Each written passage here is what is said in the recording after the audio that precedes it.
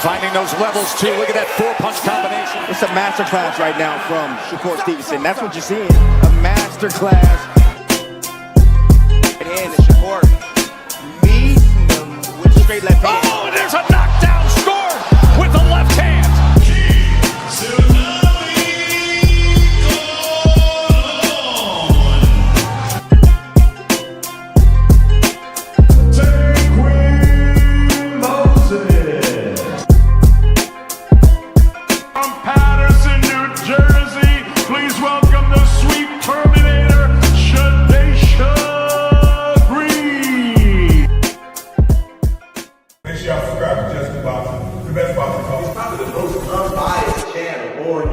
Right now, we're going to give him his just due. Shout out to my brother, just due. Do you foresee yourself being in, let's say, more thrilling fights as you get older? Basically, what you're saying is Floyd.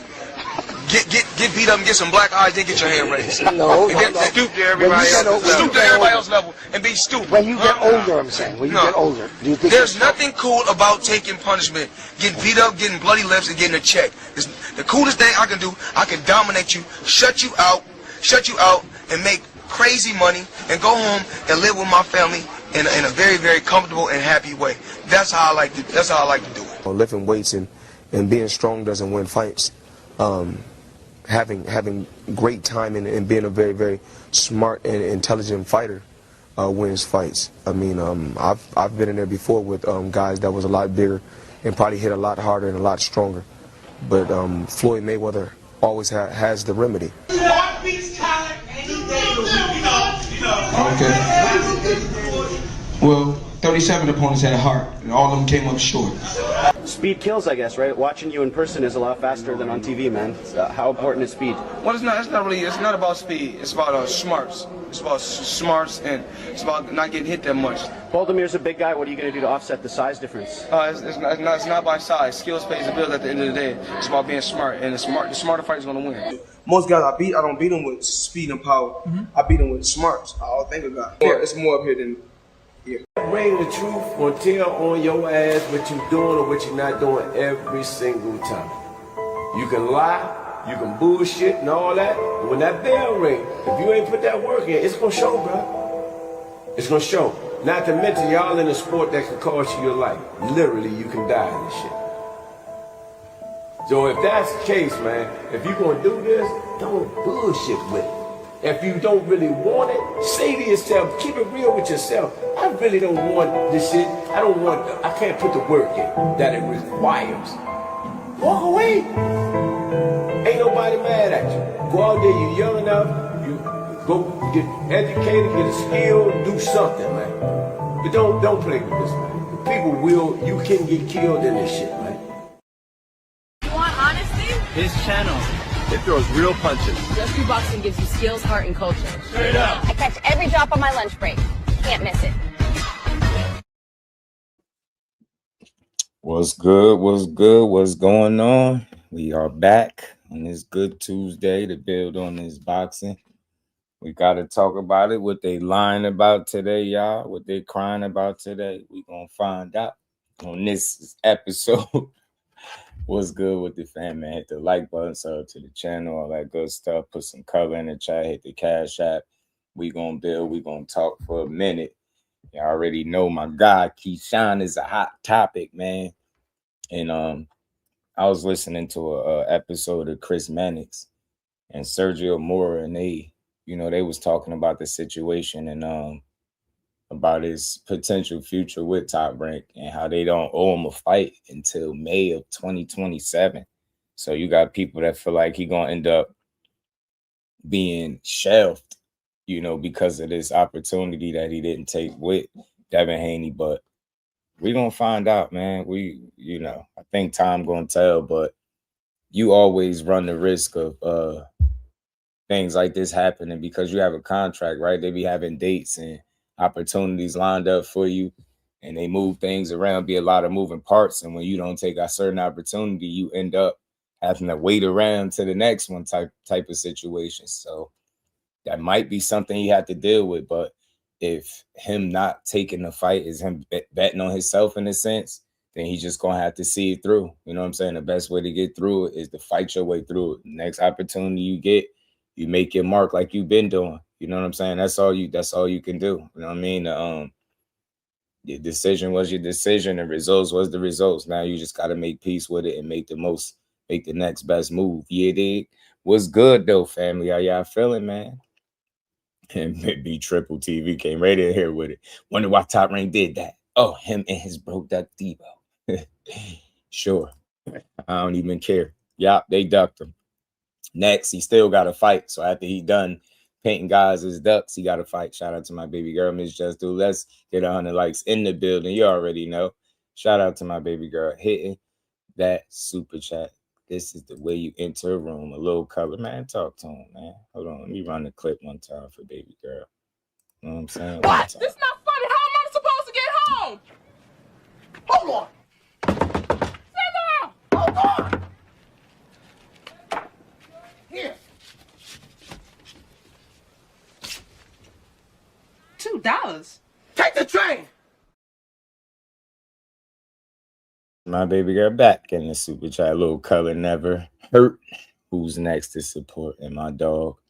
Ask Val. Demarius was good with it, man. Val, what it do, man?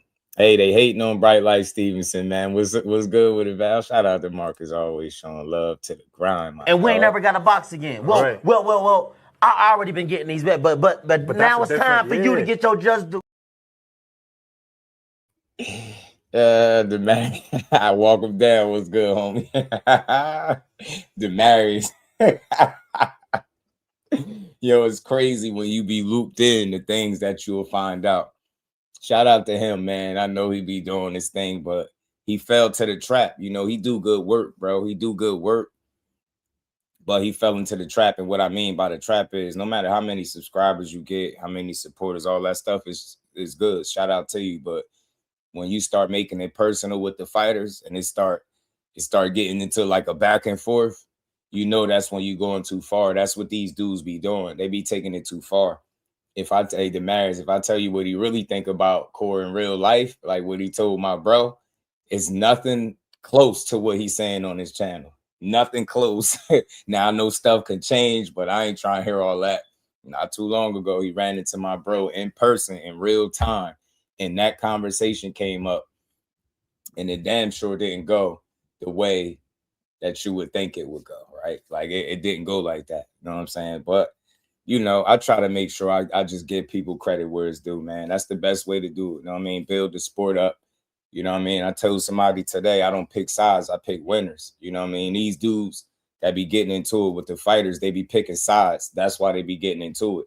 You know what I'm saying? They don't just be boxing with them. They be trying to attack the next guy and everything he got going. So that's how they be getting into those back and forths. You be seeing it. You know what I'm saying? They be 1 minute it be love and it be support and it be mutual. And then the next minute they align themselves with a contemporary and now it's beef. It's weird. It's weird. It's weird. It's weird. It's weird. I ain't reading no dumb comments today. Yeah, no, I'm saying? I'm only reading the support. BJ, what's good with it? Unc Dre in the building, sitting back listening. You dig? Shout out to Unc Dre. But let's get to the build because we ain't here to do no slander. I don't care about nothing nobody else talking about. But if you ain't building the sport up, you ain't getting my attention no more. Unless I want to make an example out of you. Other than that, I'm ignoring you. We building. Shout out to boxing, man. Shout out to everybody that's winning. Shout out to everybody that's making boxing what it is today. But we're going to have this conversation, man. Shout out to Chris Mannix and Sergio Mora. They was having a conversation on their channel, on their show, and it was about Keyshawn and his potential future and how they might not, be giving him a fight till May of 2027. And, this is something that you could say you've seen coming because opportunities don't just come just like that, right? You gotta take advantage when them opportunities come your way. You get what I'm saying? And that's just what it is. You know what I'm saying? Man, I ain't trying to hear none of that. Having a full meltdown. Hey, he looks heartbroken. Shout out to that's crazy. Hey, big homie Core be having him pissed off just by existing. By the way, we got to set up our date. I got to hit him again so we can set up the date, get it locked in because he already said he going to come back on the show. So I got to get Core back on here, man. That's my guy. We gonna keep showing love to the hometown guy, but He doing what he's supposed to be doing. He get in there, he fight, he win, he dominate, he move on. The guys that want to fight him, they end up fighting him. The guys that want to go back and forth on Twitter, that's exactly what end up happening. None of these dudes that they claim want to fight is ever any contracts, any offers. It's never none of that. It's always back and forth on Twitter, stupid shit, interviews, like a bunch of phantom negotiations that's not really taking place. At the end of the day, if you want to make a fight with that man, TIL Lopez, shout out to him because he showed us all just how easy it is to make a fight with Shakur Stevenson. You know what I'm saying? Just how easy it is, man. Look, man, we doing this today. Like I said. There we go. Let's keep going. Y'all positive move. I don't want to hear none of that hate shit today. I don't want to hear it. I don't want to hear it. Shout out to Rob, man. Keep building, Rob. But let's get to this, man. Let's get to this interview because I thought it was a good conversation it was having. So I tried him better than 1K. He's going to talk about Shakur again. He blocked me on Twitter. That's funny. That's funny. Mr. Improv, what it do, my dog? That's funny, man. These dudes be hot. They be pissed off about Big Homie Core. Big Homie Core be having them in they feels. They be in they feels. Be like, why this dude just keep winning, yo? But let's get to this with Chris Mannix and Sergio, man. Say what these bulls had to say. It was a good conversation. And like I said, you know, Key knew this was coming. He just got to stay down, you know what I mean? But trust the process. That's all. You know what I mean? You take the criticism on the chin. You still a hell of a fighter. Don't change that. You know, people gonna question how much you really want to smoke and all that. That's cool. It's fair. It's fair game. But I ain't about to slander a grown man just because he made a decision that he seen fit. Even if I don't understand it. You know what I'm saying? If I was in the inside, I'm pretty sure I would understand it. According to his team, he got something bigger planned. So we just gonna have to wait and see what that bigger is, what those plans are. You know what I'm saying? What they consist of. You know, but let's get to this, man. Let's get to it. All it do is leave opportunity for another good fight if we being real, though. As they say, is where I leave you. This will be our final show for at least a week, maybe a little bit longer than a week. We'll see how this vacation goes. This is Chris Mannix and Sergio Mora, by the way. This is where I got this conversation from this week about Keyshawn. You will be responsible for not the being production old of the to show. fight. You will have to book the guest. You will have to be sitting in the captain chair. You will have to produce it. You will have to make sure that the audio and the video lands. That's a fact, Mills. Mills, Haney. and I tell you what, I look forward to waking up on Friday morning, and enjoy the ride, going out on my deck in Vermont, soaking in some clean air, having a nice cup of coffee, and listening to Boxing with Mora and somebody. Hey. Climb into the ring, and there you go. You did a great job. I'll give you that. You were an excellent interpreter for William Zepeda. Hey, listen. His man. Nah, I already knew that. You know, they got Emiliano Vargas in that spot, Marcus, but his mandatory ain't gonna be due to like what they say. No, did he say November? I think he said November. So if Shakur got an October date, he still won't have to satisfy that mandatory obligation. He could get a fight in before that and then deal with the mandatory situation. You know what I mean? But either way, man, I just need him to get a good fight so he can keep beating ass because that's what's going to happen. You know what I'm saying? They're going to Keyshawn bigger for Keyshawn in the face of boxing. Devin, shit. If you think Devin in the face of boxing, blessings to you, fam. But yeah, the marriage, you talking it. You know what I'm saying? You talking it. It's a fact. Yeah, November. Yeah. I think it was because Zepeda speaks slow Spanish. You know, it's a Spanish I can understand, and he doesn't use big words. And it was an emotional interview. And man, I actually like the job, man. I don't know if you get the tingles on your neck whenever you introduce a champion that wasn't supposed to win. It was this vicarious connection between me and Zepeda during that interview, and I could sense and feel. I'm telling you, hey, Andre, the negativity trying to drown out the sport. Everybody want to be the toughest critic. These fighters are trash. They soft. They this, they that. Nah, these dudes are some of the best, man. They just guys are being more business savvy, and I think the boxing fans of yesteryear just don't appreciate it. That's what they do. These dudes is about their bag just It might be more than it is about the legacy. It might be more about the bag. People can't stand it, but it just is what it is at this point. How his dream came true, man. I loved hearing those words, and I was right behind him. I soaked up that moment just a little bit, off of him, man. It was a great moment. I mean, that is kind of the goal as an interviewer. We're going to get to it, that Frank Martin interview too, by the way, because he the one that said that Devin faced a boxing stuff that got these dudes really pushing it. And that's the first thing I said. And that's what all due respect to him. That's not a knock on him. It's just the reality. People be trying to force this shit that don't fit. He was the face of boxing. He wouldn't be involved in no purse bids. If he was the face of boxing, he would be sending Rolly an offer instead of them sending him an offer talking about it ain't no money. So we're going to get to that after this joint. To try to bring out an emotional response. And, William Zepeda came up short a year ago against Shakur Stevenson, who has basically been a near 30-year-old prospect for a few years now, like coming through in the next biggest fight of his career against a tough opponent in Lamont Roach Jr. I wanted to kind of get a feel for how he was feeling in that moment. You could feel it. You did a good job interpreting that. I usually would know if you didn't, because people are quickly in the replies on social media if the interpreter does not do a good job. I'm still gonna get hate because look, I'm not a professional. I didn't do it word by word like most professionals do it, but I got the gist of it. I got the magic moments. I got the key moments, the key words to bring the sentence together. But if you want it word by word and verbatim, to all you critics out there, he wasn't that, man, shut up with that. All right, you just got to capture the word, the moment that brings the sentence together. And I think that's what. Well, let me skip up through something. Zepeda showed a little bit of both, but I would favor more on the Duran magic because he had the footwork. Everything was off that footwork, man. Excuse me. He was inching his foot closer and closer from that southpaw stance, and the jab. How he was out jabbing Lamont Roach. That's what Roach needed to do. It wasn't happening. It was the volume. It was the footwork. It was the punch placement. It was the changes in speed. And ultimately, he took a better shot because Roach was hitting him with some shots. And what would happen as soon as Zepeda took a punch? He came back for a 4 or 5 punch combination. Roach wasn't doing that. When Roach was getting hit, he will shell up, and then Zepeda will go to work with that volume. Disappointing performance on Roach, but I'm not taking nothing away from Zepeda. It was his night, and that was. I'm not going to call Roach disappointing. I just hate how things unfolded for him because I feel like his last 2 fights before that, he really could have arguably got W's in both of them. And I just knew it wasn't this one. The third time wasn't going to be a charm. Zepeda is tough to deal with, and that's what was proven this past Saturday.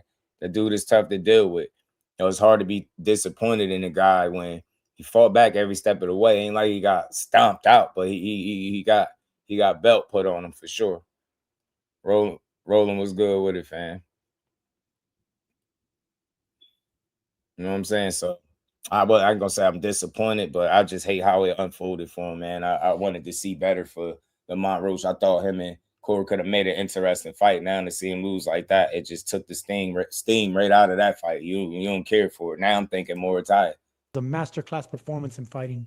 I didn't think Roach was that bad. I thought he had the right game plan coming in. Zepeda just didn't allow him to execute it. I mean, by Roach's own admission after the fight, he said he thought that Zepeda was a one-trick pony. He thought that he was just going to come straight forward, walk into shots the same way he did against Shakur Stevenson. But Zepeda showed me some evolution to his game, which is unusual for a fighter at this stage of his career who fights this particular style.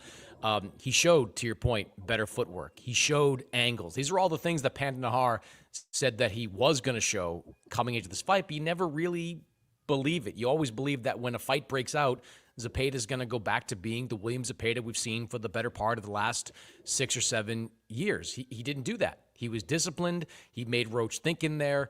The body punching, I thought, was incredible, especially in those middle rounds for Zepeda. He was just a far more well-rounded fighter than we've seen at different points of his career. And I actually think that the layoff that he had, the 1-year layoff, was incredibly beneficial to him. Like sometimes, Sergio, we sit in these fighter meetings, and when a guy's been off for a while, he said, oh, yeah, I needed to rest, recharge.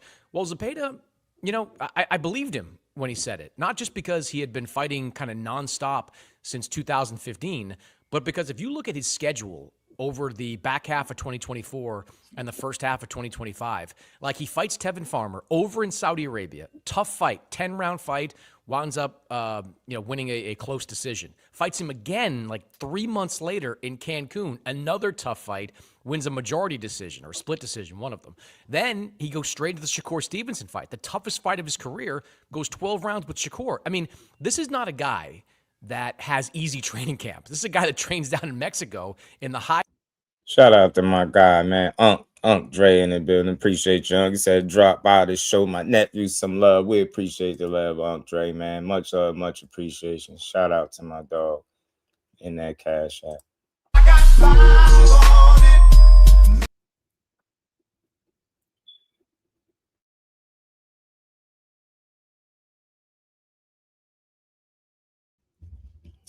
Shout out to Unc Dre, man. I appreciate you. Yeah, man.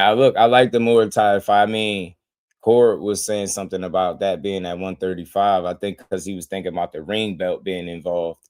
But you hear people complaining about that and Muratalla and them talking about coming up to 140 anyway. So the thing is, for me, it's going to end up just being whoever end up being the best available opponent for the date that he's trying to return. I could make peace with it. You know what I'm saying? I ain't expecting it to be a big splash, but I think it could be a solid opponent. And that's the most you can ask for sometimes, especially after him coming off the TIL fight. You know what I mean? I hope he get another quality fight, but we'll see who's available when that time comes.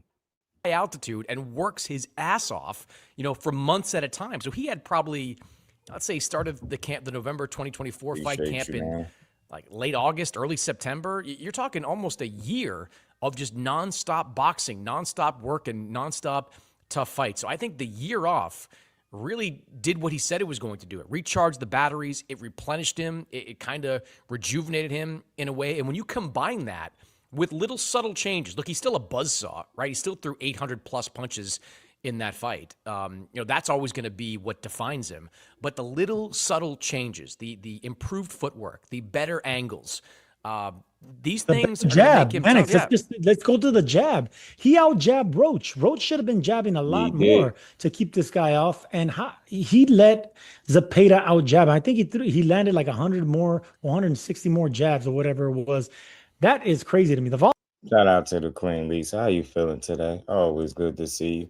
That was very, very telling too, y'all. Not only did he outslug Lamont, he outboxed him. He out-jabbed him. He out-slugged him. His combinations was better. His defense was just as good. He took just as good a shot, right? Like that was, he showed a lot. He showed a lot, man. He really did, man. Like, he showed some subtleties in there. I know some people trying to say they ain't see it, but I did. I seen a more calculated Zepeda, a more intentional, calculated guy that was like thinking a little more than he usually think in his fights. And as a result, it looked a certain way. It looked good. It looked good on him, man. I mean, I ain't gonna say he made a case for a rematch, but hey, man, I want to see him in another meaningful fight. I think Zepeda gonna be tough to deal with. People can say what they want, but that shit proved it, man. That shit proved it. All those punches being thrown, man, he was tagging Lamont Roach, bro. I'm like, man, that shit was hot coming up out of there. He was catching him up, jabs, hooks, body shots, hooks to the body. I'm like, man, he was mixing that shit. Roach was in that kitchen cooking, fam.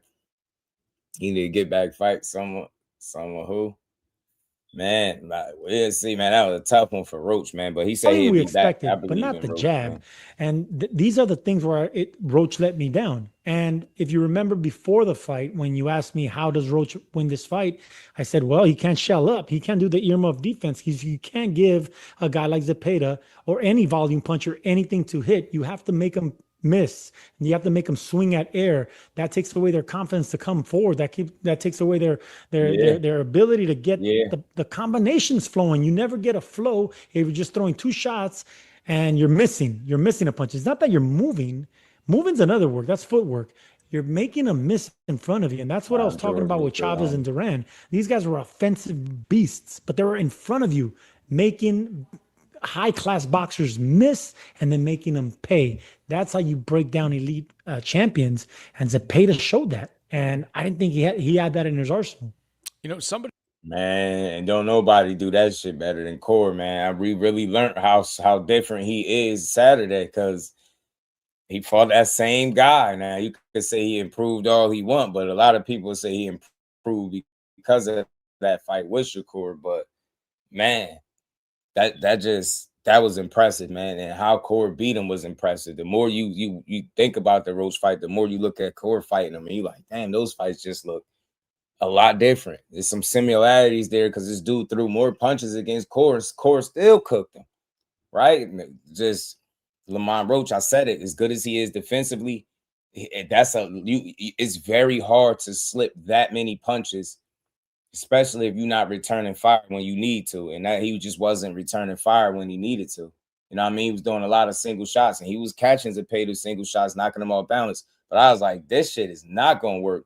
There's no way in hell any judge is giving you any round with it going like this. This man piecing you up and you coming back with these single counter shots and single shots.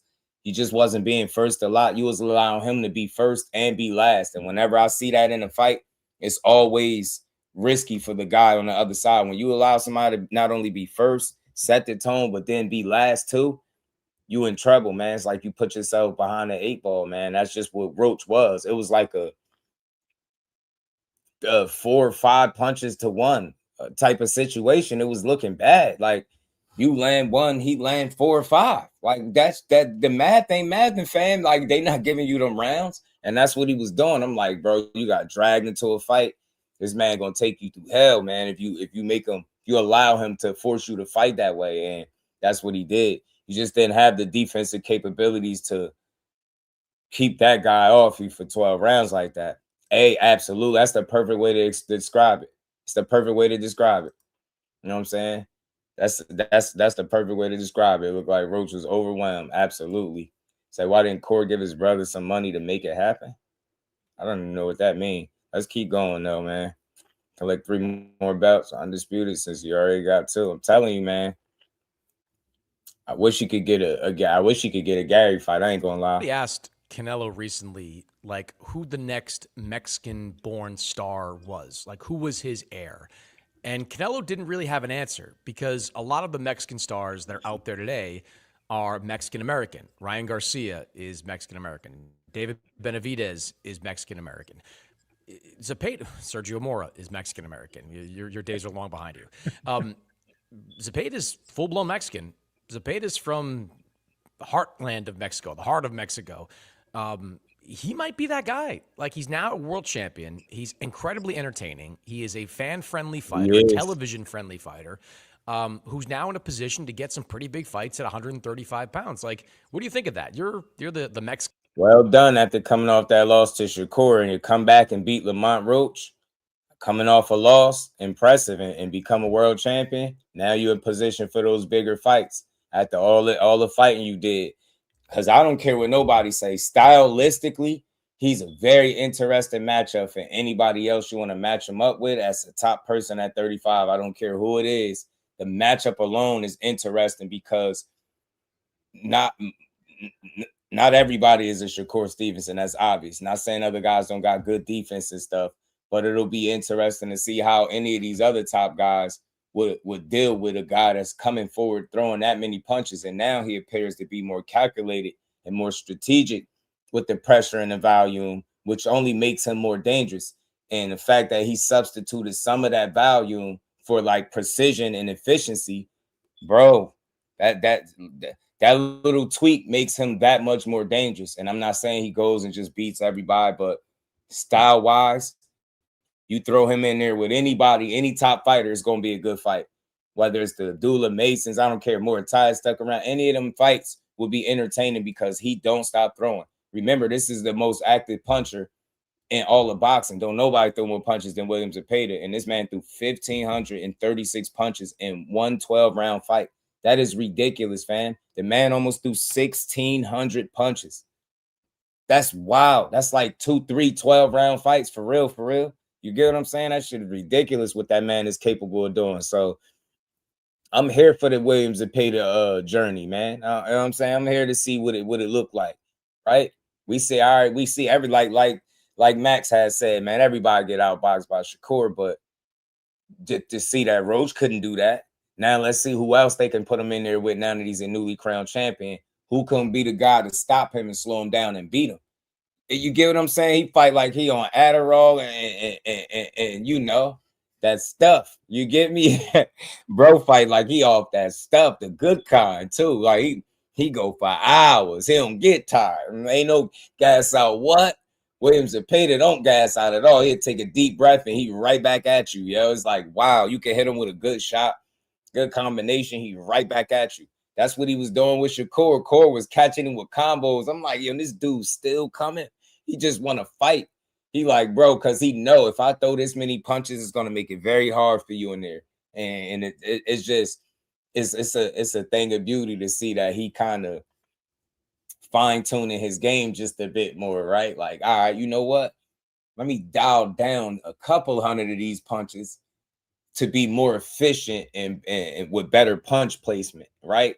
And that's what he did. And he used a little bit of footwork and some angles. And the fact that he out-jabbed Lamont Roach is diabolical, man. I got to give that man a lot of credit because you could try to knock Roach all you want, man. Roach showed us what he really was at his absolute best against Tank. I ain't trying to hear nothing else weird.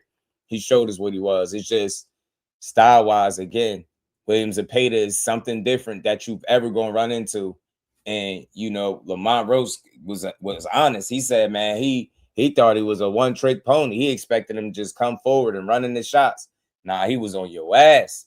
He was coming forward, but he had more of a game plan this time around, and you just didn't have the punch output mixed with the defensive consistency to put yourself in a favorable spot, despite not being to throw as many punches at him. Like Shakur didn't throw as many punches as him, but he was more efficient than he was. He was sharper than he was. He had better timing, right?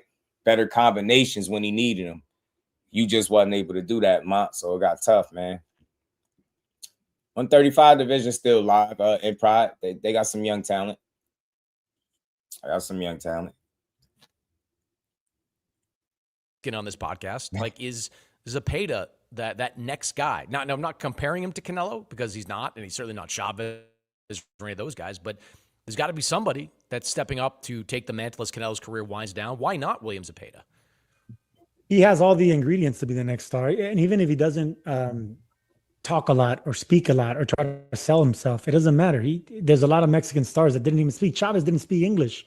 You know, he really just spoke to his people, and he did all the fighting in the ring. And once he started fighting Americans and some of the best, you know, Pernell Whitaker and Frankie Randall, you know, all these great champions, that's when he started bringing in an international crowd. That's when you started seeing Mexicans and him carrying the whole country on his shoulders, because he was fighting Black Americans, white Americans, he was fighting international champions. He was fighting everybody. That's when a country really gets behind you and shows you all the love, and that's when they come to support you and you become that star. Zepeda can do that because of his fighting ability. When you're throwing that many punches, always looking for the knockout and still getting hit, it's not like he's a defensive wizard and you're never going to see him get hit. You know, people will pay for that. People will pay for that. So I just think the only thing that he needs, Zepeda, is that American name, that American champion. And there's a lot of them to pick from at 135. So if you can pick that one champion, put in the right location, maybe even in Vegas, do it there again, and he has another outstanding victory and becomes a unified champion, then we got a star. Well, I Courtney don't think was it's that easy good. to become a star at 135. Dre was good as with many it. names as you think at 135. Nah, I'm telling you, Tanaris might be on to something. They thinking like, look, they talking while they bull jiving. They sit here acting like the Ray Ford fight at 130 gets you Shakur. I'm with Tanaris saying I ain't even gonna hold you. Nah, you want him so bad to fight that should do it? Yeah, go fight Zepeda. Go fight the damn octopus to see how that look. Because I'm telling you. Yo. Nah, fam. People could try to downplay the Shakur Zepeda win all they want, but they know damn well you getting there with that maniac. We just seen. You ain't never seen nobody do Lamont like that. Tank Davis fought Lamont Roach and didn't do him like that. Pitbull Cruz fought him and didn't do him like that. Jamel Herring beat Lamont Roach before that and didn't do him like that. It's something to be said. People gonna try to overlook it because they want to try to downplay Lamont, but we ain't hearing none of that. Now that's a great win for Zepeda, man. He packed Mont up, man. Shout out to Mont, the Reaper, man. I'm rooting for his comeback. I know he'll be back, but that was a rough one, man. I'm telling you, man. Zepeda not gonna be no easy fight. That'd be a crazy fight. Shot go up there and fight Zepeda. You beat Zepeda, 100%. We want to see it. That I want to see the Shakur fight regardless, but. If there's a fight, I'll say it like this. If there's a fight that's going to get you that, yeah, you be Zepeda, fam. Because look. And this is why we ain't being, we ain't being crazy. Because if Lamont Roach was the win Saturday, what was they going to be talking about, fam? What fight was Lamont Roach talking about after beating Zepeda if he would have beat him? He was talking about Shakur. Get what I'm saying? Shakur was rooting Lamont Roach on, hoping he'd win. So that'd be an opponent of his that he could have, and they could make a good fight. Then that he lost, he that probably took the steam out of it. But nah, bro, you just imagine that. And that your bragging rights different. You go up there now, especially with Lamont losing to him, and Shaggy Foster was to beat a guy like Williams Zepeda. Man, hell yeah, the pressure I think would be real for Shakur to fight him. It'd be like, yo, he beat that's one of your best wins, and he wouldn't beat him. People would really want to see that even more. Not saying they don't want to see it now, and I don't have no problem seeing it now, but I think it's less than likely to see him jump from 130 to 140 or even 35 and just fight Shakur without a fight in between. I just don't see it happening tonight. So I don't know. Just something to think about. Mag was good with it. Feel me, Val, man? I'm telling you. That's all they do, man. Yeah, you beat Zepeda, you got him. Tanker stops Zepeda in 6. Hey, look. You see how Shakur did him now, everybody think they can do it. Look, I hope so, fam, because I'll tell you this. I'll say this to Nars. Mag, if he knock him out in 6, you will get no argument from me if you tell me Tank can knock Zepeda out in 6. But I'll tell you what, on the way to that 6, that'll be an interesting 6 rounds. I'll tell you that. And the reason I say this, it don't have nothing to do with talent and skill gap. It's the fact, it's the style differences, right? Your contrasting styles. Tank is a low output guy, but high efficiency guy, right? You get me? Very impactful when he lands. So I could see him at some point short circuiting Zepeda because he like to open up. And I think Tank is the master at catching on the patterns. But I will say, though, that wouldn't be the easiest thing to do. You better knock him out. You better, because that's going to be a rough fight because he throw way too many punches. And I don't care how good your defense is. Even Shakur got hit more than he ever been hit, and he still cooks Zepeda. But everybody else, as you've seen, like the Lamont Roach is as good as he is, he wasn't able to do that. That shit. Well, he ain't had an offense mixed with the defense like Core did. He had a good balance of both. Core showed the role when he needed to. He shows Zepeda, I'll make you miss, and then I'll counter you with my own combinations and get your respect. I'll make you respect me. That's what he did. Lamont did that, but he did it with single shots. He didn't have a whole lot of success with combination punching, and that's what really hurt him. And Stevenson even fight for the no. No. He said he wouldn't. But let's keep going, y'all. Take me to tune up before Zepeda. I'm telling you, he beats a young Mason. Yeah, well, Mason looks like a killer right now. There's no shot. I'm just telling you, there's no shot. Top Rank does that fight. No shot. Hell no. Mason's too young, too green. Like they're not putting Abdullah Mason in with Williams Zepeda right now. Okay, how about a say shot it again, Chris? Hell no, it ain't no way Top Rank putting Abdullah Mason in there with no Zepeda. I know y'all want to put him over. Y'all Abdullah Mason fans. Y'all overly, AKA the Shakur haters. I know y'all want to put him and rank him higher than Shakur, but that's just not realistic. That's being a fan. That's just being a fan. You get me? There's no way. Just like Chris just said, there's no way Top Rank is doing that. It's too early. That'd be a crazy fight. I'm telling you, man. Somebody throwing damn near 1,000 punches a fight, bro. Hell no. And you a dude that got offense. You ain't got the defensive capabilities to keep him. You will have to knock him out. For these other guys, I'm telling you, moving forward, fam, most of these dudes beating Williams Zepeda, you gonna pretty much have to damn near knock him out, yo. I'm telling you. And if you certain guys with certain styles, they're gonna have to stop him. because relying on outboxing him is a big risk because of the volume gap. Like nobody throws as many punches as that dude, and that shit is a tough style to deal with. You get what I'm saying? People could try to downplay it all you want, but we just seen that shit. He beat a really good fighter in Lamont Roach to me. He said the beta rated that ass. I'm telling you, he said Mason overrated. I don't think he overrated. Jeffrey, just think about it this way. Jeffrey, he young. He really young. Mason only 22. You get me? Think about the conversations they putting him in. That's because of the potential. You know what I'm saying? So I don't think he's overrated. I'll say this, Jeffrey. I'll level with you. It's not that he's overrated. He might be overpraised, Jeffrey. You get what I'm saying? Overpraised meaning they already putting him where the some of the most accomplished guys, the Shakurs, the Tank Davises, they putting him on that level. So he might be a little overpraised and it seems premature, but he's definitely not overrated. He is the goods.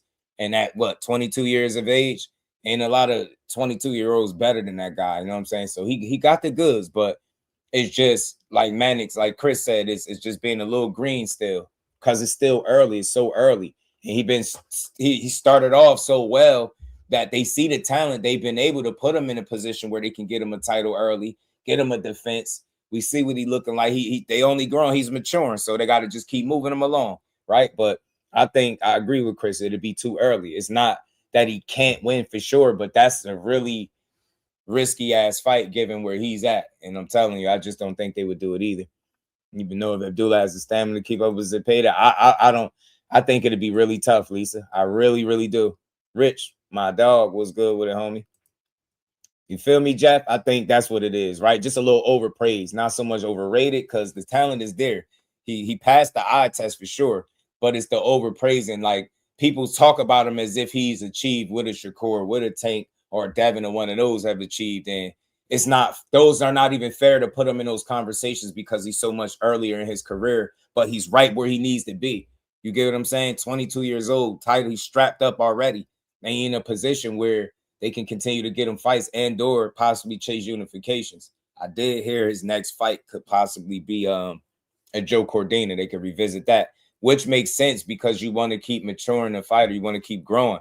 That's part of the growth process. You want to put him in there with different styles, different tests, and see how much better he continue to get. Then you put him in there with the challenge. You make him the money, and you make him a unified champion.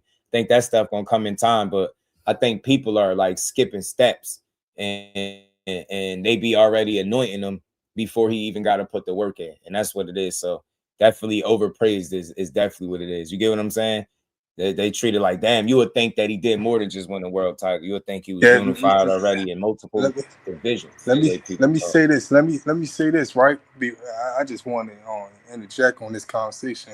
I feel like all the fans that keep saying that, they should push him. They should go to his page and they should say, or when he have an interview, they should be the first ones giving out money and saying that why you won't use your mandatory status then to fight Shakur then, if they feel like that. Mm-hmm. Can he do that? Because I'm confused if he could do that or not. You said if he could do what? Say it again.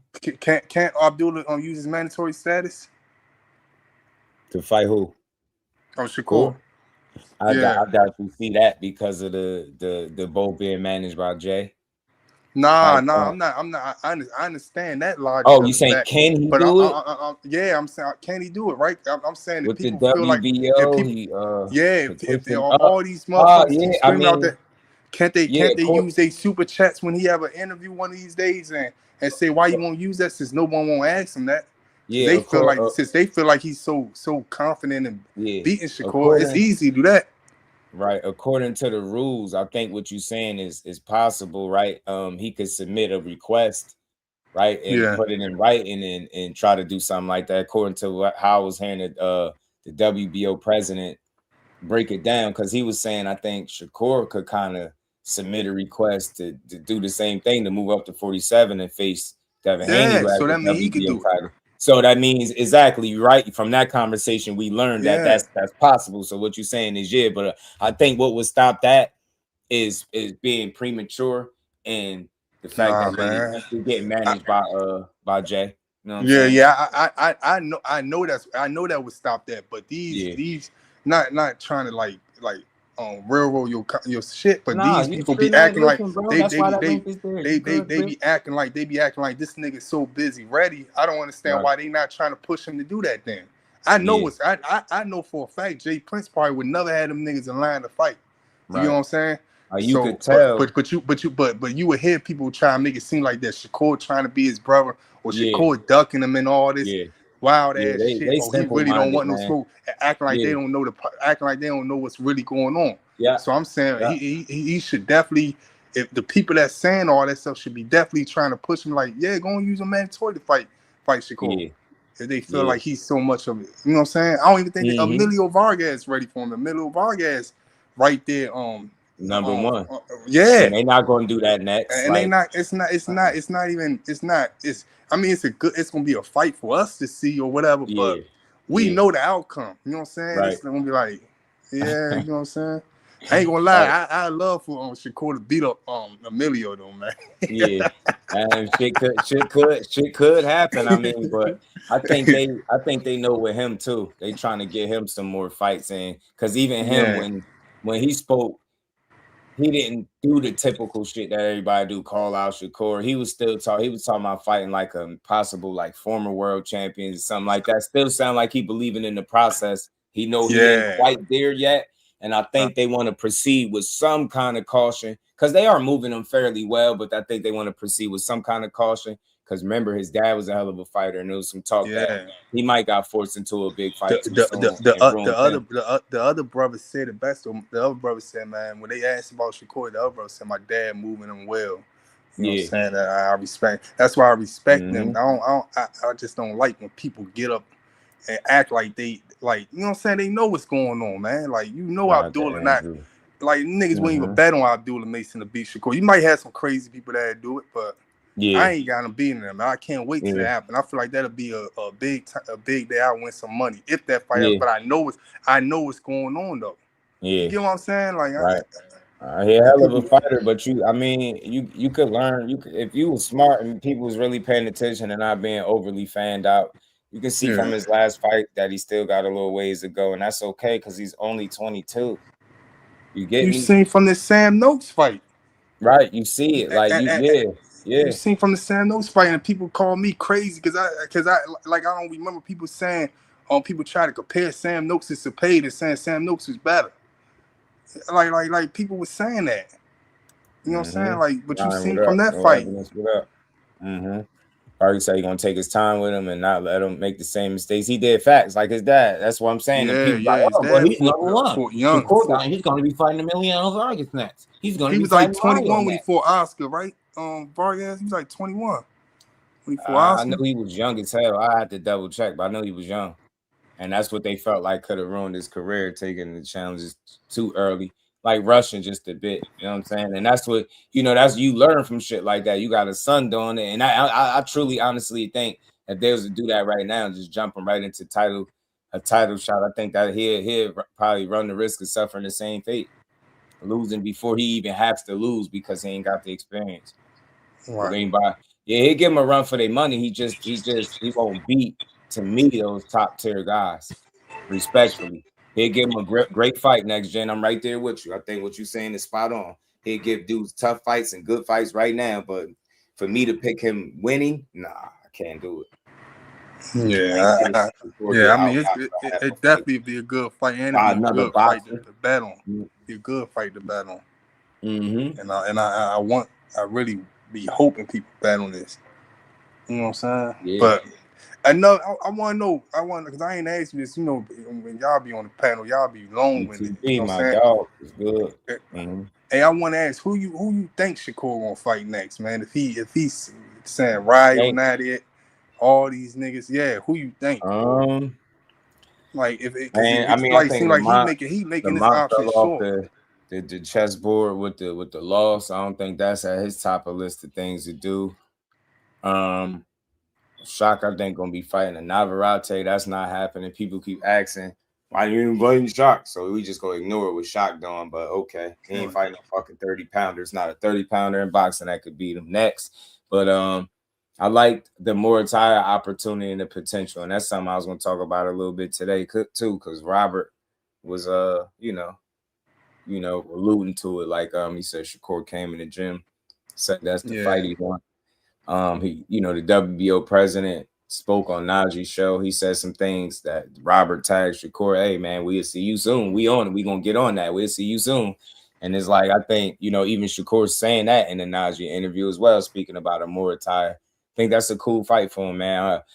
At this point, if people gonna say that's a bad fight, that just tells you the bar for Shakur is unrealistically high if everything's a bad fight. No, it's not. It's not. It's not. But I think it's a better fight than even a Shock is, because he's already been up there at 35, and he said he's bigger than Core, so it won't be a dude that they should be complaining is so much smaller than Shakur, right? He got a good amount of fights, got some good experience. He got a couple of the similar opponents that Shakur fought. Right, one of them more. If Xander was good for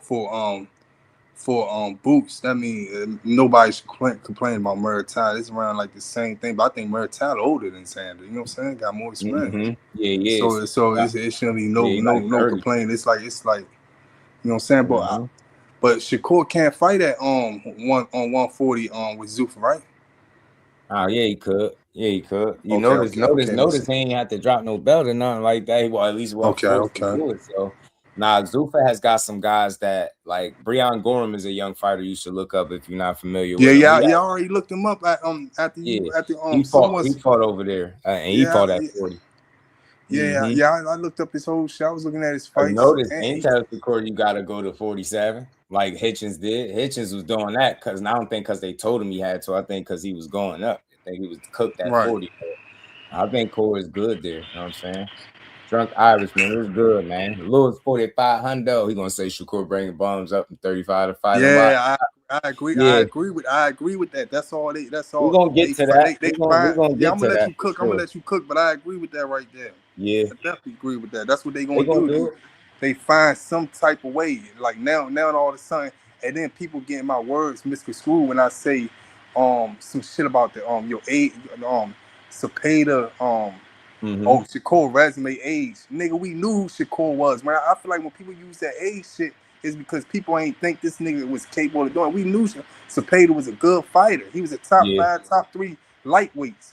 You know what I'm saying, around that time. So when Shakur beat him, like, we knew he was good. It's only that these hating ass niggas that thought he was not nothing. So we already be like, damn, he got him on his resume, all that age and shit, man. Yeah. Nah, man. Only people do that shit is when a person is a nobody and was never top 5 or none of that stuff at nothing. That's when they want to hit your resume age, man. I ain't trying to hear that shit, man. We knew Cepeda was already good. Yeah. Cepeda, and you know what? It just got proven over again now. Saturday. That got proven that he's not easy to beat, and how special Shakur is got proven in 2 different fights. The Conceição Muratalla fight and Roach and Cepeda. Damn. Now you really got to see how he different. He fought Conceição. I was at that fight at the Prudential. He cooked him. Right in front of him. And nobody ever beat the Conceição the way that Shakur beat him. Like, nope. No one. It's always it's crazy. All right. But I'm gonna let you cook though, man. You already know, man. Rich, appreciate you, bro. Everybody hit that like button. We gonna keep building. He said the Cepeda was ranked 1 in 3 different sanctioned bodies, and Shakur beat him. I'm telling you, bro, you had to respect that win. He said De La Hoya was saying Shakur was ducking Cepeda. Yes, De La Hoya diabolical, fam. He crazy, but we gonna keep going. We gonna keep getting to this, but we gonna get to that. We gonna revisit that too a little bit later. Foster's at 130. Hit the like button, everybody. He comes up, yes. Yeah, if he comes up, that's there pretty you go. good. I think for for me, look, the Floyd Schofield Lucas Body fight is going to happen at some point. The WBA just ordered a purse bid for that fight, so I would imagine sometime in the fall we get Floyd Schofield and Body for the WBA version of the 135-pound title. I would love to see Cepeda fight the winner of that fight, especially if it is Schofield, because I think that's a fun matchup. The athleticism and physicality of Schofield, the output of Cepeda, both of them Golden Boy fighters. Like, you could see that fight being put together. No, it just hit me right now. You want the next star? I got you. Navarrete. There you go. Navarrete, Williams, Cepeda. Meet at 135. That's the fight to make. Well, I think they can headline, they can carry it, and that'll be one of the all-time greatest Mexican wars you can possibly think of. Bloody and beautiful. So there you go. I love that fight. I think Navarrete first, though, is probably going to try to unify against Shock Foster. Probably sometime October, November. After that fight, though, sure, move up, fight Navarrete. That's a massive fight. Do it in Phoenix, do it in Texas, do it somewhere. I mean, hell, do it in Mexico for all I care. I think that's a big fight. I agree with you there. I think that 135, he's going to need some of those 130s, though, to come up. I mean, it's interesting. Raymond Muratalla, who we're going to get to, told me that he's dropping his 135-pound belt to move up to 140. You know, sitting there at number 3, number 1, there is nobody there. At number 3, and in position to fight for a vacant title, Andy Cruz. Andy Cruz is ranked number 3 by the IBF in the 135-pound rankings. If Andy Cruz can get his hands on a title, I would love to see Zepeda Andy Cruz. That's another great style matchup. The boxing skills of Cruz versus the output of Zepeda. Yeah. Say you love to see Zepeda and Andy Cruz. Nah, that shit gonna be wild because Andy Cruz be trying to fight too much, fam. It'd be interesting though, but that he'd drown Andy, man. I ain't even gonna hold you. And then why they thinking that? And didn't Andy Cruz say he was going down to 130? You know what I'm saying? Tory was good with him. He said bloody and beautiful. For real. Pugilism. What up? Yeah, man. It's just unfortunate. It's unfortunate, man. That fight ain't coming to fruition. Be a tricky fight for Zepeda to win.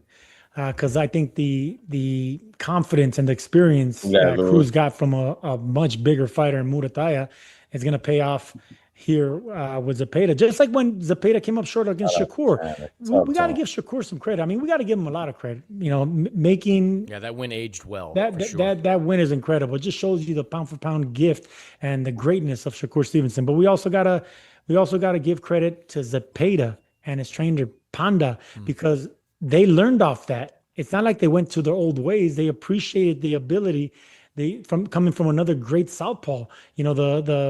The footwork, the angles, the fighting, the punch selection. I think they came up short to a great fighter and they learned from their loss. And a lot of fighters don't learn from their losses. Zepeda did. Yeah, great performance. Yeah, I think it's safe to say with Zepeda, you gotta mix it up. You gotta fight him, box him. You know what I mean? You got to do a combination of the two, as well as having a pristine defense. Making type performance now. I'd like to see them keep that momentum going, keep him active. Without it, you run the risk of getting beat. Fights in 2027. On the undercard, we had Raymond Muratalla make the second defense of his version of the 135-pound title. Good win for Muratalla against Ropes and Conceição. Lopsided win. Second consecutive win for Muratalla against the former Olympic gold medalist back in January. He beats Andy Cruz. Now he stops. Yeah, he hit. Nah, I ain't gonna lie, Charlie. He hit Ropes with the kitchen sink a few times in that fight. Bro was unloading everything. I was like, damn, man. I was like, grab him and hold him, Roach. Like you just gonna let him pill off on you like that, man? Damn, I'm just imagining like the average person being in front of Zepeda and he throwing left hook to the body, right hook, uppercut, split the guard, jab, back with a hook. I'm like, back down to the body. I was like, Roach need to grab him and hold him. He trying to throw the perfect counter shot, the perfect one counter shot at a time. I was like, bro, he about to drown you like that. You got a low punch output and you standing in front of Zepeda, you gonna meet you're not gonna win the fight. Yeah, he couldn't even set his D. He was, man. As soon as he'd try to set up, boom, he'd pop him again, pop him in the forehead. I was like, damn. That's why he had Roach shit sweat. Yeah. Damn, man. Roach a dog, man. Roach a dog, man. He was getting hit with the kitchen sink at certain points. That shit was wild. Shout out to goddamn, shout out to the Mom Roach and Williams Pay. That was a grueling fight, fam.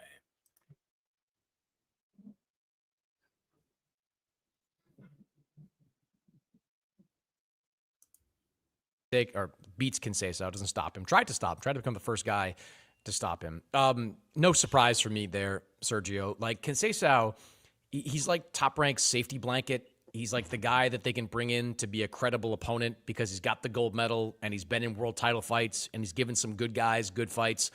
But he's, almost always the bridesmaid, never the bride. One win in those title fights, bunch of losses, the draw against Navarrete, seeing Muratalla, who was just so much bigger than him. Like Muratalla was just physically bigger, stronger, everything. Just kind of dog walk him throughout this fight. Wasn't a surprise. What did you think of what you saw from Muratalla against Conceição? I was impressed. I thought it was a really good performance. Not great, but then again, let's give Conceição some of his credit. He didn't win rounds, but he was active. It wasn't like he was shelling up and moving away. He was right in front of Muratalla. But he's tough. He's strong. There's a reason all the great champions on his resume, from Shakur to Navarrete to Foster to Oscar Valdez, there's a reason those champions couldn't stop him, because Conceição is made of. Yeah, he should have beat Valdez, Conceição.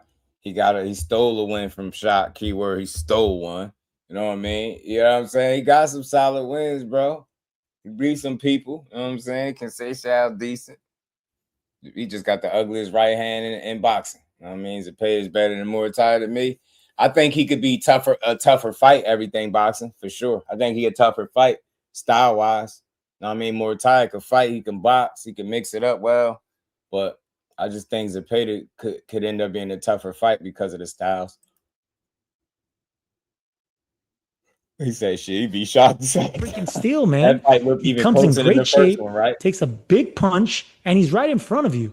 All right, so guys like that, man, they're just they're there, and you just got to go through these guys. And if you get past them, you don't look back. You don't give them rematches. You just go and face somebody else and let another young champion take care of them. But this makes fighters like Raymond Muratalla better. You're not going to take out everybody. And Muratalla is not a big puncher. I keep saying this. He is a long, strong puncher, but he's not a knockout puncher. And I think the more he starts fighting better fighters and the top competition and champions, that knockout ratio is going to drop and drop and drop. But this is where he's going to have to get better, smarter, fight more consistent, be more active, and control and dictate the rounds a little bit more. Yeah. You know, don't give your opponents a lot of chances to get confidence.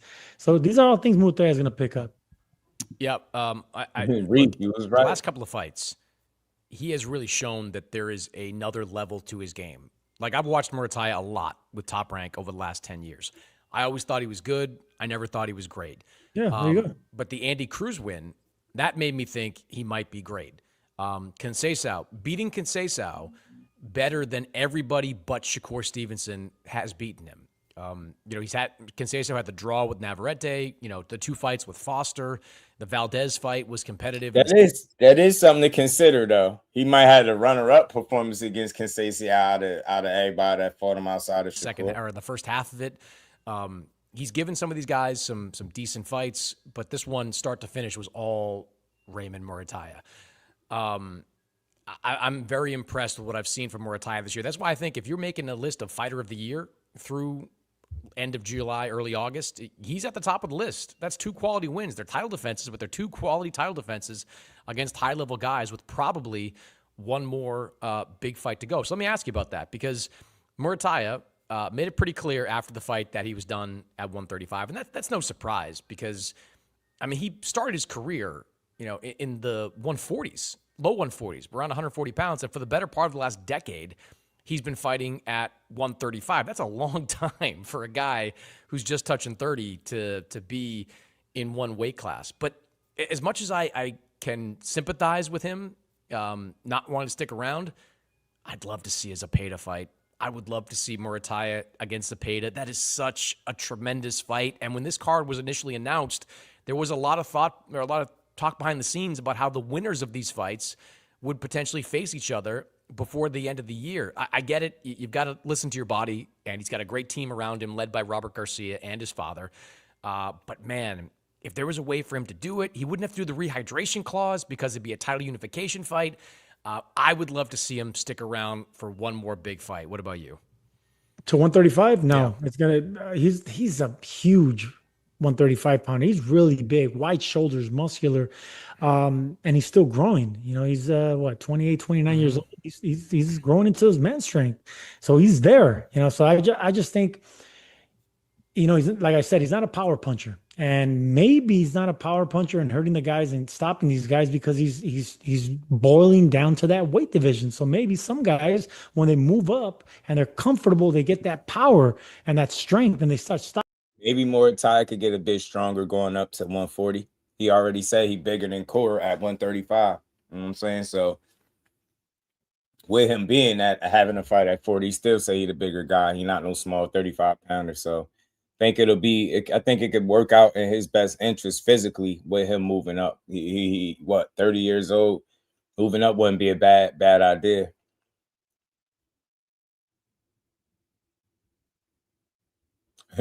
Yeah, man. I don't be trying to hear them dudes, Mag. We all seen that fight. Guys, and then they grow into that weight. So I think 140 is the way to go. I don't want to see Muratalla at 135 with another. I wouldn't even call it lackluster. I would just call it like a good, not great performance, like we keep saying. And what's wrong with good? What's wrong with really, really good, dominating the fight, dominating a guy that's never been knocked out, that's been on the championship level? Move on, but do it at 140. I would love to see Muratalla with a Gary Antoine Russell, a puncher from the opposite side of the country. You know, brown versus black.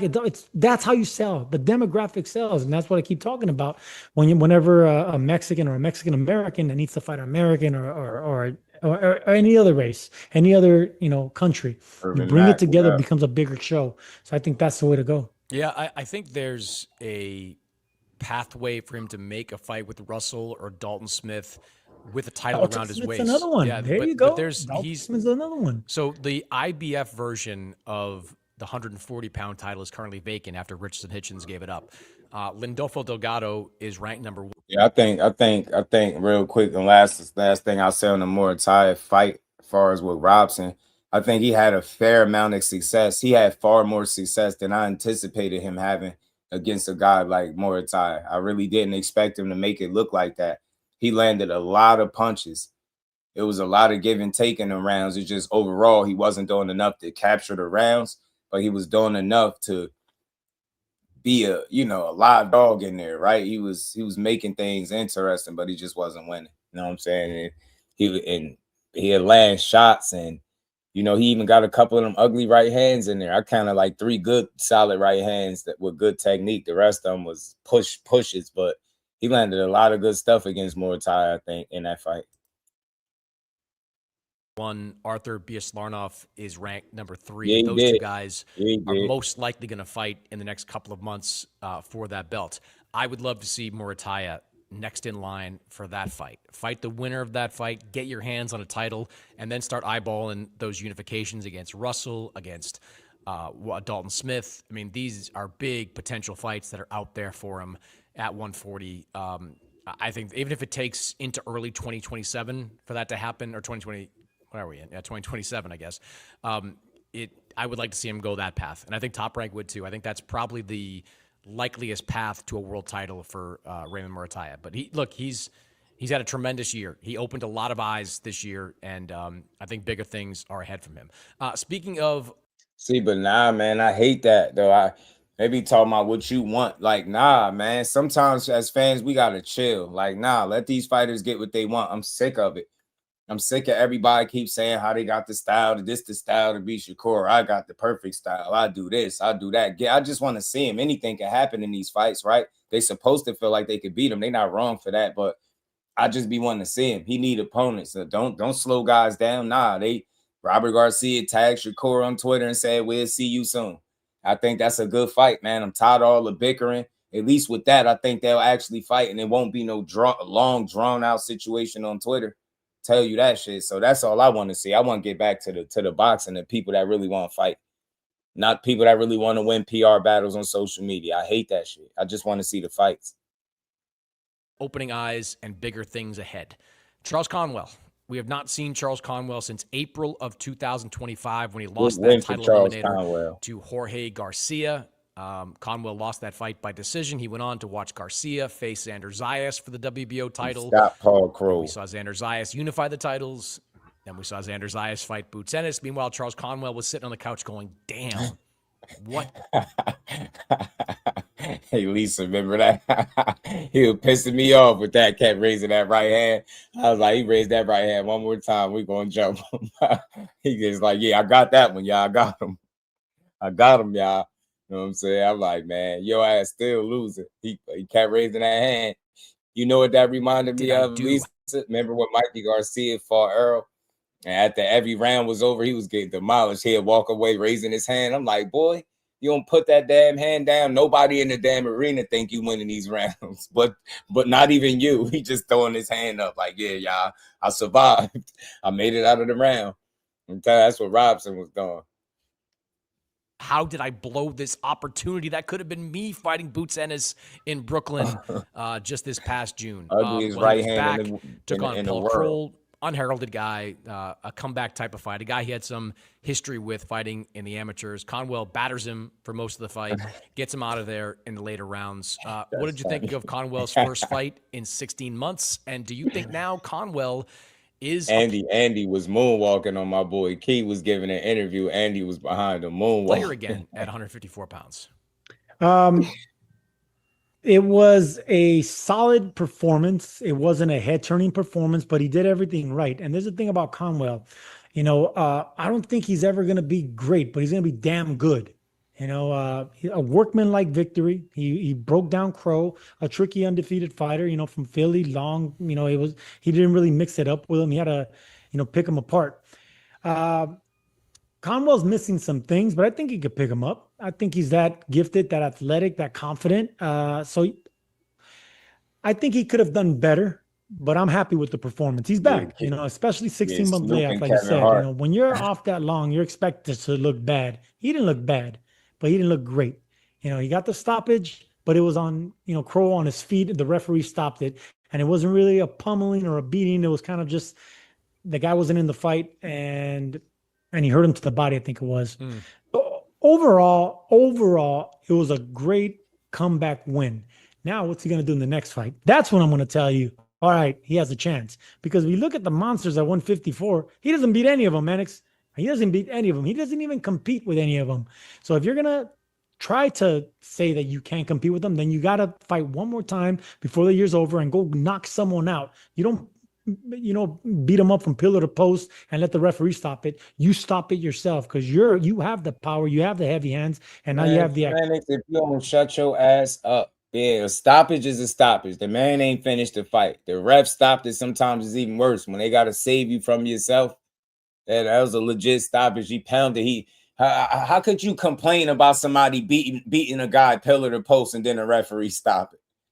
Sometimes, man, I get it. He boxed and I respect it, man. I get where he come at, man. Shut up, though. What do you mean? You don't beat a guy from pillar to post and have the referee stop it. You get to stop it because you have that power. Yeah, that's why the ref stopped it, because he was pummeling and beating on his ass. Those are the type of fights that take fights off your career. You get what I'm saying? You getting beat from pillar to post. So, yeah, I think I disagree, man. I don't like to disagree with people. I say this. I see it differently. I respect what he's saying. I think he will be able to compete with these guys. He can get better. He can polish some things up, man. You get me? Just got to keep working. Activity. So if Conwell could do that, then maybe puts himself in the mix. But to be a champion at 154, he has a long way to go. Yeah, I thought he looked rusty in that fight. And I thought towards the end, he could have gotten Kroll out of there a lot faster if he had just not loaded up on his shots, if he had just let his hands go, because I thought the referee from like those middle rounds on when Kroll was starting to break down was kind of looking for a reason to stop it. But every time that Conwell seemed to build some momentum, he allowed Kroll to grab him. He was just loading up too much and allowing Kroll to get his guard up and avoid those big shots.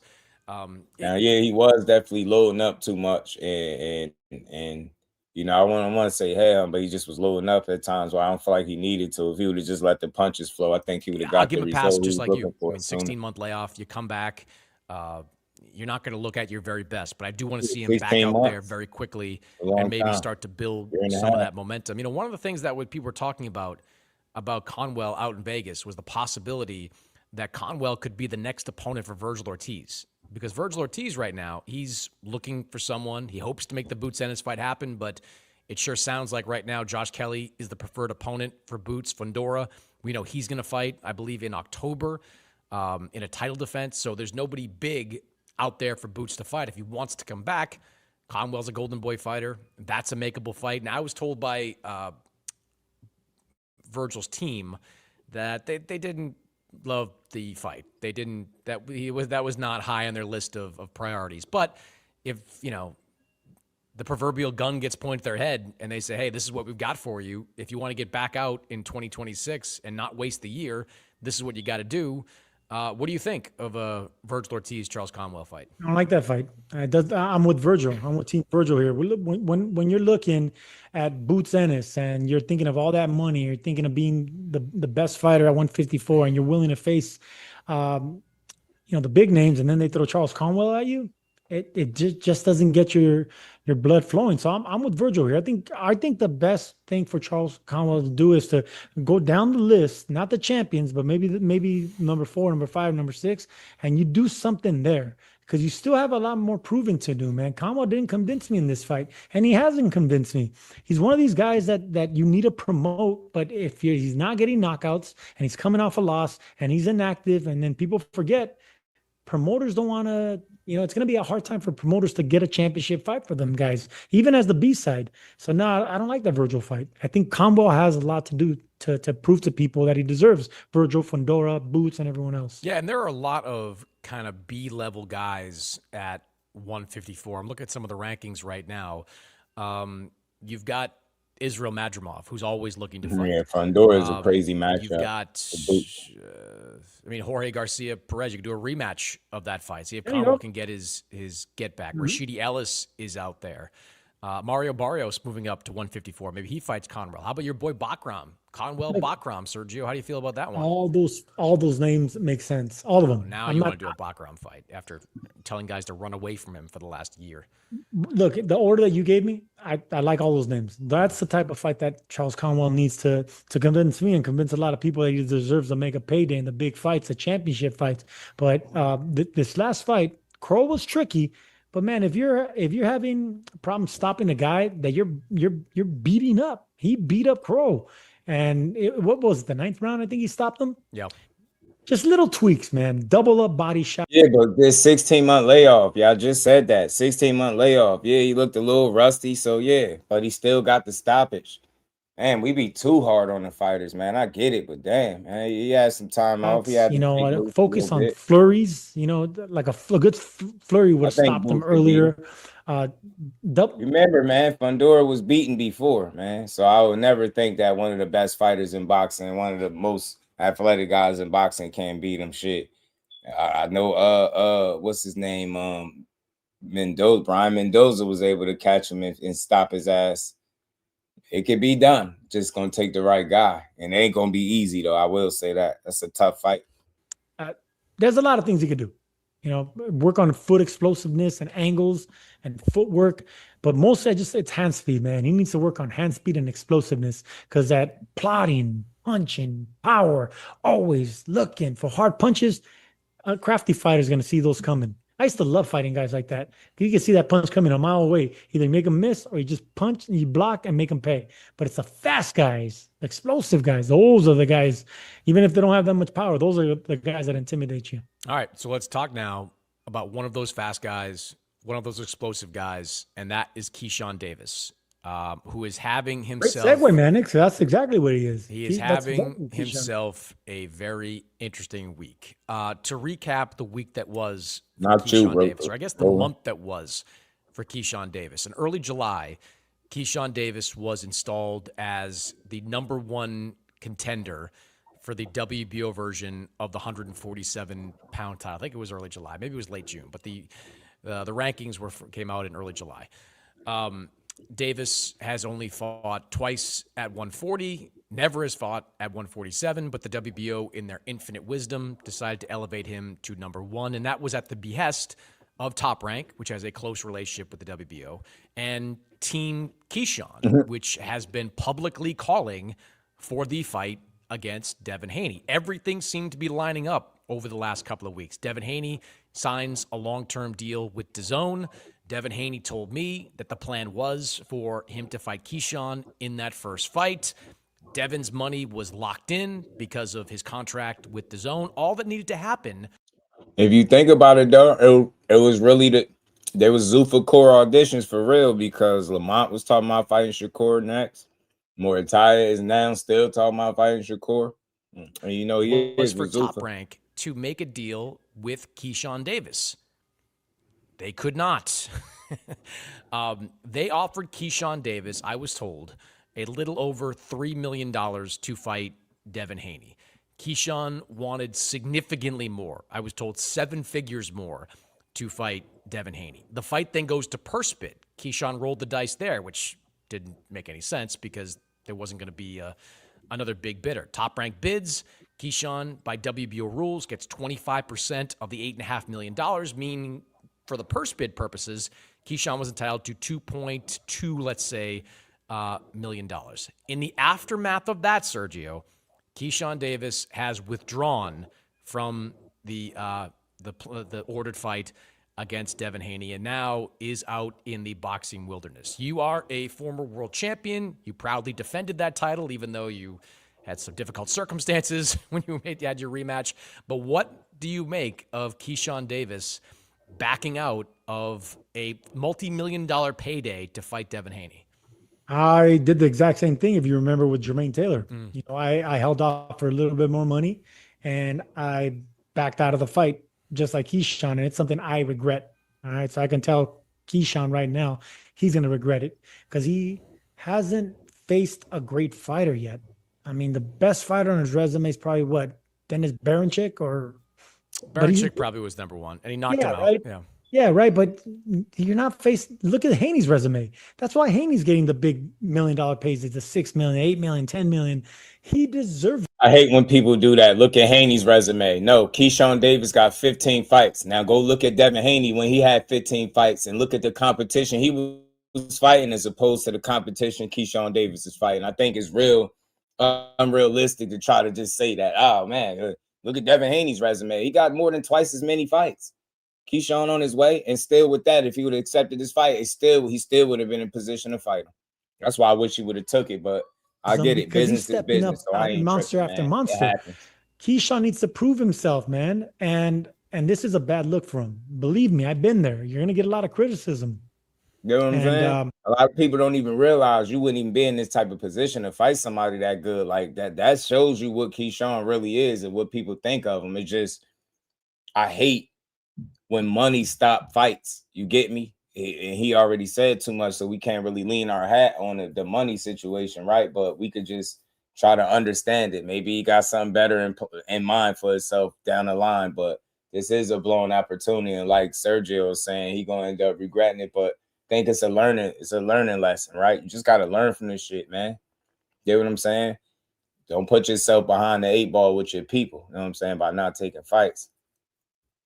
Yeah, you get what I'm saying? Exactly.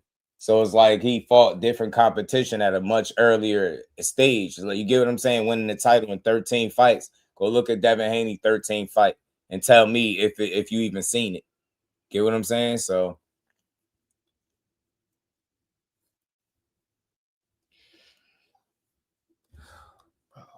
age don't have nothing to do with it. You don't necessarily measure the fighter by experience by his age. You measure it by how many fights he got. So that's why we talk about the fights, not the age. The age, we don't care about the age. The points that he was at in his career when he turned professional. When he first turned professional, he was fighting a higher level of competition than Devin Haney was. The point is very simple for people that want to understand it, unless we're going to play dumb. Go look at Devin Haney's first 15 fights, not his age. The age just have nothing to do with it. Lomachenko turned pro at 26 years old. He was older than most people coming into the game. You get what I'm saying? But you measured him by the experience and the accomplishments, not his age. We don't care how old you are. We care about when you was fighting and what level of competition you was fighting from the time you came in to right now, from your first fight to your 15th fight. Go look at Devin Haney's first fight to his 15th fight. The competition level was night and day. That's all I'm saying. Let's keep going now.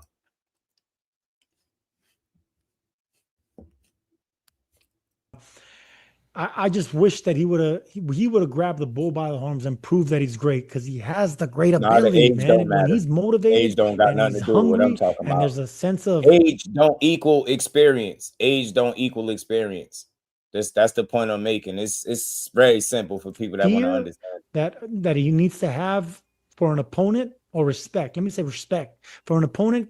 That's when you elevate yourself to even a greater, level. And Keyshawn, he's restricting himself. He's holding himself back. And I don't know if it's mental, because we know he can be a little cuckoo sometimes. I don't know if it's outside influences. He's had issues with stuff outside the ring that his vices or whatever. Or I don't know if it's just lack of belief. Devin walked away Or from maybe not Rose. prepared. Similar He's only 15 situation, fights in, man. Maybe he's not ready. And that could Frank be the case walked away too. from That's the Shakur, reason I turned down Jermaine Taylor. I don't think that's the case. I I don't only think had that's the 16 case. fights. I wasn't ready to fight for the undisputed, I'll be honest. So maybe that's it too. You I don't also know. weren't calling out Jermaine Taylor, though. For the last couple of fights, Keyshawn Davis has been calling out. Yeah, but I ain't no disrespect to Sergio Moore or Keyshawn Davis. I think when it's all said and done, is going to have a better career than you and is going to be looked at as a better fighter than you, more entertaining and all that. So Haney, I ain't trying to hear all that shit. What he wanted and what I thought He was wasn't a no pretty fair damn silver price. medalist I mean, either, $3 million Sergio. is what I've been told is 3 times more than what Keyshawn has made per fight. Well, then he's spoiled. Like this new era of boxers that think that they deserve these mega paydays. They don't. Money's being thrown. So much money is being thrown to fighters that don't deserve it, that the guys that actually do deserve it want even more. So the market and the prices inflation has caught up to boxing because these guys don't deserve these big hefty paydays like they think they do. I don't know. I take that. I don't know. I question that because they say you don't get what you worth, you get what you negotiate. And if your team, you got a hell of a team, from what I understand in boxing, those are the guys that end up getting paid the most. People with the best representation and best connections get paid the most. You know what I mean? Of course, you got to have, skill and talent, but you know what I mean. A million questions about this situation. Let me start with the Zuffa aspect of it. We know that Shakur Stevenson and Zuffa Boxing have been chasing this big fight with Devin Haney. Even after Devin signed his deal with DOESN, Zuffa Boxing has been trying to put together a Shakur Stevenson Devin Haney fight. Devin, I just want to stop it right there. Is Zuffa Boxing is trying to put together a Devin Haney and a Shakur Stevenson fight, and Shakur Stevenson signs to Zuffa Boxing. Is he the person stopping the fight from being made by going to the guys that is trying to make the fight that we know had the money for the fight? That shit just don't make a lot of sense, man.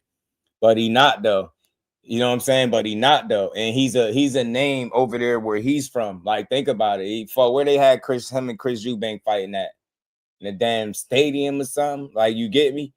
So he got a name to a degree. So and trust me, we found out that wasn't what it sounded like. A damn sure ain't 15 million for one fight. It's over a stretch period of time, and it's after he came off his biggest win against Chris Eubank. So we get it. You know what I'm saying? We get why, and they knew, so we get why they'd be willing to pay a bit. You know what I'm saying?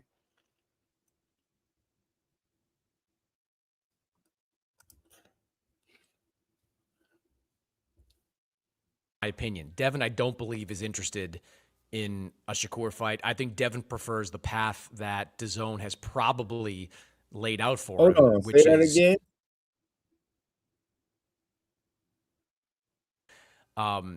Devin, this is now just my opinion. Devin, I don't believe, is interested in a Shakur fight. I think Devin prefers the path that DAZN has probably laid out for him, which is Keyshawn, Ryan Garcia. Hey, ETB, if you were here, you heard that? they doing all this quoting. They will quote that shit because I'm telling you, I just don't think the interest is there. And why I'm gonna say that is because if you're gonna say yeah to 44, and when things get settled, he tagging you and your dad and keep saying let's fight, let's fight, let's fight. You responding to Andre Darrell, you talking about Keyshawn. Right, and rightfully so, because that's a fresh situation. But you ignoring the core Stevenson situation, and he's telling you, "Look, my people here, y'all, you know who I'm with. 144, no rehydration calls, and you won't even mention them. I don't think you scared of them. I just think your plans is to stay at 47 and do your thing. That's all. I just don't think the interest is there. I think your dad did a hell of a job attaching your name to his. You opened the door, the floodgates, when you said it was the biggest fight in boxing. Then your dad started running his mouth about it. Then he randomly negotiated for 2 months until an actual deal was in place. Now all of a sudden it's time being wasted. Like it's foolishness, man. I just don't want to see it no more. I'm with Chris Mannix too, Marcus. I just don't think he's interested in that. and it's not had nothing to do with being scared. I don't think that's something he wants. That's not on his list of priorities. And remember that clip from back in the day that I played for y'all, where he said he not ducking and dodging, but he said Shakur is just not somebody that he in a rush to get in the ring with. That shit is on wax. He is just not somebody I'm in a rush to get in the ring with. It's what he said. And then you fast forward to now and you see how this shit like transpire every time it's time to make a fight. It end up not happening because your interest, again, I think what separates y'all, I want to be very clear. It's not about being scared of it. I just think your focus is something else. I think you've been in a heavier weight class. You didn't think he was going to be at 47. No way. You'll entertain it because it's a fight that you know people want. It is a good fight. It's a fight that I believe you would take, but under certain circumstances. And obviously, I think that circumstance is very simple. Him just coming up to where you at because you're not going backwards, you're going forward, if anything. And I can respect it. So when I say I don't think he interested, it's just a matter of prioritizing. I think he would rather stay where he's at 47, where he ain't got to give up no pounds and just do what he do. And ain't nothing wrong with that. He got a full-blown title at 47. That division is wide open and his foot is taken for him. I think he could do his thing up there. You get me? But a dummy would tell you, oh, one of the guys got to be scared. No, I don't think it's that. It's just prioritizing. Just like when Corey said, fighters at 135 and 140 come get your issue. I think he was telling you right then and there that his focus is more so in those divisions. And that's where he want to be at. He said on a number of occasions, he's still a lightweight, right? But people kept interjecting this 147 conversation into the mix, not paying attention to what he's saying. So you got one guy that is at 147 and one guy that's not. Just let it be what it is. If they decide to make a fight, they decide to. But I think a lot of this has been pushed by people that want to see the fight, but not realistic as to how the fight gets made. You get what I'm saying? Based on what the fighters want and what position they at in their lives. Dude just came up 5 pounds. I don't think he's going up another 7. You get what I'm saying? I don't think he's going to have to be, 12 pounds in last 2 fights. I don't think he's doing all of that. So, you know what I'm saying? I just don't see it. Now, the 44 thing, I think is real. I think Shakur is like, look, well, I'm here. Y'all didn't take this. He didn't take the fight. Well, I'm here. I got my people. I got my backing. We can make a fight. Do you want to do it? If y'all don't, then he just move on. And it's just simple, fam. You got to, I can't say it no more plainer. They two of the best.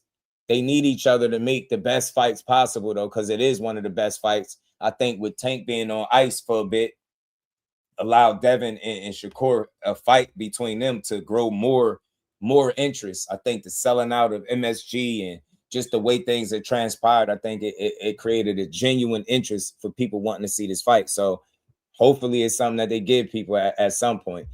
I'm not even about to entertain you, Damon. Shout out to you, fam. You talking that weird shit, we ain't doing it. Nah. You kill me with this. Who wasted who time? Did he or Damon? Did your Lord and Savior Bill Haney say that Zuffa had the money, right, for the fight? They the ones wanted it, right? Then you just hear Chris Mannix just say that Zuffa is the ones that wanted to fight. He said it as well, right? Bill said it as well. Shakur is with Zuffa, right? Who's not with Zuffa? So who's wasting who time? The guy that ended up on the side that the Bill Haney told him had the money, or the guy that ended up on with a deal with DOESN? Tell me that. Nah, boxing ain't dead. Boxing ain't far from dead, fam. Far from dead. You ain't just see boxing this weekend and the weekends before that. What you been missing, fam? Where you been at? You ain't watching boxing? You missing it. Being drained as if Shakur asked him to come to 140 to fight, but if Devin and Shakur is the same weight, that y'all tell us Shakur can still make 140, 135 without a problem, but Devin can't. They not the same size. Shout out to my dog, man. Pooh the Kid. What's good with it, bro? Appreciate you. Everybody hit that like button, man. We got about 80 people in the building. Everybody hit the like button, sub to the channel, support the grind. Let's get back to this. Hold on. I'm going to rewind it just a bit. Holding himself back. And I don't know if it's mental, because we know, he can be a little cuckoo sometimes. I don't know if it's outside influences. He's had issues with stuff outside the ring that his vices or whatever. Or I don't know if it's just lack of belief, or maybe not prepared. He's only 15 fights in, Mannix. Maybe he's not ready. And that could be the case too. That's the reason I turned down Jermaine Taylor. I don't think that's the case. I only had 16 fights. I wasn't ready to fight for the undisputed, I'll be honest. So maybe that's it too. You also weren't calling out Jermaine Taylor, though. For the last couple of fights, Keyshawn Davis has been calling out Devin Haney, and he got exactly what he wanted. And what I thought was a pretty fair price. I mean, $3 million you all good, is Pope. what He's I've been sending me told the is 3 info. times Shout out to my more dog. I than what appreciate you. Keyshawn has made per fight. Well, then career. he's spoiled. Like this new era of boxers that think that they deserve these mega paydays. They don't. They don't. Money's being thrown. So much money is being thrown to fighters that don't deserve it. And I rewound it a little bit because he talking about Keyshawn. Maybe he's spoiled. He asking for money he didn't deserve. Look, it's tough to tell people what they deserve in today's market, man. Like, you can say what you want, but Jake Paul is making more money than people that has been boxing since they've been old enough to lace up a pair of gloves. This man had a whole entire YouTube, Disney career and then dipped his toe over in boxing. And I respect every bit of work he put in. But that man has skipped the line in ways that you have never seen done before in boxing. And he's making money that guys that put in so much more work so much more harder, ain't getting. So miss me with that when the boxers see that type of shit and they want to get paid because they know they risking their life fighting the best fighters in the world, man. I'm just sorry. I hate to see it. On one end, I hate to see a fighter get too greedy, or I hate to see fights fall out because of the business and the money. But at the same token, seeing the way Jake Paul broke the mold and just dipped his foot in there, and he making tens of millions of dollars, and he got MVP promotions jumping and all this shit going on, fam. It's tough to say what guys don't deserve when they see a guy like that reaping the benefits of boxing in that way and ain't put in none of the work. Now, look, the man got in there with Anthony Joshua. That's suicide. That was wild. That's probably why we ain't seen his ass since. Matter of fact, I'm willing to bet that's why we ain't seen him since. So Jake is crazy for even getting in there, but he skipped the hell out of the line, and people see that. Then you got streamers. You got all types of different avenues from ways for people to get money. And these boxers, I think they feel like they're not going to be the last. They're not going to be the ones that not reap the benefits of the money that's out there. I just think that's what it is. You know what I'm saying? Shout out to Pablo. He said, damn, that count on the list. I said, the business almost always screws things up. See, Wood, I said the same thing, man. The business of boxing will mess up more fights than ducking ever will, respectfully. You know what I'm saying? Shout out to my dog, Pooh, the kid, man. He said, I didn't know you was live. I'm telling you, I appreciate the love in the cash.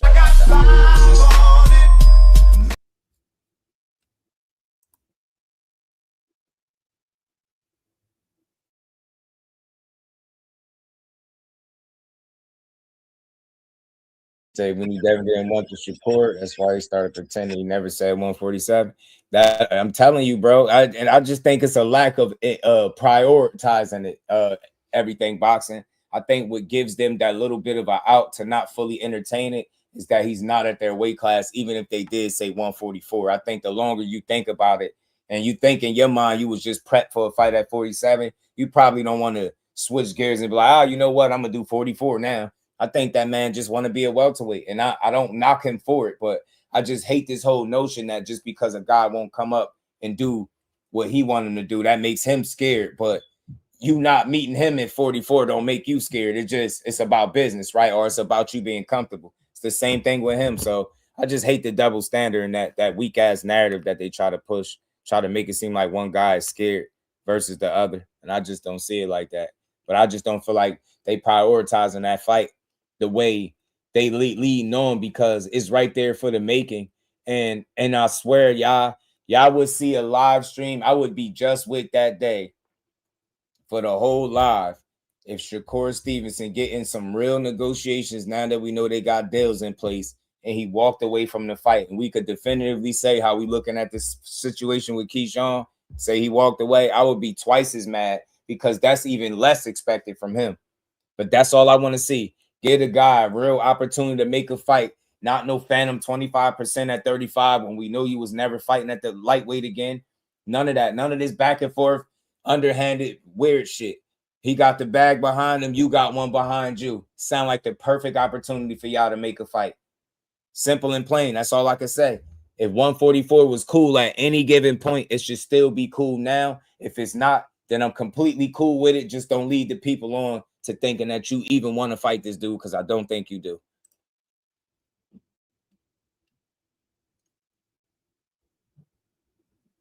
that the guys that actually do deserve it want even more. So the And T.O. beat the best guy on Devin Haney resume. So what's your point? market and the prices is the inflation has caught up to boxing because these guys don't deserve these big hefty paydays like they think they do. I have a million questions about this situation. Let me start with the Zuffa aspect of it. We know that Shakur Stevenson and Zuffa Boxing have been real quick, I'll say this before they get into this next little clip. We all know that Brian Norman Jr., right? Brian Norman Jr. was said to be dumb for not taking a Boots fight. They did the same thing to him that they doing to Keyshawn now. All the duck talk, right? They said, he wouldn't make no money. He fighting on the undercard. He doing this. He doing that. Then a couple fights later, he get the biggest fight of his career against Devin Haney. Get what I'm saying? He played a bit of the long game. It worked out for him. He didn't win the fight, but he got the opportunity. Maybe that's something similar could happen to Keyshawn. Maybe it's wishful thinking, but it is a possibility. We've seen it with Norman. They criticized him the same way. It was 2 to 3 offers sent from Eddie Hearn to Team Norman, right? It just didn't have the right numbers. That fight didn't happen. They went their separate ways. A couple fights later, Brian Norman ends up in the ring with Devin Haney, making the most money he's ever made in his career. So that's something that's very possible for Keyshawn as well. But we just got to see if it's gonna hold to be true, right? If it's gonna come to be true. A million questions about this situation. Let me start with the Zuffa aspect of it. We know that Shakur Stevenson and Zuffa Boxing have been chasing this big fight with Devin Haney. Even after Devin signed his deal with DOESN, Zuffa Boxing has been trying to put together a Shakur Stevenson Devin Listen Haney to fight. him. Devin, this is now just my opinion. Devin, I don't believe is interested in a Shakur fight. I think Devin prefers the path that DAZN has probably laid out for him, which is Keyshawn, Ryan Garcia, Teofimo Lopez, fights like that as he fulfills a contract, which I'm told is at least 4 fights for Devin Haney. So that's more information than we got from any Haney hoe that he might be signed to DAZN for 4 fights. They said a multi-fight deal, so they saying 4 fights. And did you notice what Chris Mannix is saying? He don't think Devin Haney is interested in the fight, but listen, interested, not that he's scared or he's ducking. No, he's saying he'd rather just go with the plan that they probably got laid out for him. And that's pretty much taking those meaningful fights at 147 where you at. That's that simple when you real. You ain't want to push no narrative, no agenda. That's just it. And it might be that. And the reason I think that's true is because he hasn't responded to Shakur. He could respond to him just like you're responding to Andre Durrell and anybody else. But the reason I think you're not responding to him because you're not planning on doing it has zero to do with duck or being scared. It's just following the plan that I think is laid out for you. And I think 147 is your near future. I don't think you squeezing down or giving up a few pounds is something that you prefer doing. Think you rather stay where you at, right? And I could totally understand that as a boxing fan. I get it. But I just hate these fans that just won't call it what it is and leave it where it's at. Dante, shout out to my dog, man. He said, I believe Jay Prince over any of these dudes. And he's saying Keyshawn got big things ahead. He said it. His coach said it. I'm hearing some other rumblings, and I'm hearing they good as far as them still working together. Let's keep going, y'all. Let's keep going. It don't matter what he said, Damon. What did he do? That's see how you don't like to answer questions, Damon. Fuck what he said. What did he do? Didn't Devin say, right? 144 is cool. That's all Shakur is saying, right? What changed? Y'all the only ones playing around and wasting time. You heard what Chris Mannix said. He said Zuffa's still trying to make the fight. Even with him being on DAZN, he said Zuffa's still trying to make it. And it's them that don't want it. You can't say it's Shakur. He's the one. He said something last. He like, yo, what's up? Let's fight, let's fight, let's fight. He tagging y'all and all type of shit. He damn near harassing y'all a little bit. Because he dared you. He said, call my bluff. Y'all full of shit. I'm all fanship aside. Fighter in the red corner, fighter in the blue corner. That fighter from Newark, New Jersey in the red corner is on y'all ass. He gave y'all something very simple. You said 144 is cool, right? So what changed? Y'all the only ones playing. That's why y'all talking about 47 and nothing. So leave that shit alone. It's a dead conversation. But like he said, Zuffa is still trying to make the fight but a certain somebody don't want to even entertain the 44 shit. He studied letting Bill talk for him. Let's keep going, man. We ain't trying to hear that. What kind of conversations were had? But like Shakur and Keyshawn have the same management team as well. Like, I don't know these things, but I'm very curious to know, was there any influence there? Like Zuffa's attempts to make Shakur versus Devin, did that have any impact on the negotiations for this fight? I also wonder, on a separate track, like putting that on a shelf for now. That's like a good question. Keyshawn, he's kind of gotten what he's wanted over his career, right? Like he won his title, and then he blew the weight by 4 pounds. He didn't really suffer from that. In fact, it was quite the opposite. Like he blew the weight, moved up, and immediately got a lot of money from Turkey Al-Sheikh and a Ring Magazine card, fighting on the undercard of the Shakur Stevenson Teofimo Lopez fight. So he hasn't suffered any repercussions for some of his questionable decisions. And maybe he believes that if he holds firm here, that somebody will come to the table, whether it's Top Rank with some more money, whether it's Turkey. This is the last time. I'm gonna try to. Damon, you got to stop selectively handpicking what they said. Bill just said to Shakur Stevenson recently, if your little brother don't take the fade, you gonna take the fade for him? He literally asked him that. And then he tags him and say, what's up? And then you still talking about what somebody else said. Y'all the only ones going back on what you said. End the story, fam. You could keep talking about what somebody said till you blue in the face, typing irrelevant shit. He tagged the man and said, if Keyshawn don't take the fight, will you take it? And then he got an answer, and then you still complain. Y'all don't want to, y'all not interested in fighting him because I think y'all want to fight at welterweight where y'all at. And it's that's fine. It makes sense. Jay Hill, what's good with it? See what the Haney's trying to sponsor the fight or bring the fight over to Saudi Arabia. Maybe he believes because he's gotten his way before that he's going to get it once again. But Sergio, he's rolling the dice in a big way. This is a huge opportunity for him. This fight would have taken place most likely in Atlanta in early October. It would have been a tremendous buildup. I think it would have been an excellent fight. I'd make Keyshawn the underdog, but he's not getting knocked out in a fight against Devin Haney. The worst thing that could have happened was he gets outboxed like 8-4 in a chess match type of fight that Devin wins because he's more experienced overall and he's more experienced at the weight. Walking away now, I don't know what his next opportunity is. From what I'm told, Top Rank doesn't owe him a fight again until May of 2027. Like there's they don't have, what they can do now is, follow the letter of the law on the contract, offer him his minimums, have him, offer him fights with like Brian Norman Jr. or Tiger Johnson or some of these guys that they've got on their stable. The kind of fights that don't represent big paydays, that don't represent the kind of big opportunities that Keyshawn is looking for. He is taking a tremendous risk here. And look, maybe it'll pay off. He didn't suffer any consequences after blowing the weight at 135. He immediately got a good fight at 140. Looked great there, beating Jermaine Ortiz. Got the next fight, beat Nair Albright in his backyard. Maybe he will get what he wants.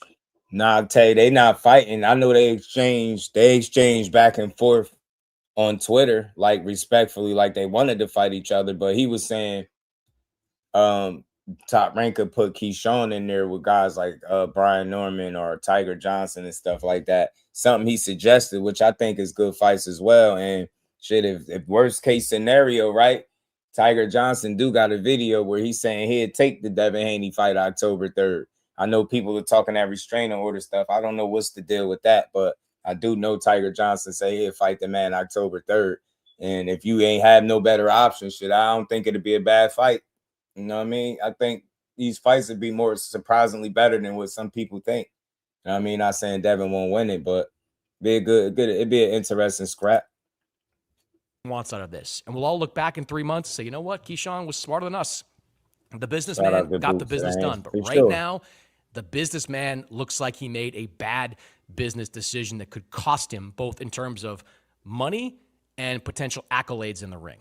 Yeah, right now it looks like he made the wrong decision. But you talk about his right now, and you talk about and like I said real quick, like I said, it's cool that Brian Norman is up on the screen too because he had a similar situation. Y'all don't forget Remember, when he didn't accept the offers with Boots, he was all types of ducks. He was getting offered his biggest payday. He should have took it. Blah, blah, blah. He going to fight on the undercard or the female fight. Remember all that shit? And he ended up with a Devin Haney fight. So it worked out for him in the long run. Like I said, Keyshawn got the right team, I think, in place. It could work out for him in the wrong one. He got to learn from it.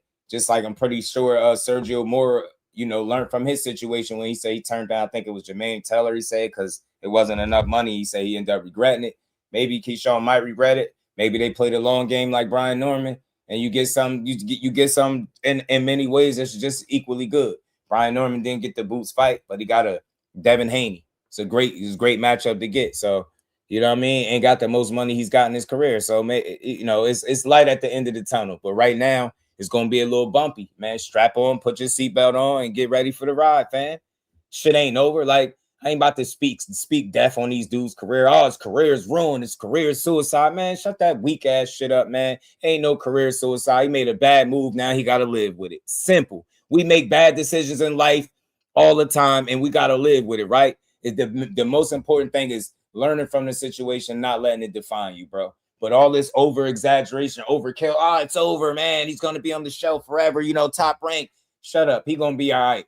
As long as that man stay focused, locked in, and that talent is what it is, somebody going to rock with him.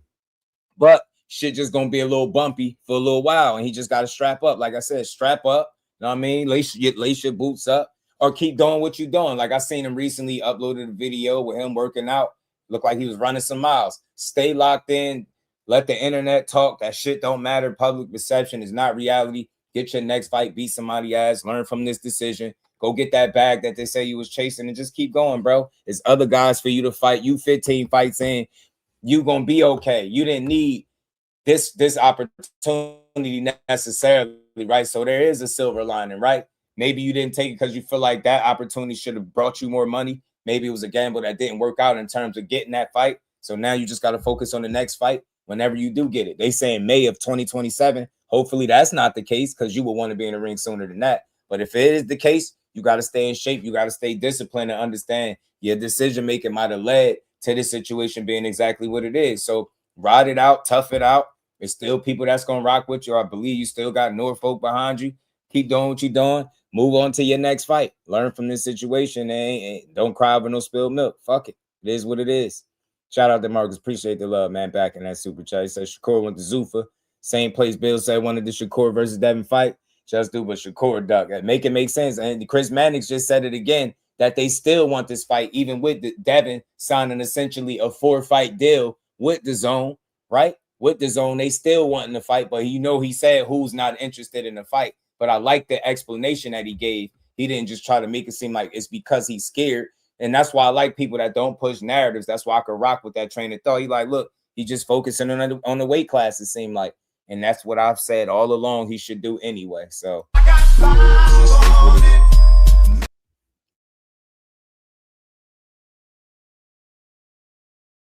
shout out to my dog. What's good with it, Jay? You know what I mean? So we're going to keep going. Rolly didn't walk away from the table. Devin did. Now, that's a fact. That's 100% fact. And for the same situation that Keyshawn walked away from the table, money. But they'll lead you to believe that it's something different. They'll lead you to believe that it's Rolly that avoided it, right? Nah, he walked away. He said the money wasn't right. Keyshawn, he walked away. He said the money wasn't right. The only difference is with the Keyshawn thing, he got everything essentially that he said he wanted, but maybe not when it came to the money. But he did say that money wouldn't be the issue. It wouldn't stop him from beating ass. So that's the only place where we like, damn, it's a little letdown. But we moving on, man. We ain't staying stuck on that shit. Shout out to Team Haney. Y'all still got to make a fight. Who y'all want to fight? Tiger said October 3rd. What's up? He'll save the date for y'all. Are you talking about James Prince? James Prince, Josh Dubin, there is management team, yeah. All right, well, if that's the case, I'm going to be on the side of Keyshawn here. They have something up their sleeve. I've known James Prince for a long time. Smart guy. He comes from the music. He's a music mogul, right? But I hear him speak. I hear him talk. And this guy knows his boxing, and he's a patient player. He doesn't like the attention, but he's a patient guy behind the scenes, kind of like an Al Heyman type, but they got brains. So I bet you there's more money that we don't know about. And Keyshawn, just like Shakur, just like Andre Ward, who I believe was managed by James Prince, all these guys got paid. all of them got paid big money, and all of them are undefeated. They never had to take major, serious, risky physical fights. Well, I mean, Andre was in the World Boxing Super Series for a while. Andre fought those 2 fights against Sergey Kovalev. Mostly talking about Shakur and Keyshawn, but all I'm saying is, but look, Andre, and it's not an apples to apples conversation, but Andre had his career derailed, if you remember, for a while because he got into a probably a decision spat. that he and it took years off his career. More than a year, I think, off his career. Yeah. Because he was probably following the advice of his manager, and in the end, it worked out. He's a Hall of Famer. He left with his marbles and a bank account. It's a great career. No one. Yeah, man. Look, at the end of the day, they could be playing a long game. You still gonna face the scrutiny and the criticism. Like I said, it's all good. It happens, right? Because of what you didn't fulfill, what business you didn't stand on, but. In the long run, if you stay with your people, as long as you got your business intact, and they got something else planned for you. And I've heard that on multiple different occasions so far. And then you even hearing, Sergio Mora kind of suggest the same thing, man. Hey, if that's who his team is, you heard how he specifically said, once he said Josh Dubin and Jay Prince, that tandem, he like, oh, that's his representation. He's like, oh, well, I would side with Keyshawn. I would say they probably got something else planned. So this doesn't excuse the move. This doesn't remove the accountability as to why you didn't take the fight. That still remains. All that is fair game. But then you move on, and there is a possibility, there is room that they could possibly have something better for him. But for right now, the best available move looked like a Devin Haney fight, and there was no better fight for you. So that's where the shit is a little let down for the people.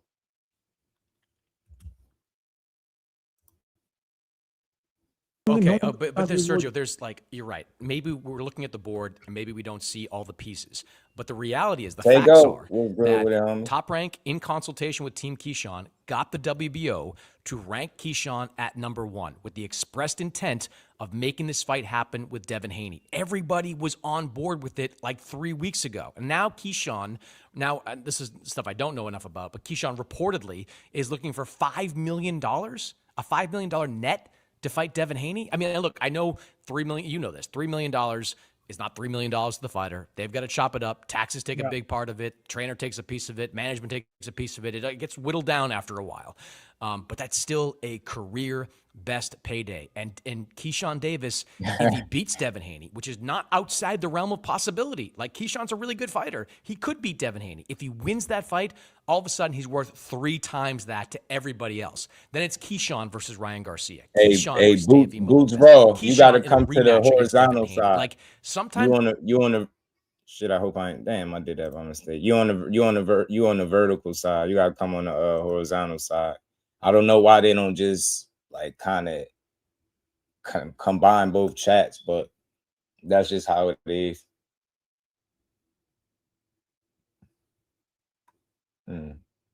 Away now, I don't know what his next opportunity is. From what I'm told, my bad. I didn't mean to go back. I went back by mistake. Career best payday, and Keyshawn Davis, if he beats Devin Haney, which is not outside the realm of possibility, Keyshawn's a really good fighter. He could beat Devin Haney. If he wins that fight, all of a sudden he's worth 3 times that to everybody else. Then it's Keyshawn versus Ryan Garcia. Keyshawn versus Teofimo Lopez. Keyshawn in a rematch against Devin Haney. Sometimes you got to roll the dice and bet on yourself. And look, again, 6 months. You already from know. now, It's you got to come to the we might be looking horizontal around stream. going, And make sure you sub to the channel. Zuffa Everybody got him out of his contract, and now he's fighting for too. $10 million on a Zuffa card. Or he got more money ultimately from Top Rank and DAZN. But right now, this looks like he's walking away from $3 million in a great opportunity to do what exactly? What is the game plan? I don't, if this doesn't happen, and it seems like it's dead right now, but if it doesn't happen, I would be surprised if we see Keyshawn Davis in the ring before the end of the year. I would. And that's another. Get back for Cambosis, though. You better not go back out there playing in Australia. We don't know all the pieces of the puzzle. We don't have a crystal ball. And I'm being serious. They had robbed Manny. They had robbed anybody, fan. They got Manny years ago against. What they got?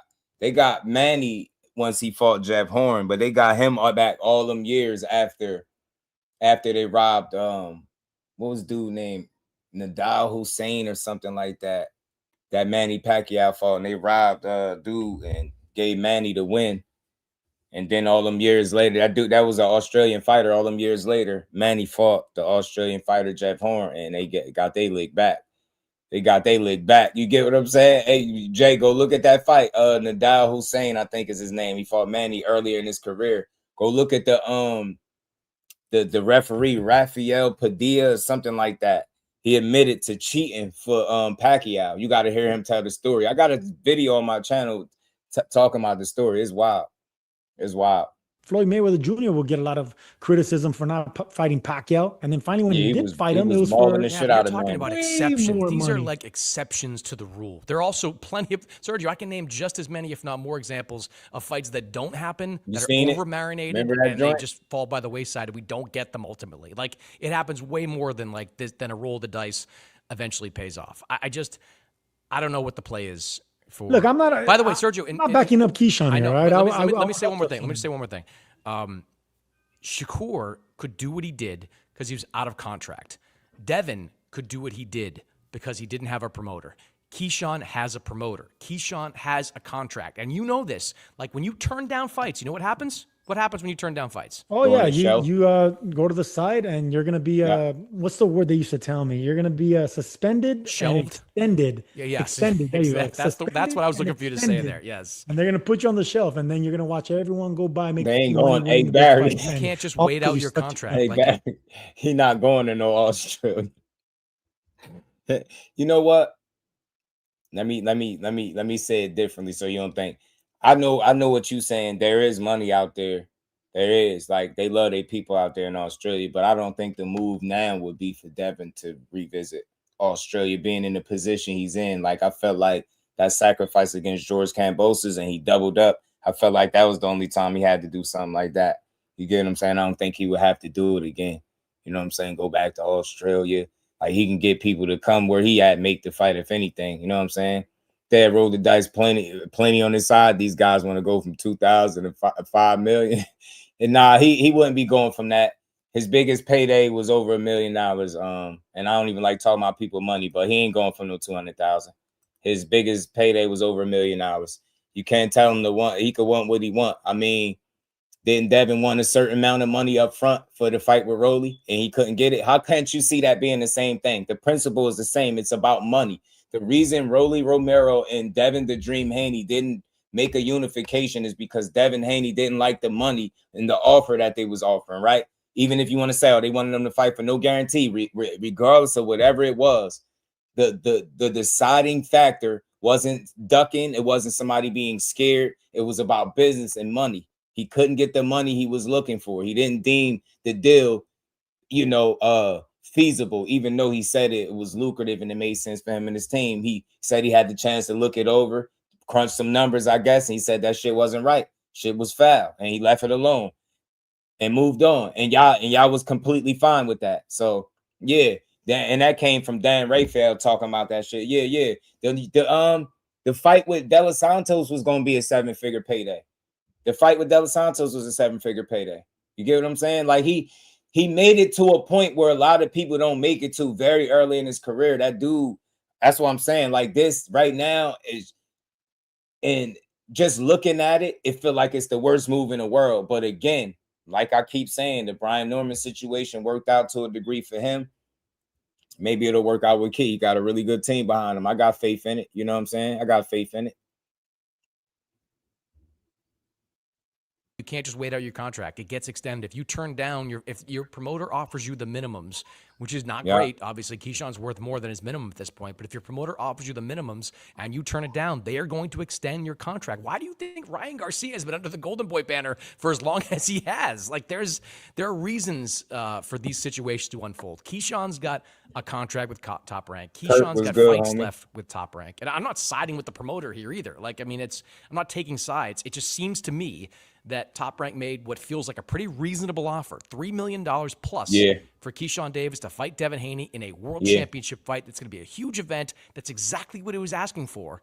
And he's walking away from it to maybe not fight again for the rest of the year. And who knows when he would fight in 2027. Right. And then they talking about May of 2027. So it's a chance you don't fight for the rest of the year. That will be your fault. Just prepare for it. Stay in shape. keep working, fam. It ain't gonna always be smooth sailing. You know this. You're gonna have ups, you're gonna have downs. This time you might be on a little bit of a low because of a decision that you made that might not work out for the best for you in short, you know what I mean? And far as what people could see, right? This move just looks like for right now, just seems like the worst thing. But it's one of them things we gotta see. You just gotta watch the rest of it play out. I don't think this is the end of the road for the young man. You know what I'm saying? And I'm still rocking with him. Maybe back beating somebody's ass. You know what I'm saying? Let's keep going.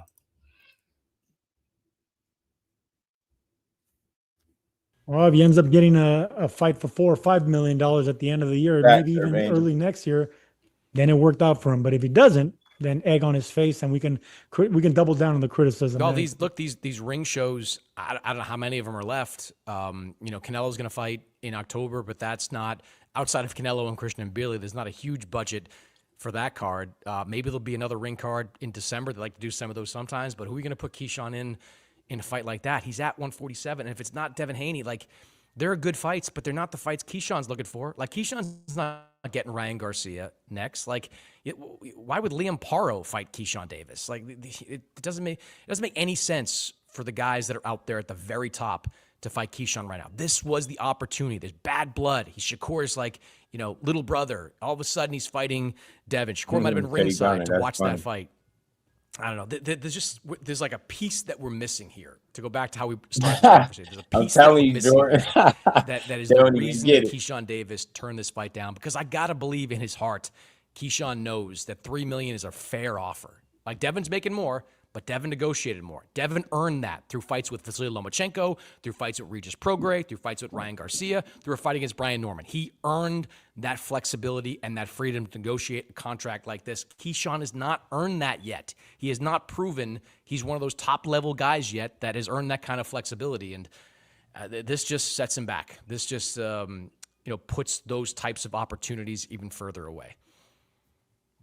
Yes, it does. I mean, you can just leave it at that, Maddox. Yes, it does. I have nothing more to add because I've been there, done that. I left money on the table and I regretted it in the end. So Keyshawn, if he doesn't get the money that he expects or that's promised to him, or get the big fights, and he's just wasting time, and next thing you know, he's gonna be 29, and he's gonna be in his mid and late 30s, then you left a lot of your prime, hoping to get bigger fights and bigger money, and you didn't get it. So only time will tell. It's too bad because the Albright fight was fine, but I thought the Jermaine Ortiz fight represented some of the best of Keyshawn Davis and really built a lot of excitement. I was getting excited, man, for Keyshawn against Devin. I was excited for, like, the press conference. I was excited for the face-off. I was excited for fight week. I was excited to see these two guys. He ain't offer Shakur shit. We got to stop saying that. He didn't offer Shakur no fight. He offered Shakur 25% of nothing at 135. They don't offer fights, fam. DHP don't put on events. They don't offer nobody's fight. Just like with Rolly. They didn't offer the fight with Rolly. Rolly made the offer. Just like with Keyshawn, that shit went to purse bid. They didn't make no offer and they didn't bid on the fight. We got to stop saying they offering people fights. Keyshawn had the opportunity to make the fight, absolutely, because Top Rank was on board, as well as Team Haney. Team Haney stood on business. Keyshawn has some other plans. Maybe he playing a long game, so he's going to be labeled the duck for right now, but he still could fight his ass off, and that don't change that. Devin Haney got to move on. You got to go find somebody else to fight. I'm hearing Liam Paro. I'm not going to trash the fight. I think it's a cool fight. I think he beats Liam Paro up, boxes him down, but it'll be a unification. Hey, next man up. You couldn't get Key because Key said no. He thinking the long game. Like I said, that's what I would be thinking. He's thinking, right? Thinking about getting something in the long run, right? Because ultimately, if you can't get the money you're looking for, then you're not going to fight. AJ, did Devin get the money he was looking for against Rolly? No. And did he walk away? He walked away, right? He walked away. It's the same shit, fam. It's the same shit. Who offered 30%? Marine Game. What are you talking about? Tank offered Devin 30. Oh yeah, nah, that's not legit, fam. They was never gonna fight. Tank is inactive, fam. They not fighting nobody. You know what I'm saying? They ain't fighting nobody. But you know.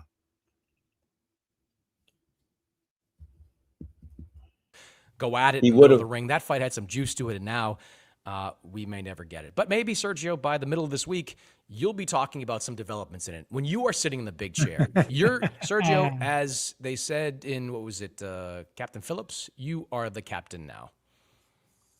You remember how that movie ended, Maddox? He was bloody and crying on the table, and then they just fade to black. Well, maybe this one the same way. That was a crazy reference. Shout out to Manny some more, man. That was a good conversation, man. I thought that was a fair and balanced conversation. You know what I'm saying? I don't think they did no slander. Yeah, he number 7. He number 7 in the rankings now. Yeah, they keep saying Devin offered somebody money for a fight. When I dare any one of y'all to find a fight that Devin and Bill offer anyone some money for a fight, I'm willing to bet whatever. I'm telling you, they won't find it. They just be saying shit like, yeah, he just offered them a fight. Nah, Keyshawn got the opportunity at the fight for sure. But, you know, the money wasn't what he wanted, so he moved on, right? I don't see no big deal. Tyrant don't value Key or Devin highly, so only paying $8 million for a high-quality fight was a win-win for them. T. Will, I don't know how much you follow these things, but putting up $8.5 million for a fight like that was good. That was a good offer. That was a good bid. They did that. That's a good sign for boxing, them bidding that high. They think about it. Look what T.O. bid as opposed to what Top Rank bid. 8.5 to like 2.3. Nah, they bid fairly on the fight. And Devin Haney stood to make far more than $6 million, and Keyshawn Davis stood to make far more than the $3 million. And the respective sides would have made up the differences, to my understanding. So it's just a blown situation. It's a blown opportunity, man. I ain't gonna keep rehashing it though. You know what I'm saying? But just a blown opportunity. Shout out to Dad, but he still got to fight somebody. You got to move on. You got to fight somebody else. You know what I'm saying? That's all. Shout out to Big Dog Willie. He says, salute just do $100 million. You know it. It's like me and Shakur, we talk like every other day. So, you know, I'm not ducking or dodging nobody, but that's not somebody I'm just in a rush to get in the ring with. Oh shit, I ain't mean to play that. I don't even know why that happened, man. Know what I mean? That's because he is small, fam. I don't know what's your name, Sean. Hey, Sean, if I could make 135 and 140, right, and you can't, are me and you the same size? Logically speaking, hey, Sean, if I can make 135 pounds and 140 pounds and you can't make neither one of those divisions, are we the same size? Do you get what I'm saying? You talking nonsense, fam. You see, you wanted him. You really wanted him? What makes you think that when he needed a pre-camp to make 140, fam? What evidence do you have to suggest that he can't? He had one fight at 40. What makes you think he can't make 135? Nah, I seen him in real life. I know what I'm talking about. So again, we're not even going to do this. I asked you a very simple question, fam. If I can make 2 weight classes that you can't make, is me and you the same size?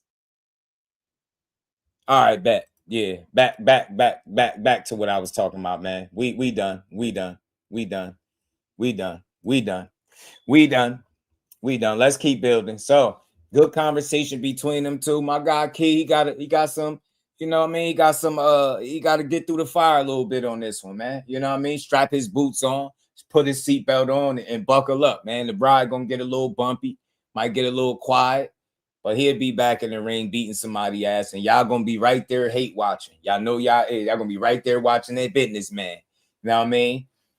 That's to you, Sean. He's smaller than me. He's not a big guy to me. It's clear as day. You ignoring the question I asked you because you know damn well if you answer the question, that shoots off anything you trying to say. Nobody's saying he's small, but he's not a big guy, is what I'm saying. He's not a big guy. I've seen him multiple times in real life. Talked to him, chopped it up, all that shit. Matter of fact, I plan on having him back on here soon. He's not a big dude. If he big to you, that's to you. I can't tell you what he is to you. But I've seen him on multiple occasions, enough to know that that's not what a big fighter is, fam, at all. 5'7", 5'8" guy. You think that's a big guy to me? Hell no. Hell no. It's not a big dude. He weighed in at 138. What did Teofimo say when he was fighting him? He said he's a lightweight. What did Teo say? Teo say he is not a 140 pounder. He's a lightweight. He fought him. So you think I care about what you said when you seen him, or a guy that shared the ring with him for 36 minutes, 12 rounds? He said that man is a lightweight. He's not a big guy. That's the fighter saying that. The only people trying to say otherwise, so you could convince yourself that he should go to 47. In the newsflash, he beats Devin at any weight. Let's keep rolling. So Key, weather the storm, man. Keep swinging, keep punching. You got guys like Brian Norman that's hungry, that'll fight anybody. Tiger Johnson is making his name at 147. I believe when the time is right, he get the opportunity, he gonna fight too. There's some real talent at 47. Some of the young guns gonna have to eventually grow into the top guys and eventually compete for titles and stuff like that up there. Let's see how long Ryan Garcia have a title. Let's see how long Romero have his title. He's fighting this month, later this month, toward the end, August 22nd. He's fighting TIL. So it's guys at 47 to make fights with. You just got to make it work for you, man. The opportunities is there. You just got to take them when they get to you. TIL's a lightweight, but he's at 47 now. I guess. I don't know what you want me to say to that, Damon. I guess. Right? I guess. But Rolly said he belonged up at 47. So I trust the fighters over the fans. I trust the fighters over the fans. Yeah, the excuses, big dog. They know what up. So let's keep rolling, bro. Let's keep rolling, man. Let's keep rolling. Keyshawn gonna be all right, man. Key gonna be all right. Something else I seen these dudes whining about Core, man. Somebody sent me this clip and I wanted to play it. Shout out to Showbiz. I feel him, but he was trying to roast my guy. But let's play this. Everybody gets on you saying that you ran from De Los Santos. El Rayo knocks his ass out. You fight El Rayo. No! Oshaki, 135, gang. If y'all give me credit. Just fought TIL at 140. Fight Muratalla at 140. I prefer 135. I fight Conor Ben at 147. The champ Debo Death at 147. No, I fight him at 144. Will you fight El Rayo because you left the zone, went to Zuffa? No. How about Keyshawn? He's my brother. Well, damn.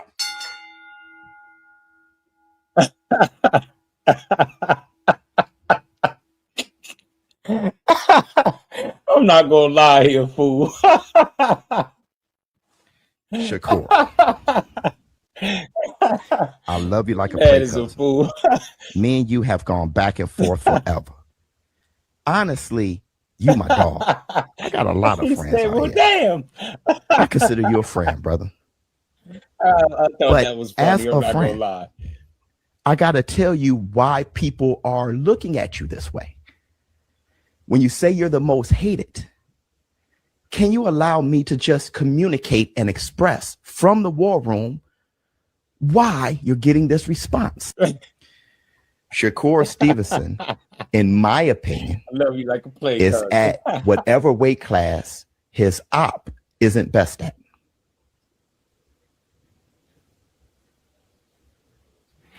Oshaki is a 130 pounder. Say he'll move up to 135. I'll fight him at 135. Muratalla is too big for 135 now, trying to move up to 140. He said, I prefer 135.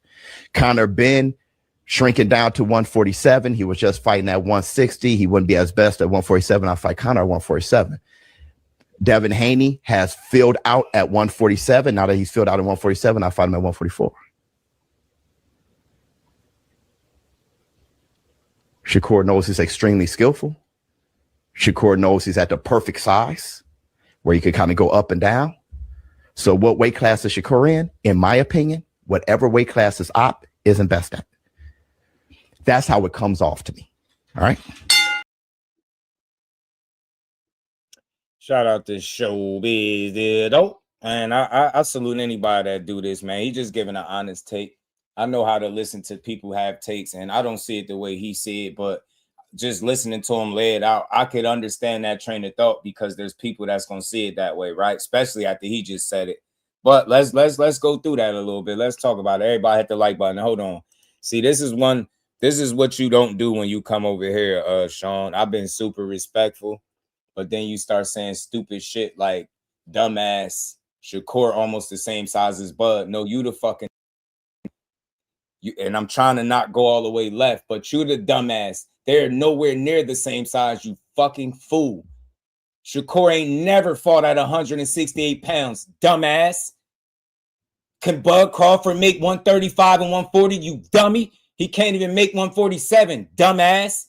That's at least 3 weight classes that Shakur can make that he can't make. Dumbass, they're not the same size. And who I don't know if anybody ever told you, almost don't count. Dumbass. You don't know shit about boxing. The fact that you said Shakur and Bud is almost the same size, it lets me know what dumbasses you be listening to on the internet. They ain't never been the same size. Dumbass. Bud got longer arms. He built totally different. Dumbass, do you know anything about boxing? Fool, man. Now let me sit your ass at the kiddie table. Dumbass.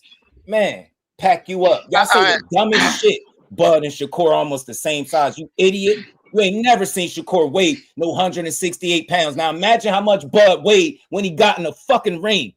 You ever seen Bud step on the scale? You see how heavy he was? You ain't never seen Shakur 180 plus pounds on no fucking scale. He would be out of shape. The man only what, 5'8", 5'9" on a good day, maybe? He's not that big. If you think he big, then you must be a small ass dude. I'm a skinny guy, and I'm not a 6'5" or none of that shit. I've seen that man walk past me. I've talked to him. I've seen him. I've seen multiple fights. I've never looked at Shakur Stevenson and said, wow, man, that's a big guy. Now, if the question is he too small for welterweight? Do I think that? No, but he won't be fighting in his 5th weight class in his 26th fight. Just get over it. No fighter in boxing has done it. Why should he have to do it if he's not willing to do it right now? You got to think about life after more than one fight. You go up there, you fight Haney, then what? Move back down to 135 or 140? You got to be careful. You just moved up 5 pounds, man. We talking real boxing, not some fanned out goofy shit. Would I love to see him be great and jump up there and go take his title because I believe he could do it? Absolutely. But I respect the fighters. What he's saying is real. Devin Haney didn't have to do it. You get me? He didn't have to jump straight to 47 after one fight. He didn't fight Regis and then jump up there and fight Brian Norman, did he? So don't tell me Shakur got to do something that he don't want to do. He said how you want to. If you want to make the fight, it's at 44.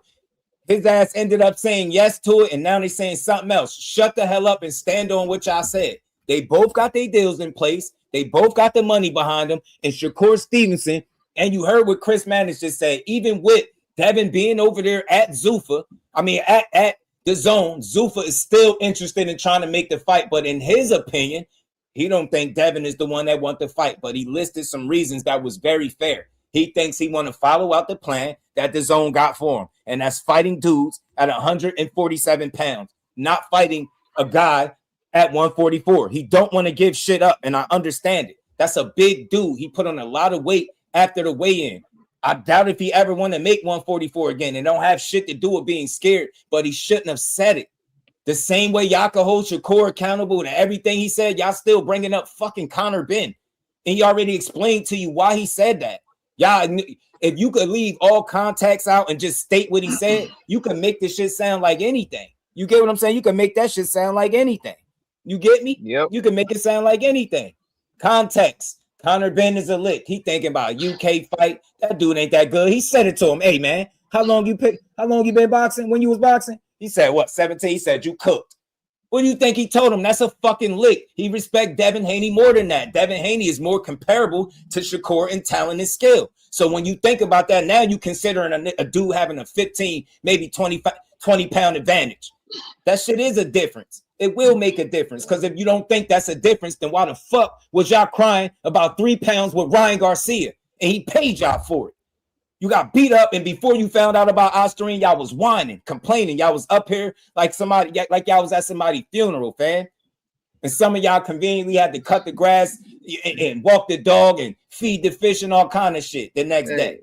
Y'all was dead set, was sad as hell, man. So again, if 3 pounds ain't shit, y'all whining about 3 pounds, but this is a dude that we know was fighting at 140 pounds, but weighing in in the fight more than Keith Thurman weighs in on fight night at 147. The dude weighing more than a career welterweight, and the dude is fighting at 140 pounds. Do not tell me that shit don't matter. And if the size wasn't some type of advantage for him, then why the fuck is he doing it? Why did he take so long to move up to 40? Why did he take so long to get to 47? And he could have been there. That's because he enjoyed the advantages that came with him fighting a lot of guys, with all due respect to him, that was smaller than him. Some of his most notable fights, he's seen standing in front of these guys saying what? You too small. The toughest fight of his career, he was seen saying you too small, and then pushed the man halfway across the world. You get me? Because he was too small. He's still the toughest fight of his career. He's made a career off of this shit. The guy that he fought more comparable to his size was who? He cheated, so it don't count. But we seen the 12 rounds. How did that shit go? Y'all just say anything, fam. Y'all say anything, bro. I get talk some real shit for once. Yeah, 15, 20 pounds is okay, but 3 pounds is out of control. Oh my God, Grind was overweight and all this. We don't want to hear that shit. Hey, tell me how you won more than a career welterweight fighting at 140, fam. Shit is crazy. 444 was good, homie. Hey, man, you ain't gotta, man. Listen, if they don't get it, they don't get it, man. How's my audio? I sound good? Nah, you straight, you clear. Everybody hit that like button. Everybody, let's get 100 likes. Support the grind. We gonna keep cooking. I got a real quick question for you, Jess. If two people are the same exact height, does that mean they gonna automatically weigh the same naturally? Hell no. Exactly. So why do people they always go to that? Like it blows my mind how people they're the same. What? None of that matters. Yeah. We have different makeups, different density, bone density, muscle mass, stocky. I mean, bigger than Shakur. Yo, you see Bud? Come on, bro. He got longer arms. He built his upper body is built different. Most of Shakur weight is like the chest and shoulders. So he looks more stout than he is, but I've seen him too many times. And if that's what a big fighter is, then goddamn, everybody is huge. I've seen guys in higher weight classes than him that I don't think big. Conor Ben is not a super big ass dude. And I'm a skinny guy. Yeah, that's correct. Gym. I said it yesterday. I'm a skinny guy. Conor Ben is not big. A Lamont Roach, another thing. He got a big head, but he ain't big. You know what I'm saying? These dudes is not big. Khalil Cole, I done walked past all types of fighters. Keith Cologne, another one, small guy. These dudes be small, fam. Manny Chance, Zay, these dudes now they got some height too. He ain't small, but he ain't no big guy. A lot of these fighters be small. You would know that if you went to fights more often. And I'm not saying that to be funny. I'm saying that to be real. I'm telling you, you got to think a lot of times, like especially when guys are living a fighter's lifestyle, they don't allow themselves to blow up. So you're rarely going to catch them guys slipping. And I'll use Shakur Stevenson as a prime example because they always talk about big. Have you ever seen that man out of shape in his career? Have you ever seen a picture where you like, damn, Shakur fat? Now, I've seen him with some chubby cheeks one time or two, but I ain't never seen him out of shape. Never seen that. Seen a guy in between a pant, but I ain't never seen an out of shape Shakur Stevenson. I got an interesting example. If you look at Shakur and you look at Devin Haney, which one looks like they could play a cornerback or wide receiver? Right. Debo. Debo. His structure. He looks like a quarterback. Right. Like. Let's just keep it real. Right. Just take the hate out your heart. That's true. It's okay. He missed weight, lost the belt on the scales is irrelevant. That don't make him a big guy. He missed weight at 130. He was pissing orange. He couldn't do it no more, fam. And he learned his lesson. I talked to him. I interviewed him on his channel and I asked him about that. He said that was the worst feeling of his career, losing them belts on the scale. And he ain't let it happen since then. Know what I mean? You live and you learn sometimes. I think I like sometimes some of the stuff that he go through in his career because I think it builds character. It's part of his story, like losing in the gold medal match. Few punches shy of winning, punching your ticket and crying.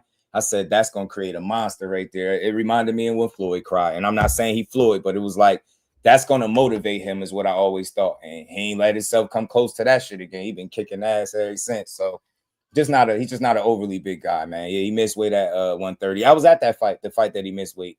And he put the beats by Dre on, what's his name? Conceição. Shout out to Big Dog Willie. I appreciate the love. Said just don't like the court stance on shot. The shit was kind of corny saying he won't get credit. Of course, sometimes we putting his foot in his mouth, you know.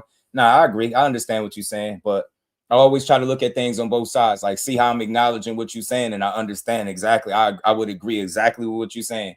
I think the flip end of it is what he's saying is you got people, and this is just for me, big dog. I've heard people sit on the panel and say, man, Shakur need to keep his word and he need to fight O'Shaquie Foster. And even if he fight, he beat him. I ain't giving him credit for it. I swear to you, just like he fought T.O., I ain't giving him credit for that. Like, he's not lying. There's people that's really talking like that. And realistically, fam, big dog, just from me to you, I don't care about what everybody else thinks. Just what you think when I ask you this. Shakur fights O'Shaquie Foster, let's just say hypothetically, at either of these weights, whether it's 35 or 40, and he beats him. What do you think the talk going to be after that? You think the talk going to be like, damn, man, he really, yeah. You know, it's going to be some people that's going to have to say that because they were so adamant that he wouldn't fight him. Now that he actually does it, they're going to have to walk it back. But overall, you think it's going to be like, you think that's going to move him further along in his career? The man, respect the shot. He got 3 losses, right? Two of them was really one of the losses was people that argue and say it's debatable with Conceição, right? But just think about it. You lost to a guy that Shakur dominated. Get what I'm saying? You struggle with guys like Rocky Hernandez, like, you know, so fights with Abraham Nova. This is no slight, no shade. I want to be very clear. I love Shaq. I'm just saying, these people are going to highlight this because it's Shakur's name attached to it. There's never going to be a time in his career where he get full credit. And I've been watching the career since the opening bell of this dude's career. Since the first time he stepped up, fought a Joette Gonzalez. I heard how people trashed that. Right to the Jamel Herring. Oh, he was old. You know, Oscar Valdez. Oh, he was small. I don't want to see that lateral movement shit. Teofimo. Oh, he only won with a jab. You get with him Padley. He should have stopped him sooner. Right? Zepeda, they was online talking about his girl the next day and not the fight. I swear to you, bro, that's all I've witnessed in his entire career is he just got that. You know, he know how to piss people off. The shit he say just pisses people off. Maybe it don't always line up with what he do, but I think. Can I answer that? He stand on business. Can I answer your question? Can I answer the question? Yeah, for sure. You asked Big Dog a question. I want to answer that as well. He won't get credit, guys. And you just played a clip where you played Showbiz. Literally, I'm just being honest, creating a narrative where he's laying out all of his opportunities and pretty much discrediting his opportunities by saying Shakur wants to fight everybody he can fight where they're at a disadvantage. So why would he? Like, are we not listening, guys? But we got the audacity. We got the audacity to try to judge what he's saying. Here's the reason why y'all don't like what he's saying, because y'all don't like him. He's telling the truth. And y'all see, accepting the truth is going to have you guys have to look at boxing and the landscape of boxing in its true colors and true form. The bottom line is that popularity, narratives, YouTube narratives, all speculation, fake managers, you know, y'all think y'all are finance managers as well. The finance, like y'all don't know nothing. You don't know nothing. So Showbiz gets on. Listen, all respect to him. Hey, listen, do your thing. But let's be honest. Right. He's nothing more than spreading another and weaponizing the same narratives. So what does he do? Boom. And then you got somebody asking, well, I don't like the fact that he said he won't get credit. The reality is that he won't get credit. Because guess what? People are even trying to take credit away from him for beating T.O. Right now. They are. Right now. They do it every single time. They dad fight him at 44, man. Ness was online like, man, I ain't giving him credit for that, man. I'm like, listen. After Dad said he'll do it. But he Debo though. But y'all whining about him, even the bare mention, and that tells me a lot. Them 3 pounds should not make that much of a difference, but the fact that it makes his fan base that uncomfortable tells me everything I need to know. Oh, man, I ain't giving them credit for that. It's every single time. Look, y'all, they talk all this shit, and I mean this with all due respect. Devin Haney and Shakur Stevenson are 2 of the best pure boxers in the game, 2 of the most accomplished in the game. Devin Haney moves up to 140, fights Regis Program. Shakur Stevenson moves up to 140, fights Teofimo Lopez. Do you see the difference? T.O. was the guy that beat Loma, who gave Devin Haney, what? His toughest fight to date. Do you see what I'm saying? But they sit here and talk about just dare to be great. They ignore what he just did. He just jumped up to somebody else's weight class and fought him. And then what they do? They complain about how dominant the win was. Oh, he only beat him with a jab. Show me your favorite fighter beating a guy like that. That on TO's level, that accomplished, right? The most accomplished guy at 140, the dude that had his title the longest. Yeah, that's the guy. He went up to his weight class and beat him with a jab for 12 rounds, cooked him and reduced him to 15% punches left. Show me your hold on. Let me get doing that shit. We downplay everything he do. Is never good enough. Well, we seen T.O. struggle with Sandor, but you ain't see T.O. get beat up like that. You ain't never see nobody do T.O. like that. Bust both his eyes. Shakur literally, he ain't promised no knockout. He said, I'm gonna whoop your ass. I'm gonna bust your eyes. He did exactly what he said he was gonna do. And guess what y'all did? Move the fucking goalpost. Sat online talking about that man, woman, and all types of weird shit. Shout out to Showbiz because I respect everybody that's putting on and he doing his thing. No denying it. Double salute to him, but you leave a lot of context out when you just throw all of them names out there. And like 4-4, you caught it, bro. You saying he want to fight everybody when they not. I just want to. What is that really saying? He's not no 30 pounder. That's not a 30 pounder, and I'm willing to bet anybody in boxing. And I mean this just from my X's and O's. I'm waiting for Justin. 30 pounder that's beating Shakur Stevenson. That's not a 30 pounder at that weight class that's getting in the ring with him and beating him. Somebody want to say something, Just. Oh, he knows. He knows. Oh, he knows. Oh, no, I just want to say. I'll be going on these tangents, man. My bad, y'all. My okay, no, it's cool. It's cool. I just want to say, I already know that Shakur's not gonna get the credit. I already know that. It's just the optics of it. And him going into the ring, him saying like, "Go fight, wait for it." I really didn't care about that part, but I know he's getting ready for a opportunity. I knew he was doing that for his homie, but for him going in the ring, say he's going to fight him and all that stuff, and then come around and say that. I mean, like Shakur, you didn't even need to say that. You should. Sometimes there's optics involved that you have to look at it, and you give yourself more ammunition to these bums out here calling you a duck and whatever else they want to call you. So can I respond? I don't like that. So that's the thing about it, because it just makes him look. It just don't make him look right. You know what I'm saying? Just you know. I mean, I get what you. I want to respond to that, right? And this is I hear what you're saying. You're talking about the optics. Here's the funny part, right? And this just shows you the double standard. Me being on other panels and listening. Do you know that when Devin Haney talked about wanting to fight Boots or whatever, that blah blah blah, and do you know what the response was? That when people say, "Why don't you fight Boots next?" People were saying, "Well, Devin Haney, he never gave a date that he's going to fight Boots." And I want you to hear this out now. Right. They literally said, "Well, Devin Haney, he never said when he's going to fight Boots. Yeah, he's on the list, but there's no date and time of when he's going to do that." But now when it comes to Shakur, he's already said, I'm going to fight Shockey. I'm going to do it when I want to do it. Right. See, but that's the problem. See, go ahead. But no. Okay, but the thing about it is that I'm not a Haney fan. I don't think like how they think. I'm a huge Shakur fan. I've been rocking with Just Do from nearly the beginning. And me and Just Do know how big of a Shakur fan I am. Mm-hmm. I don't think like fucking the Haney fans. I don't be sitting there just riding the nuts. Whatever Bill says is gospel. Right. So all right. So when I can come up and say, yeah, I don't like that shit that Core did. Doesn't mean I hate him at the fight. Doesn't mean I'm turning on him. Doesn't mean none of that. It just I don't like the optics of it, and that's basically what it is. But when Devin does it, or when Devin says what he says, and then in his group of Haney holes agree with him without any objection at all. That's not most of Shakur fans I know don't do that shit. And that's what I'm trying to tell you. We have to this is how I look at it. I don't allow the perception, the toxic perception of the Haney holes or whoever dictate dictate how we are supposed to see reality. I'm not gonna see if Devin can say it, guess what? Shakur can say it.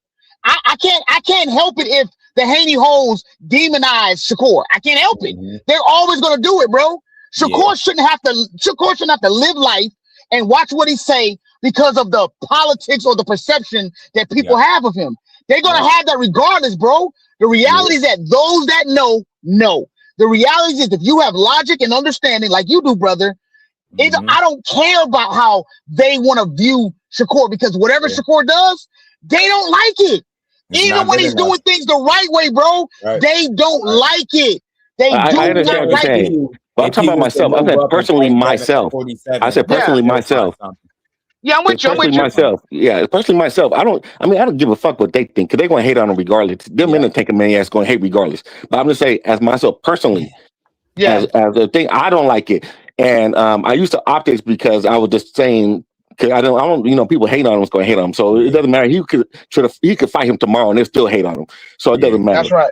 But I'm just saying, from my standpoint, I don't like it because it's like, come on, Core. You don't have to prove to these fools. You don't have to get into the ring and talk crazy to this man just because these other fools saying that you should fight him. The niggas at 130, and we all know once you fight that, then you're gonna cook them. It's gonna be 11-1, 10-2. It's not going to be. It's not going to be close. Brother. Let me ask you a question, brother. So now let me ask you this question: what do you think the narrative would be if he didn't get in the ring and he got to fight? No, I'm just asking. I know you're not with the bullshit. It's a catch-22. You know what I'm saying? It's a catch-22. And so, but I'm just saying, from my standpoint, it's like, why getting? It's like with the Keyshawn thing. It's like it's just like that rubbed me, because I really believe, and I still believe Keyshawn can beat Devin. But it's just like it's like, Keyshawn, why you doing all that? I mean, believing you, like, why you going, doing the whole smoking with the brick and everything, and then like it don't look good. And I don't blame him, because Devin did the exact fucking same thing. He did exactly the same thing with Rolly, but it just, for me, I just, you can't talk shit and then just kind of moonwalk it back. I can't do that. Just because that's the way I am. And I know it's boxing. I know it's a business, so everything's not gonna, I can't really. I'm looking at it from the outside in, but for me, it just doesn't look right. But doesn't mean I hate them. Doesn't mean they're still my favorite fighters. Doesn't mean I think they're bad human beings. I ain't gonna call them out their names. I don't call no boxer out their name. But it just like, it just don't look good for me. And that's in everybody in the chat who think I'm turning on Shakur or turning on Keyshawn, just I'm saying that you are greatly wrong. And hopefully you guys don't do that with your favorite fighters, Tank or Devin. And that's all I gotta say. I understood, brother. Understood. I was gonna make another point with Drew. Damn, Jeff, what was it? Go ahead. You can go ahead and cook, bro. It was something I was gonna say. Okay, I like that. My bad, because I know I be rambling. My bad, y'all. They be having me in my bag, and I want y'all to know it's not anger that y'all hear. It be frustration. I remember. Anger. Let me ask you a question. Just. All right. Did you see that, Mark? You saw that Chamberlain fight in Leary? Nah, you see that fight? I didn't catch Chamberlain in Leary. That was a banger. I can go watch it, though. I can go back and watch it. Bro. Go watch it. Now, let me ask you a question, though. So Josh Padley fought Chamberlain, correct? Did you know that? Right. All right, and he beat Chamberlain. Right. Go when you go see that fight, it's gonna let you know that fight was a great. I mean, it could be in the running up for like fight of the year. It was a big. It was a big upset. I mean, but you'll see that fight, and once again, it's going to be another fight where all of Shakur opponents, well, some of them, you see them going off and doing really, because they called him a bum. Oh, the electrician, Padley the bum, and XYZ. And what Padley been doing? Padley been winning ever since. Ever since he's been on a win streak. Come on, man. Come on, stop. You know what I mean? When people make jokes about fighters having jobs, you tell me you ain't been following the sport that long. I don't know everything. Exactly. I don't act like I'm this historian and I know every detail and everything there is to know. But I know full well more than 90% of the fighters in boxing have other jobs outside of boxing. Exactly. That's a news flash, guys. Small percent like that. So when people be talking about what Keyshawn is not, do you know how many people ain't make it to 6- and 7-figure paydays, let alone with less than 20 fights? You got a guy in Muratalla who's as violent as they come, and he had to wait till he said he didn't get paid to 19 fights. 19 fights in. You got Shadeja Green was a unified champion, fam. She fought for a value meal. You got people really that don't Exactly. make it to that level, fam. Like that 6 and 7 figure paydays is not something that Hey, you see all the time in boxing. Do Hey, your Joe. homework, man. And everybody, most of these dudes work. Then got Question somebody to on the Jo- panel. Yeah, yo. Question to you, homie. That you brought up the Josh Perley joint. Yep. All right, now, cool. Cause I'm a Tank fan, right? So Yes. hold on, though. Every time that I came in here, right, and then I said, okay, let's talk the things that Barrios is out here doing, the things Pitbull is out here doing, the things Rolly is out here doing, Ryan Garcia, right? These are all big names in the sport. They're big names in the sport, right? Understood. And then people came at me. So then people was like, no, bro, you can't do that. You can't do that. That was after Tank. Huh? So see, this is what I mean, bro. That it's like people just be like holding people to different standards, bro. Standard. Like, it's not cool, bro. Like if people just keep it a buck and just keep it all like then like all the beefing and all that it'll be over with. It'll be done. Just treat everybody the same, bro. Treat them all the same. Don't just bash this one and then as soon as this one do it, oh no, yeah. No, bro. No. No, like I'm tired of it. As a Tank fan, man, I'm tired of it, man. It's crazy, man. But I mean, I'm going to land that. You know what I mean, right there. I got you. Say no more. Understood, brother. So I'm just saying, give everybody the same credit, bro. Keep everybody on the same playing field, bro. That's it. Everybody. I'm with it. I understand. I'm gonna let y'all rock out. I'm gonna listen.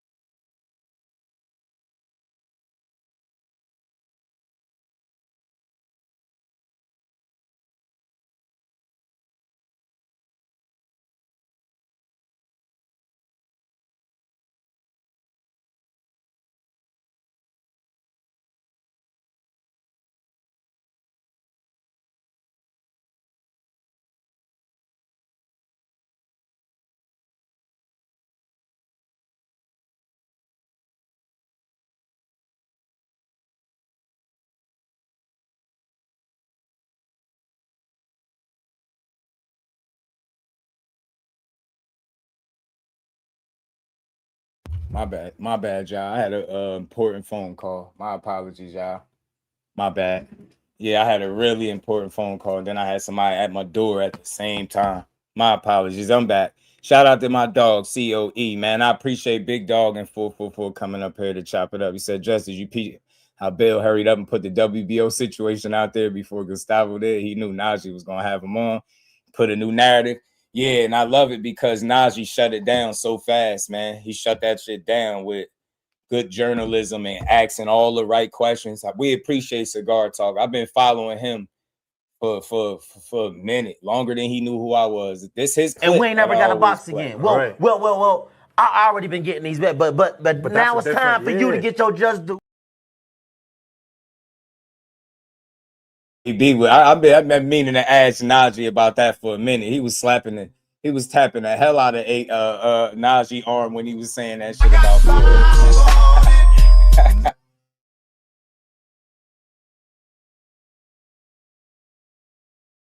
Yeah, y'all, we back. We back to it, man. I didn't know what my boys is. I didn't even know what we left out. Nah, he just speaking real boxing shit, man. If the dude was as bad as people made him out to be, he would have been getting his ass beat. Josh Padley been on the win streak.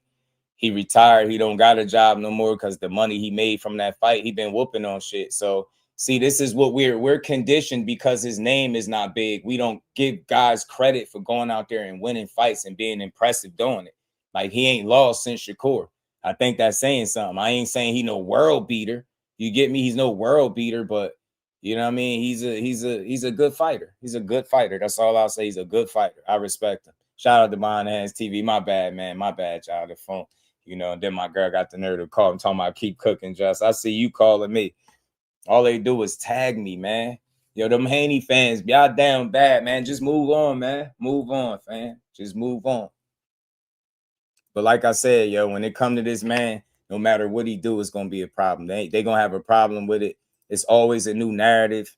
You say 44, then they say 47. You say you stand at 35 and 40, they talk about Shakur. Keyshawn get made the mandatory, they talk about Shakur. Shakur get his deal, say what's up with 44, they back talking about 47. Don't nobody care about they shit no more. We good. We don't even need to see it. Whatever. Stay where you at. Stay where you at and fight who you fight. But let's keep rolling, man. Something else I wanted to get to, man, with Frank Martin, man. Frank Martin said something that got a lot of people talking, man. He made a bold claim. You know what I'm saying? He said Debo is the face of boxing, y'all. That's what he said. That what Frank said.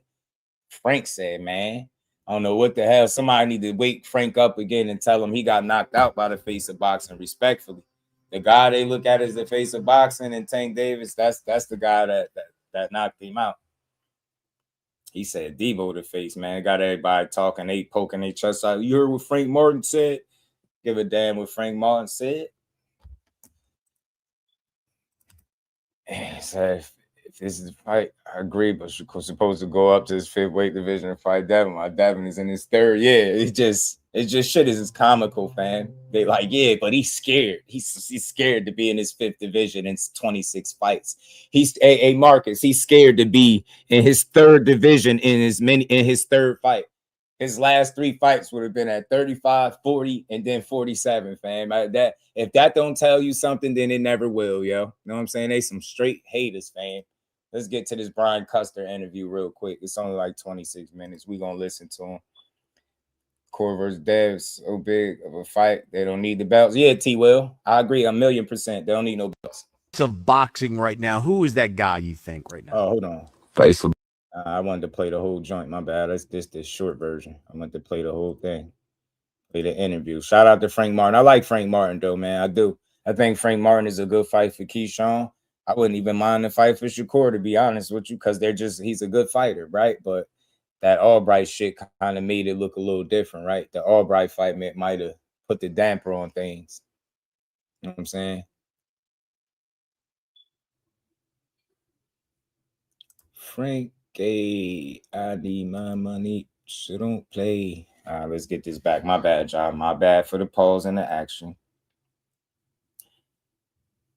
My bad. Keyshawn smokes Frank Martin. Yeah, I think so too. With Brian Custer. I think so too. That's right. It is The Last Stand. I'm Brian Custer. We bring you the biggest names in the sport. Joining me today is a guy who we've had on The Last Stand, but he is one of the top fighters at 140 pounds. You know him as the Ghost. Frank Martin is back with us. Frank, what's up? What's up, B? It's good to see you, my brother. Frankie. Man, you certainly made some news here lately. Frank Martin signing a new promotional deal with Top Rank. Tell me about it. Tell me why Top Rank. Man, just, I just want to be a little more busy. I want to be more active, and that's what that was offering, more activity, so I just felt that, that more activity, and then, I feel like I'm gonna get out there a lot more. I'm gonna get out there a lot more. Usually when we think about the Ghost and Frank Martin, we think about PBC, we think about Errol Spence's Man Down promotion. So are you still with Errol Spence? Or is it I'm just all Top Rank now? Yeah, but it's just Top Rank, but man, EJ, it ain't no bad blood, it ain't none of that, so he wished me the best, with the move I made and everything like that. So it's all good on that end. And Buddy McGirt is still the lead trainer? Yeah. I like it. Okay, so it begs the question. Talk to me about the fight. Did you watch Errol Spence's return against Tim Tszyu? And did the outcome surprise? What did you think when you saw the fight? I just felt that the layoff, I feel like it was the layoff. Man, that's the inactivity, I feel like that'll do it to a lot of people, and you don't know until you know, I felt that, like, going into the fight, I just knew that the skill and all that stuff, EJ was going to, have all that on Tim Tszyu, but I just feel like it was just that long layoff that had him, like, not as sharp as he normally is. Interesting. Did you get this sense at the very beginning? I remember watching the fight, and at the very beginning, I was like, "Ooh, I don't like his balance." What did you think at the very beginning of the fight, or was it more as you were watching it? Did you say, "I don't like what I'm seeing"? Yeah, it was like as I was watching it, but I felt like he kind of got to finding his groove. But I just felt like it was just the time, that long time off. But like in the beginning, I feel like he just needed to, like, he was trying to, find his timing and, like, not fighting for so long. It's like you got to figure it out, I just think that layoff had him off. Yeah. Now obviously he's Right. retiring. And remember, they let him rock too, Flo. They let him rock. He went to get that little and he fought Tank. And remember, they justified, oh, nah, he knew he was fighting Tank. He ain't no shit. He ain't know a damn thing. That was a separate situation. It just happened to work out in his favor. He got to fight at Tank Davis after pulling out a Shakur fight. Not everybody would have that opportunity. You could have found yourself in a situation because Bob Arum said he gave you exactly what you asked for after you got the contract. You asked for more after the fact. And they was like, nah, no dice. You know what I'm saying? No dice. What makes Frank a credible source? He's a legit meme in boxing. I like Frank, though. I like Frank Martin. What do you think he ain't about no face of boxing, though. Let me ask you this. Did that surprise you that he, right afterwards, he said, "I'm done"? Yeah, you only get a pass. Not really. Not really. Because I feel like, he was kind of hinting that to us. Pitbull Cruz, Loma, a lot of these dudes, man. Valdez avoided it for a while. Oscar kept Zepeda away. He'd be having to hawk certain interviews and stuff like that. Like, this could be, even if he was like, I win, I still, maybe I'll fight again. But, I felt like he done a lot for the sport. He done a lot for the sport. And, right.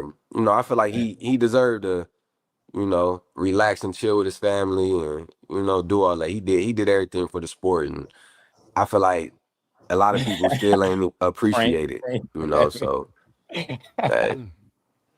Hall of Fame fighter, in your opinion? Yeah. Good. One of the things that kind of surprised me was even going into his fight there with Tim Tszyu, he did that interview with Andre Ward and talked about the Crawford fight. And, obviously the issues he had in camp. You were there because at that time, Derrick James was training you, Anthony Joshua. I mean, there's like all of you guys. Like did you see those issues before? Yeah, I got a part of me, man. It be 3 hours in. I'm gonna get a little silly. Nah, look, y'all know I just be joking. Yeah, nah, ain't nobody moving like Haney. He the only welterweight I ever seen move to the weight class, fight one welterweight, call himself Debo, and then call out all I've never seen a hit list. I've never in my life seen a welterweight make a hit list of 10 people, only 10, top 10, and at least 3, maybe 4, maybe half the list is 35 pounders and guys that fight at 40. You cannot make this shit up. Meanwhile, they like, yeah, he Debo. Ain't nobody moving like him. Yeah, you damn right. I ain't never seen a welterweight get to welterweight and then proceed to call out the guys in the division that he said he grew out of, and then his fans make the argument that the guys are all the same size and they need to fight. Hey, did he not make that list before he was at 147? This nigga made that list. That list like 3 years old. Now remember, Hustler's Home. Remember they redid it. Remember they put out another one. Who they take out? Who they take? Because it's been the same. Keyshawn's name was spelt wrong. Most people didn't catch it, and then they put out an updated list, and he was already there. So I'm like, yo, you got a list, but you at welterweight, and then you got all these guys that's at lightweight. Brother, that's you capping though. Yeah, my nigga. Like he made that. I'm sorry, my brother. He made that list before he got to 147. He made that list before he legit was 140. What are you talking about? He made the list, because he spelled the name wrong. Because he spelled the name wrong. And then remember, but that name was still on that list. I don't know if you watched the interview, but Bill said we put the list back out. You get what I'm saying? And at this time, it had the names and the spelling correct. But my point is still gonna be the same. It don't matter when the list came out. You're at 147 pounds trying to convince the world. It's not even him. I respect it, Devin. It's not him. He's trying to do business by trying to make the big fights. I'm not knocking that. Or at least, you know, in the conversations with those guys. But it's the fans that are trying to convince the world that the guys that can make weight classes that we know for a fact he can't make are the guys that are scared. Not the dude that gets to the welterweight division, calls himself Debo, then fight the welterweights. That's all I've been saying. All right, so who was the first dude that he went after at welterweight? Brian Norman. No, it's not. It's Boots. Nah, Boots wanted to catch weight. Boots wanted to catch weight at 152. Boots wanted to. Am I making it up? We're gonna be real. We're gonna be honest about this. Am I making that up though? The only way Boots was sticking around at welterweight was if it was gonna be a unification. We all know this. If he wanted to fight like at 135, everybody was like, "Why Devin Haney won't stay at 135?" He stayed at 135. Offered Tank to fight and offered Shakur to fight, and everybody still say this nigga ran for 35. He never offered neither one of them to fight, though. That's cap. He offered 25%. Where's these offers coming from? Did you hold on? Did you not hear me break down the clip? Hold on, fam. Did you not hear me break down the clip? Because we can't talk over each other. Did you not hear me break down the clip of Bill Haney going on the Boxing Voice talking about the 25%? And Ness said to him, "Whoa, Bill, this sounds even worse." He said, "So there was never no deal. You wanted Shakur to accept 25%, then shop the fight around the top rank, the zone, and matchroom, and so and so. That's skipping steps. That's why when people said 25% of what, that's what we mean. You get me? 25% of what? Nobody offers the percentage before with no home, with nobody that's picking up the fight. That's bad business. Nobody would accept that. You get what I'm trying to say? So he never offered them anything. No, but answer me this question. Again, answer me this question. It's like saying, answer me this question. You thought that deal was legit. Bob Arum said it wasn't. It's like saying you thought he was going to fight at 35 again. You trying to just talk over me because you was talking over me wrong. No, because I'm not trying to talk over you. You're not listening, fam. You came up here and you talking over me on my show. You telling me I'm capping. You talking over me. So we can have a simple conversation, fam. But if you ain't going, it's give and take. You're talking about he offered Tank and this. Tell me this. We're going to focus on what you said. You say he offered Tank and Shakur a fight. On what network was this fight going to happen on? Yeah, thanks for packing Buddy up. Packed him right up. Say that again because you say that again because you driving and you it's all good. You said he offered Shakur and he offered Tank fights. If he offered them fights, then we could assume we know what network these fights was going to take place on. If Bill Haney goes on the Boxing Voice and he tells them that he didn't know what the percentage was. It's 25% of whatever the pot was, but there was never any pot because nobody had the deal in place. You were trying to offer him a percentage and a flat fee based off of nothing because nobody put up the money for the fight. You don't agree to a percentage of a fight and then allow the opponent to go shop the fight to see who won it. That's ass backwards. You've never seen them make a fight like that. That's playing with the fans. That's why Bob Arum kind of shot it in. He shot it down. He said, yo, there was no substance to that offer. People like, he's supposed to say that Shakur with Top Rank. I'm like, y'all not hearing him. He not entertaining these back and forth games. He has no incentive to lie. He like, bro, there was no substance to that. And as far as Tank, they never even got that far. And how do we know this? Because Bill Haney just said, and when G Money went back and forth with them on Twitter, we negotiating with Tank. This is the farthest it's ever been. He's never sent, they don't send offers, fam. Why you think Rolly sent the offer, that Rolly and the PBC sent the offer to him, not Devin and DHP sending the offer to him. And then when they didn't like the money, he walked away, which is the same thing Keyshawn did, but people don't like to call it consistent. It's business. You can't get the money you looking for, so you keep it pushing. You get what I'm saying? So the opportunity. All right, so let's vote for Sue. Okay. Now go ahead, talk to me. I got a question for you. Do you believe that Bill Haney is a truth teller or a liar? Nah, I think he a hell of a yarn spinner. I'm asking you this question for you. I'm telling you, I think he's a hell of a yarn spinner. He's a walk you down the block. So if I'm spinning you, am I telling you the truth or am I lying? Or am I trying to avoid the truth? Okay, so that's why I asked you. Okay, he tells partial truths though. Like he so that's a lie. That's a lie. It's a lie. You know, if I tell you a partial truth, it's a lie. I ain't out to make the man a liar. I just know he tells shit that don't be 100. That's why I asked you. That's why I asked you how you felt about him. Do you think he's a truth teller or a liar? Nah, I think he's spinning a lot, and spinning me not. So it's 50-50. I think he's very okay. Let's assume. Let's both come to the agreement that we gonna say Bill's a liar for conversation's sake, because I don't believe he's a liar at all. Right? All right. Yeah. So forget everything Bill said about the Shakur fight. Forget everything Bill said about the Shakur fight. About the you kind of breaking up. Your signal breaking up.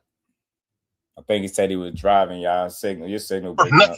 Shakur Stevenson out his mouth. My bad, because I drove in my neighborhood. I live kind of I live outside the city's limits. So Shakur Stevenson is the one that put this stuff out. Well, let's just totally forget what Bill's talking about. Because we're gonna pretend like we don't believe nothing Bill say. Let's talk about what Shakur Stevenson said about the deal. Shakur said that was a 25%. He put it out. Nobody knew the percentage until Shakur put it out. True or false? Hey, look, it's pointless to chase my tail because I've made my point on that. You're not gonna change my mind on it. If you're telling me that I just asked you a question. I asked you a question. I'm running the show, fam. You're not about to come over here. I'm just asking you, true or false. I mean, no, I'm not. We back and forth. So. Bro, I'm damn sure not about to keep talking over you and talking about 25%, fam. You think I'm gonna rewind all the way to that shit? Why would I do this 2026? And Devin is not long gone out of 135. He's a 47-pounder. Let's focus on now. What's the last thing Shakur said? It's the last thing Devin said about a Shakur fight. He said 144, right? What is Shakur saying right now? What did Bill Haney say? Since you like to come up here and ask me, let me ask you a question. All right, okay. With the 44. Did Bill say Zuffa has the money for the Devin and Shakur fight? And all Devin and Shakur, they got to sign his part. And didn't Shakur sign to the very same people that Bill claimed has the money for the fight? With the 44. Ask me a question. Let's focus on right now. All right, let's focus on right now. Let's focus on right now. Because we know he's sitting on the 25. We're going to focus on the 144. Did Shakur not have the 144 deal months before this motherfucking mandatory got fucking announced? No. And let's cap, bro. Let's cap. No. See, you're talking what you think. I'm telling you what I know. Bro. My man, Shakur said it. I'm going by what Shakur saying. I'm not even. I just told you. What fight happened in that, then, fam? Where was the fight happening at? Simple question. If it's a deal in place, then that means it's a network. That means they're fighting somewhere. Where was they fighting at? The Zone. See? Devin Haney is signed to the Zone. The Zone if it's Zufa that want to fight. Devin Haney, I don't. All right, you got me on that. All right, okay, yeah. Because Shakur definitely. Yeah, Zufa. He definitely said Zufa wanted that fight. He definitely, but yeah. And who just signed to Zufa? And Shakur is at Zufa. So how is it Shakur not wanting to fight?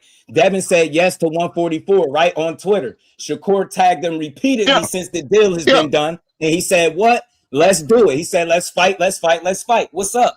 He said, you know who I'm with? I'm with Nick and Dana. He said, what's up? 144, right? And they said, what? Bill said, what? He said, make yourself the mandatory at 147. It's 147. They back playing games, fam. You just said I'm gonna read. Bill is saying 147. That's why Devin need to speak for himself. But I don't know if you was in here when I was playing the Chris Mannix interview. He said it. He said, even with Devin signing to the Zone for a 4-fight deal, I'm gonna make a short video on that because I ain't hear nobody else say how long he signed for it. He said multi-fight. He said he heard 4-fight deal, right? He said even with Devin signing there, Zufa is still pushing. They want to make that fight. But in his opinion, he just stated his opinion on this part. Devin is not interested, but the reason he stated makes some sense because he thinks he wants to basically compete at 47 and deal with the path that's laid out for him. That's fighting guys at welterweight. And I think that's believable. Why? Because ever since Shakur been tagging since that deal has been announced, that's why I told y'all he wasn't going to announce a fight before his deal, before he had a home. I knew this for a fact. My guy be in the gyms. He going to Shakur, he talk to Shakur directly. So when I tell you this stuff, I don't be guessing. That's why I be trying to bring the truth to this space. I'm not in that man business. I don't know all the ins and outs, but my guy told me weeks in advance when he was about to sign the Zufa, right? And it really happened. We told people he wasn't about to announce no fight before a deal. Do that even make sense to you? Who was going to announce a fight first and then go sign? You're going to get your deal. You're going to get the bag behind you. That's why he's so vocal now with like, oh, yo, you know who I'm with. You don't see nobody objecting. He tagging him like, look, what's up? I'm with the people you said wanted to fight. And how dare you get online and try to make it seem like it's a weight thing again when your son, the last thing he said, if at 144, we got to fight, right?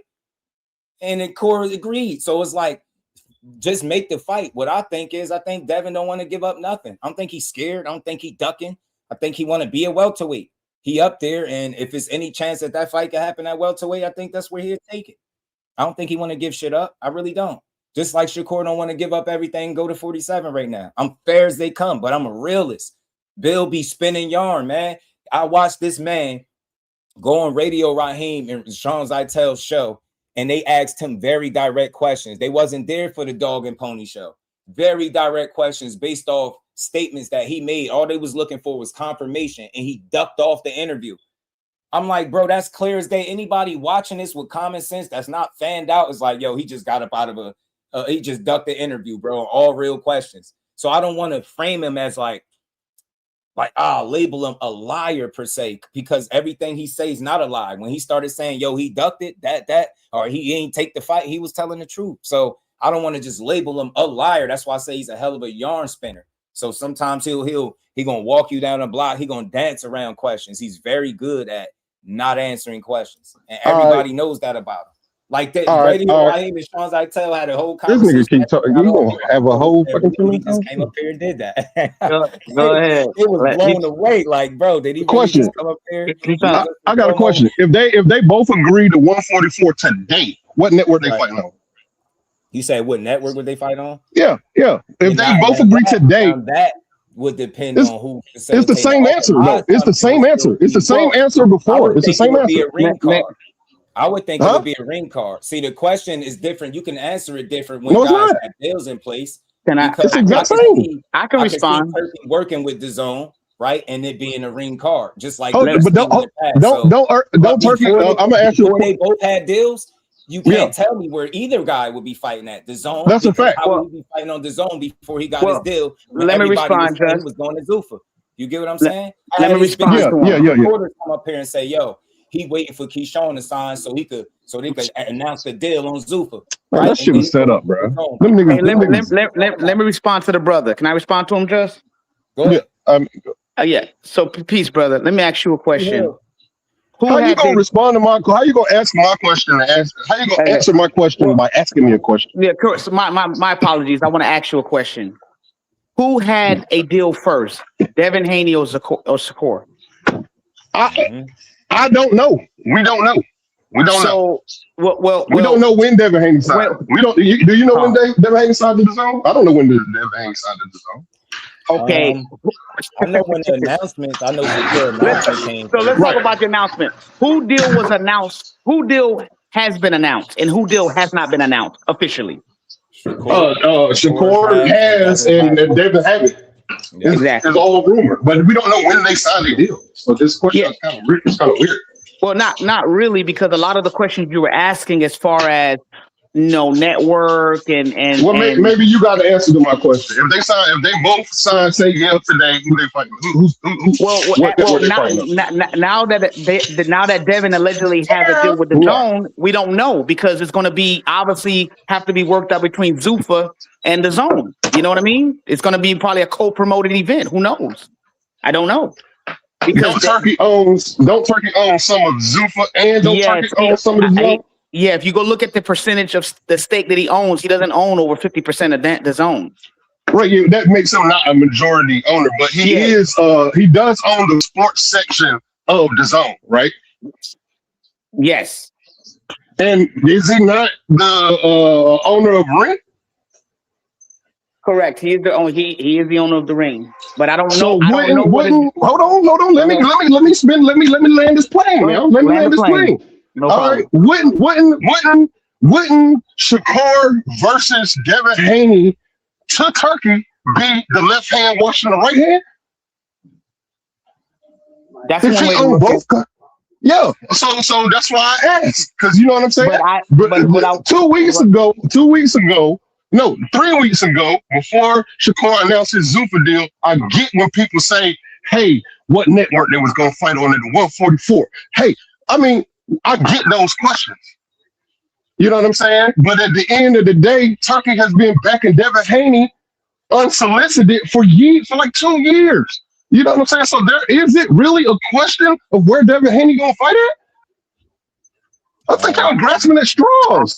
Y'all are grasping at straws. Nah, brother. No, we not. Because Devin Haney don't need the Zone deal to fight Shakur on Ring. Devin Haney don't need the Zone deal to fight Shakur. So why was Bill Haney talking about Zuffa? He needed some kind of deal to be fighting Shakur. Because Zuffa, I'm gonna tell you what I believe. Now we gonna go. I don't have no facts on that. I'm gonna tell you what I believe. Zuffa probably brought to them both parties. These are not facts. This is just what I believe. I believe that Zuffa brought this fight to both parties, right? One party in Shakur said, "Yeah, quick as hell." And what I feel like Shakur's Zuffa deal is contingency that he fight Devin Haney and Conor Ben, right? Because Shakur can't get this, in my opinion, Shakur can't get this $60 million deal with 135-pound fighters. Shakur can't get this $60 million with 140-pound fighters because there's nobody down there for them to get their money back. The only way he gets this deal is if he say, "Hey, I'm gonna fight Devin Haney. Hey, I'm gonna fight Conor Ben." That's what I'm just saying. I'm speculating. This is all speculation. You heard what Dana said. I just paid Shakur a hell of a lot of money, and they can't even get his name right. So to fight who though? To fight who? For them, they just gonna have to make it make sense. So you think he gonna get $15 million to fight Ryu? Like, let's say he fight Ryu next. No, they're not, because I believe his money is in contingency with who he fights. That's what I believe. Just like with Devin Haney. I don't think Devin he's gonna get. I know it's a lot of speculation, but right. I'm only speculating. I'm only speculating about it. But I know he just made a deal, and I believe it was a real deal. And I don't think he gonna have to worry about his money. I think he just got to worry about trying to get the right opponents and for himself, right? You know what I'm saying? And they got to work that out too. They got to stand true But on their word. They said it was no but same fight with on Devin the though. table. Same with So Devin. Same with Devin. Same yeah, with Devin Haney. If he got this $150 million deal, he's not gonna be able to fight Liam Pyro and get 15 million, in my opinion. no, I You know get what I'm what you're saying? saying because it ain't gonna justify. I get it. Definitely. Yeah, Yeah, yeah. yeah, yeah, Like yeah, you yeah. just be giving money away at that So point. Shakur signing with Zuffa don't got nothing to do with whether or not he can or can't fight Devin Haney on what network because he already got a network via Turkey. So Yeah, those but questions are again, kind of irrelevant. when we was asking about the question beforehand, this was before either deal got announced. So that's why what network was they fighting on was the question that right. I asked. That's why, because So without either of them having a home, that's a very important question. And how that's why long has I asked, Devin Haney that's not why had a I asked home? you if y'all really How long? truly believe Bill was doing all this negotiating, and what the hell was they negotiating for all this time? And how do you properly negotiate without the presence of the other side's team at all? You never negotiate directly with said fighters. You don't do that. COE, I see you. And he just popped off. So it's a lot of misdirection and confusion out there, man. Agreed. A lot of misdirection. I don't think it's misdirection. I just think it's confusion because you only The getting one same, side of same a difference story. to me because it's coming from the Well, same person. He well, told the well. entire world, and I watched it, and we covered the interviews. I watched him say, "Yo, you know, Zuffa got the money on the floor, man. The money is good. Right. This is the fight they want. They said this is the time. The time is now." Da, da, da, da, da. It's like there's no way in the world logically. It could have been anybody your name was attached to. You can tell me that guy signing to where you said the people had the money for the fight is the dude avoiding the fight. That shit don't even make logical sense. And it's with him speaking for Dev, it tells me what, and Dev not responding to Shakur tagging him when he was responding before. You just stopped responding now. It tells me that I don't think you focused on it no more. That's just what it seemed like. If you ever was focused on it, you seem like you not no more. Because you ain't, it's very simple. Y'all ain't got to play back and forth. Now y'all in place. Y'all got your bags behind y'all, essentially. Make a fight. It'd be one of the biggest fights in boxing. Meet in the middle. That's what he's always said that. And they even agreed to it. And then what changed? How do you agree and then switch it up? And then the fans are cool with it too? The shit that happened with Keyshawn don't got nothing to do with Shakur. He been said it. He said it over and over. And then what did y'all keep getting on the internet saying? Nah, he need to fight Devin Haney. He said, bro, I'm at 35 and 40. Why they keep using my name? Then he made it seem like he was being bullied. I'm like, nah, he just getting tired of y'all fake negotiating a fight. How are you doing it? You don't even pick up the phone and talk to his fucking manager. You not negotiating shit. You playing on Twitter. And that's what I know. And people, and even Keyshawn, you played the games. Yo, we sent you a contract. Keyshawn said, yo, where we fighting that bill at? If you send me a contract, like, stop Just lying. do. Stop playing Just do. Just do. Yo, Did you see that? Did you see that? Did you see Jake Prince's last interview? When he said he got the 2-barrel shotgun. When he said he got the 2 shotgun. Did he not say in that interview he talked to Bill? He said that. Gotta do this dude right here. You gotta walk him. You gotta walk him to the front door, man. So, cause he gonna overtalk you for real quick. Hey, so listen, man. You're not looking at the facts. If you just follow the timeline will tell you everything that you need to know when it comes to this whole situation. Like just said, it's a bunch of yarn spinning. You gotta read between the lines. See. If you're not paying attention and you just caught up, you're not gonna see the play. The play be real quick. It be real quick and subtle. It's calculated. You know what I mean? So you gotta just follow the timeline. If you follow the timeline, you will see it. Because go ahead. Can I ask you a timeline question? Yeah, go ahead. All right. Did the mandatory get called before or after Bill and them was talking about agreeing to that 144 and him and Shakur was in negotiation? The mandatory happened before. No, it happened after. That's what I'm trying to tell y'all. I'm trying to tell y'all that. It happened after. Okay. They had to stop talking to Shakur to talk to a mandatory. Yeah, but why that's irrelevant? Why all Y'all that's think this is irrelevant? crazy. How was it irrelevant? They made a very specific statement. Hold on. They made a very specific statement, fam. They said what? They was never dropping a belt. So it don't fucking matter what they agreed to. Because you can't agree to 144 and that you fighting Shakur and keeping your belt at the same time. You can't do both. fighting anybody else outside of Keyshawn Davis would have resulted in y'all getting stripped. So all of that shit was a fucking smoke screen. The smoke screen. Now that Keyshawn is out the way, respectfully, he's off the table, right? Because he said no. Y'all stood on business, and Shakur is tagging y'all like, all right, what's up? Because Bill just asked him on Twitter, if your bro don't take the fight, are you gonna take the fade for him? And what did he say? Right on it. And I told y'all he was gonna get more vocal once his fucking deal got announced. I've been right the entire time. Y'all be skipping steps. Nah, they're gonna make a fight. They're gonna announce their deals. You ain't see that shit with neither one of them. Neither one of them. Now with one guy, shit, we still question. I don't even question the deal. They say he got the money. Hey, he got it. I just want to see a fight now. It should be nothing holding it up. Y'all got all the space and opportunity, and they said Zuka still pushing to make the fight. So why ain't it happening? Now tell me, is Shakur not wanting to come to 47 again? When he just said, yeah, to 44 on Twitter. That's the last thing he said. He didn't say, oh, nah, it's 47 or nothing. Last thing why he got to drop his belt? Let me get it. Why would two WBO champs have to drop their belt to fight? Hold up. I answered your question. Let me not answer mine. I answered your question. I answered mine. So, right. All right. So, check this out. So, when Bill was on Gilly and Waller, right? What did Bill say when they asked him about the fight? Did he say the 147 is not gonna happen? Did he say that? I don't know. I didn't see the Gillian Wallow interview, so I'm gonna take your word for it. I'm gonna take your word for it, though. I'm gonna definitely take your word for it. Okay, but this is why I say you got to follow the timeline. If you follow the timeline, it's gonna tell you everything. So I'm gonna tell you. Hold up. So when he was on Gilly and Wallow, he said 147. He said it's not gonna happen. And Jake Prince said, well, there you go. You know, it's 147, it ain't gonna happen. Right after that, guess what happened? The Keyshawn mandatory had come about. Now, when the mandatory come about, guess what Bill say after that? Guess what Bill say? What? Shakur. He want to fight. He want to fight Keyshawn and Shakur. Now you want to fight Keyshawn and Shakur, but guess what? The stipulation comes with now, I'll fight you at 144. Hold up. So now you want to fight at 144, but you just said 147 you weren't going to fight. Okay, now keep that in mind.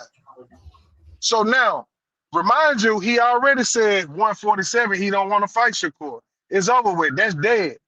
But all of a sudden, we're on the table now. Now, Shakur don't have nothing to do with Keyshawn at this point. Still, the fight, he has a mandatory now. He has to satisfy the mandatory. Okay. Now, if he don't satisfy the mandatory, that means Shakur is still on the table, right? Or wrong? Oh, if Shakur wanted, yeah. Okay, so Shakur just said, so Shakur just came out and said, let's fight, what's up? At 144, y'all didn't get the deal done, what's up? Hold on, let me get my computer booted up and I'm going to play you something that Shakur said just like a day ago. No, just follow me. I'm giving you facts. You follow me. So if he said, so right after that, the fight didn't fall through, Shakur like, what's up? Let's fight, let's get it on. But all after thin there, here come Bill, you know what I'm saying? No, the fight got to be at 147 now. Yeah. Why is it at 147 when you just told us 144, man? Like Shakur didn't have nothing to do with that. Because if they would have fought, you got to ask yourself some simple questions. Okay, if the fight would have went through, let's just say he beat Keyshawn. Let's just say Haney beat Keyshawn, right? Who he gonna fight next to make it a super fight? Will he fight Shakur at 144, like he said, or would he make Shakur come up to 147? Well, the dang old WBO said that fight, they not censoring that fight at no 147. I mean, no 144. Okay, so why was Bill talking? Okay, so why would Bill talking about 144 then? He'll fight Shakur. He said that today. No, he said that recently. He said that after all of that. He said that yesterday on that Najee show. But Yeah, but yeah. right. But these rules are not just being found out. They'll know the rules. They know the It rules. ain't no rule. It ain't no rule. That's not the rule. That's not the rule. It's just Gustavo just made that decision. What's not a rule? What's not a rule? Yeah, what's not a rule? I know he popped off. I know he said he was driving or something, or I think he was moving around. But I'll say this: now you're right, CLE. I see what you was, breaking down the timeline. Once that mandatory got issued, they beeline to Shakur again. All the focus went to Shakur. When that 20 days went up, then they agreed to mutually postpone the purse bid. Then they went through that situation. Then when it fell out, again, Shakur was right online tagging them. Hey man, what's up, Bill? He tagged Bill and Devin. Y'all know who I'm with. He said it. And then Bill responded like, nah, 147. Won't you make yourself the mandatory in the WBO? Because that's also something Gustavo said. That's right. He could request and write up request the petition to be number one in the WBO at 147. So that's what he was saying about not sanctioning the fight at 44. But I'm thinking he's speaking with the title on the line. Who cares about that? If y'all willing to fight him at 144 pounds, you don't need the WBO. Keep that funky ass title. Just make the fight. That fight sells. You don't need it. Big fight regardless. But check this out. Check this out, Just. Mm-hmm. Bill said he giving the fan. He's for the fans. He doing what the fans want, right? He for the people. Well, the people know that they've been clamoring for this Shakur and Haney fight for the longest. Yeah. Okay. So that's what the people want. But then you got to ask yourself, what's the biggest fight to make? The legacy fight. See, with Shakur, you get legacy and you get the money. You get the money. You're getting both. You're getting both. So there's really not If Devin Haney retired today, would he be a Hall of Famer? Probably so. Yeah. So what the fuck would he need a legacy fight right now? Why would he need a legacy fight right now? His legacy is already cemented. Why would he need a legacy fight? His legacy is already. He's a Hall of Famer right now. So is he going to retire right now? No, I'm just saying. Like people keep saying fighting for the legacy. His legacy is already cemented. They want to make more legacy fights, though. Ain't that what he said? He still want to make the biggest and best fights, and he said out his mouth, Shakur is the biggest. Why the hell can't I sign on? So yeah, he gonna want to make the bigger fights. I would guess so. Shakur is a 4 division champion. His legacy cemented too, and the right. division champ too. But shit, I ain't ready to see him be done in 25 fights. Hell nah, he got a lot more to go. Come on, man. I want to see some more fights. Well, that's just us being selfish boxing fans, though. That's just us being selfish boxing fans. Because I agree. Come on. What the hell happened to my computer? 40 plus. I want to see more from him. Like it ain't over. Like this shit ain't done. That man just now kind of getting his just due with his last 2 fights. Yeah, because Shakur ain't never been in no 50-50 fight, so I at least want to see him in a 50-50. That ain't his fault. Everybody was saying the TIL fight was a 50-50.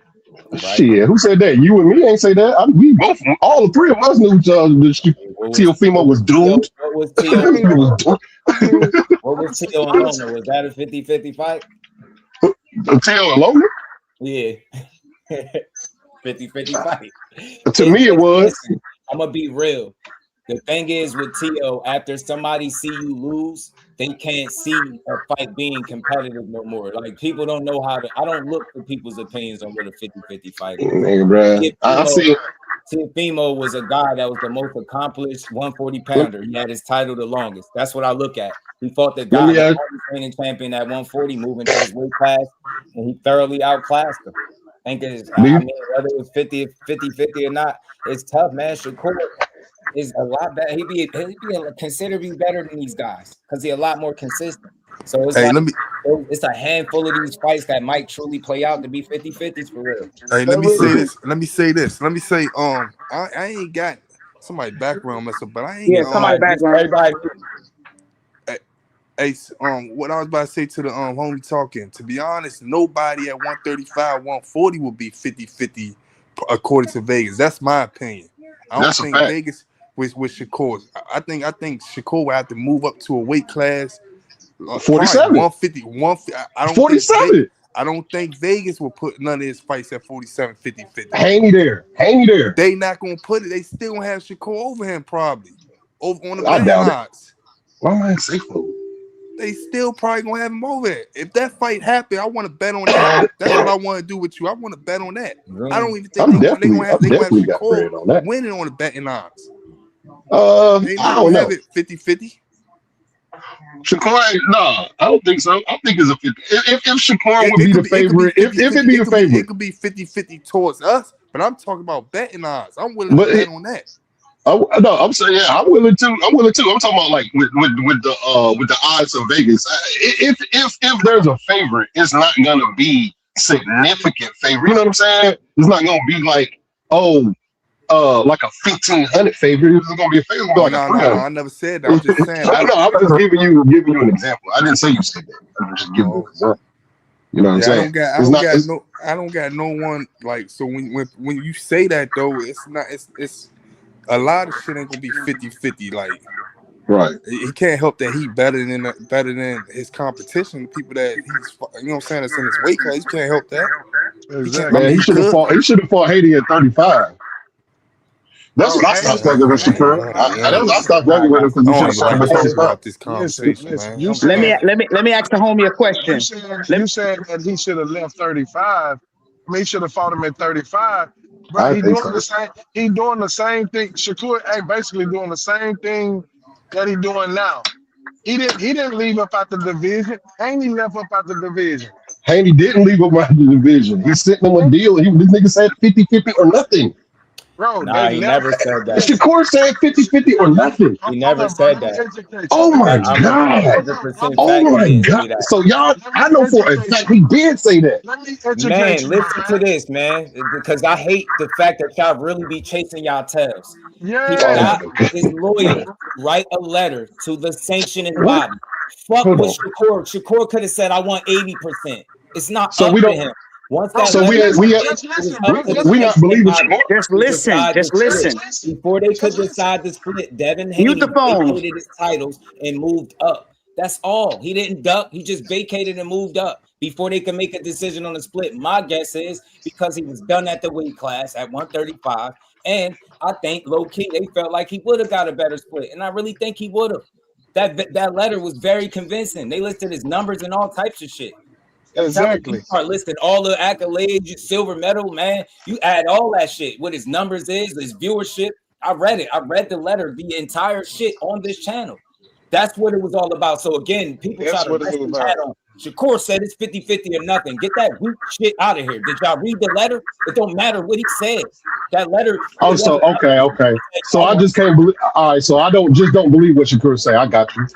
No, listen. Let me this is the second time he said something and you told me that he was lying. This is the second time. What it came down to. Y'all making it about something that is not. Just what he wanted was irrelevant. The letter was them making a case that he deserved more than 25%. That's it. That's all. And they was going to review it and make a determination. Shakur said out his mouth, since we always talking about what Shakur said selectively, if they would have came back and said, yo, all you get is 25%, he said I would have took it.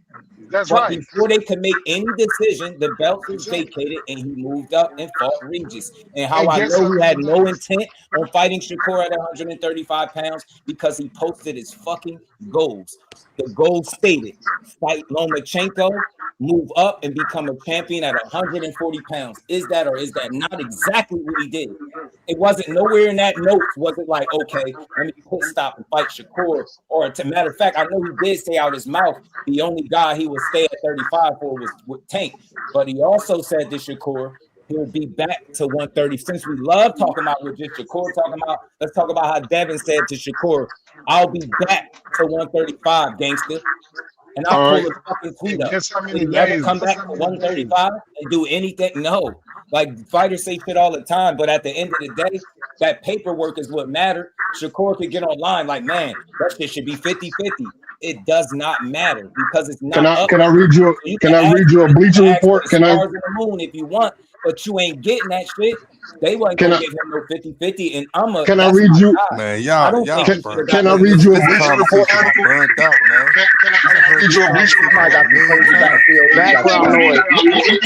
It's all narrative with y'all because I don't. Can I read you an article, please? I can read you 3 articles that say that out though, man. That's Shakur. That quote Shakur Niggas done heard this 50-50. conversation so many bro. times. Yeah, man. I can read you a. It's kind of crazy. Hey, I got a question for the homie. If the nigga ain't want to fight him, even if let's just say the thing is, well, if he didn't want to take it, he didn't want to take it. Just like Devin ain't want to take the fight. You got background, yo. Somebody got background. You gotta turn your YouTube It's down. not me. It's not me. I'm not. That's Hustler's home. Nah, I can see it. I can see it in the back. Whenever somebody talk, your screen light up too. I don't know if you got YouTube on in the back. See, because you're not even talking and your thing showing. See what I'm saying? The Hustler's home. The Hustler's home on mute. I don't know what it is. I don't know. You on headphones? You got earbuds in? What are you talking to me? COE? Yeah, COE. You got headphones? Oh yeah. Yeah, I was about to say, make sure like your setting, because sometimes it still don't be connected. Make sure your settings say you on earbuds. Yeah, not speakerphone. Sometimes they put on speakerphone. Yeah. Hey, let me say this, man. I'm about to tell you about the timeline you were talking about. It don't even matter if even if he didn't want to take the 25%, man. That shit, like who gives a fuck? Like that, he didn't want to take that little bit of money. That's all. Okay. You it's making it seem like a productive conversation because let me you'll keep quoting articles. Let me break it down to you. That's what I'm trying to say. Hey, just that's the brother that brought up the timeline. That's what I'm trying to say. All these talking points is just basically let me tell you about your timeline you was talking about. Let me tell you about your timeline that you was talking about. All right, Billy, I got all the facts because you guys it's all narrative. It's not fact. You guys are speaking all narrative. Man, I'm just telling you the facts. Hold on, let me break it down. I'm speaking of fact. Where are you getting at though? Where are you getting at? We're not doing this. We not, yo. I'm sorry. It's giving me a headache, bro. I don't want a headache. I don't want to argue stupid shit. Timeline. Look, the timeline. Only timeline that matter is now. Why the fuck do we keep rewinding?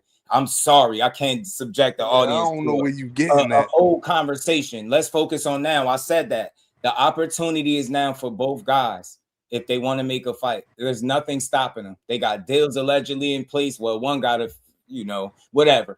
They got they backing, right? One is at the zone for 150 million, right? And the other guy is at Zuffa. We don't care what these guys get.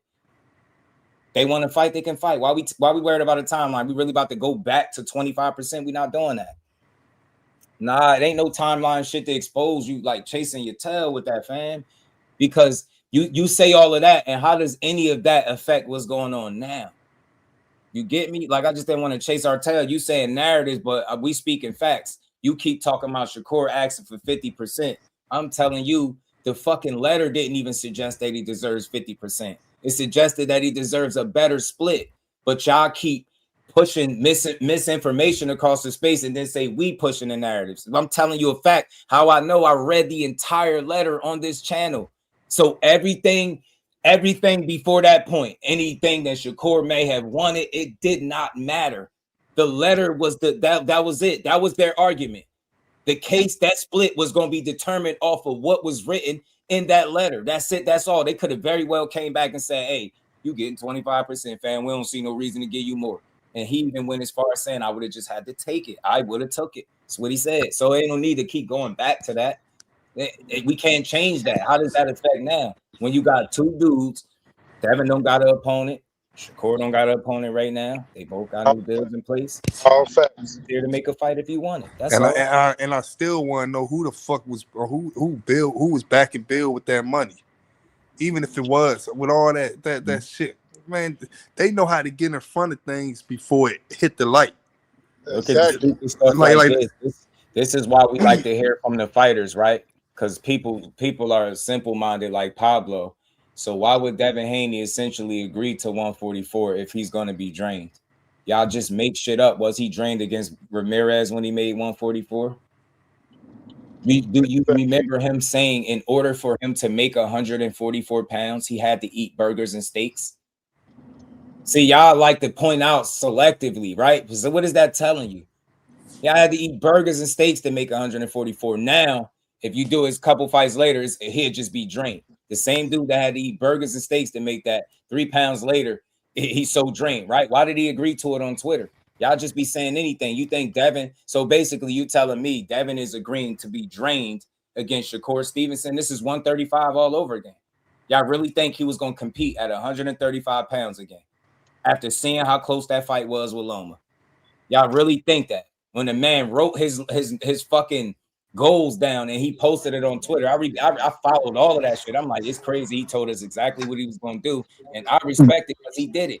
Beat Loma and moved up and became a champion in the next weight class at 140. How he listed, and he beat Regis' ass. And that was one of his best performances to date. Everybody live, man. All these fighters live. If you want to be honest, all of them say shit and that they don't do. All of them. And I chalk it up to this. When they speaking a lot of these talking points, they speaking as individuals. Just a lot of these talking points is being done as a team. That's the difference. You could say what you want as a fighter in an interview, but the business get done totally different. That's what I'm saying. That shit don't go like that. Hey, look, just a lot of these niggas talking points be off of interviews and all this stuff, and it don't even be like factual evidence. Like I don't know if you niggas ever been to trial or seen a trial before. If these shits was ever in the trial, this shit would get dropped the first day. It wouldn't even make it to trial. They get dropped. They be like, where the fuck is the evidence at? Right. It's no type of evidence that you got. All you got is people. What he say, she say shit. You don't got no paperwork. You don't got nothing going on. That's Can why I ask you a question? Do niggas get locked up on he said, she said? That's why I'm getting tired of this box up. It's no type of paperwork that niggas is showing. Niggas all going off of word of mouth stuff. Niggas don't get locked up on word of mouth. You just hear if you hear Shakur say, but this ain't the streets. This boxing and when I'm saying and you can relate it to the streets. It's just like shit throwing and jacking on somebody with no paperwork. You see it all the time in boxing. This guy sent the offer here. This guy sent the offer here. Full of shit, man. Like our contract, because y'all skip offers. They don't know that the offer is first, but this one sent the contract. This one sent that shit. The contracts cost money, man. And if you don't accept an offer, ain't nobody sending no motherfucking contract. That's why I use the word offer. That's exactly why I use the word offer. I never use contract. That's all I'm saying. It's just sickening. If it ain't no real paperwork, all you got from if you sit back and call Shakur a lie in one breath, and then sit back and agree with what Shakur say in the next breath, then what the fuck type who are you then? Like that don't even make sense. You call him a lie. You call him a lie in one breath, and then sit back and say, but Shakur the one that said it. So what is he a lie or is he not? That's why I said none of this shit. I'm gonna ask you a question. I'm gonna ask you a question. Do you believe that Shakur is a liar? Why are you asking me that, man? I'm just asking you a question. I'll answer it for you. Crazy, man. We all know the truth. We know the truth. He said things that he didn't do. He said things that didn't happen. I can't think of a fighter that I talk about today that I can't say that about. Not one. Now you can say he do it a lot. He always carries it all the time, but he more accomplished than most of the people we talk about. So it's like they say he always he never fighting, but how is it that he more accomplished than the guys that's supposed to be doing all this fighting? It's just, all right. Do you believe Donald Trump is a liar? Do you believe that Donald Trump is a liar? Of course. Is he not more successful than all of it? Is he not the most successful man? One of the most successful people on the planet? What are you talking about, G? Fam, he a politician, fam. They ain't never talking. Damn, y'all be just talking. Listen, I was talking about when I was talking about the timeline, I wasn't talking about 135, brother. The man was telling me. I know I was talking. Listen, I was talking about the Gillian Wallow thing. You know what I'm saying? I was trying to come back with the Gillian Wallow thing because as we was talking, I was doing a bunch of research. You know what I'm saying? Okay.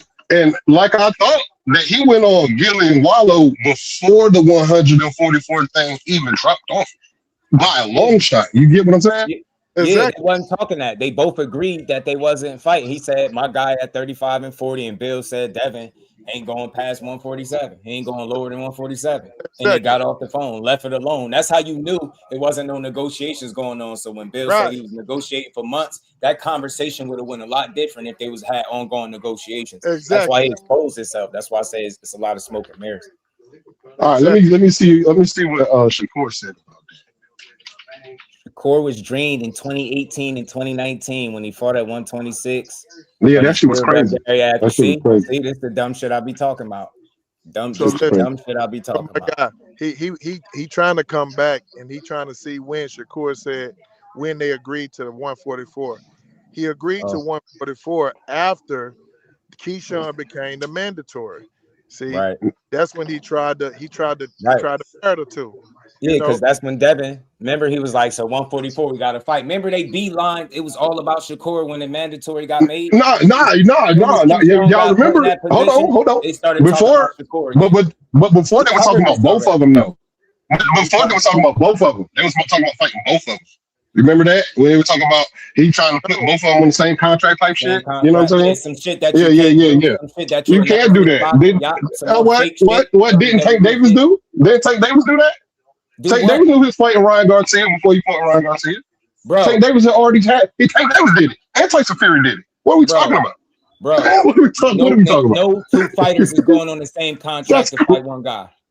He didn't say the same contract. He That's said, never happened in boxing. Two fighters on the same contract to fight one person. Listen, hold on. Can I talk?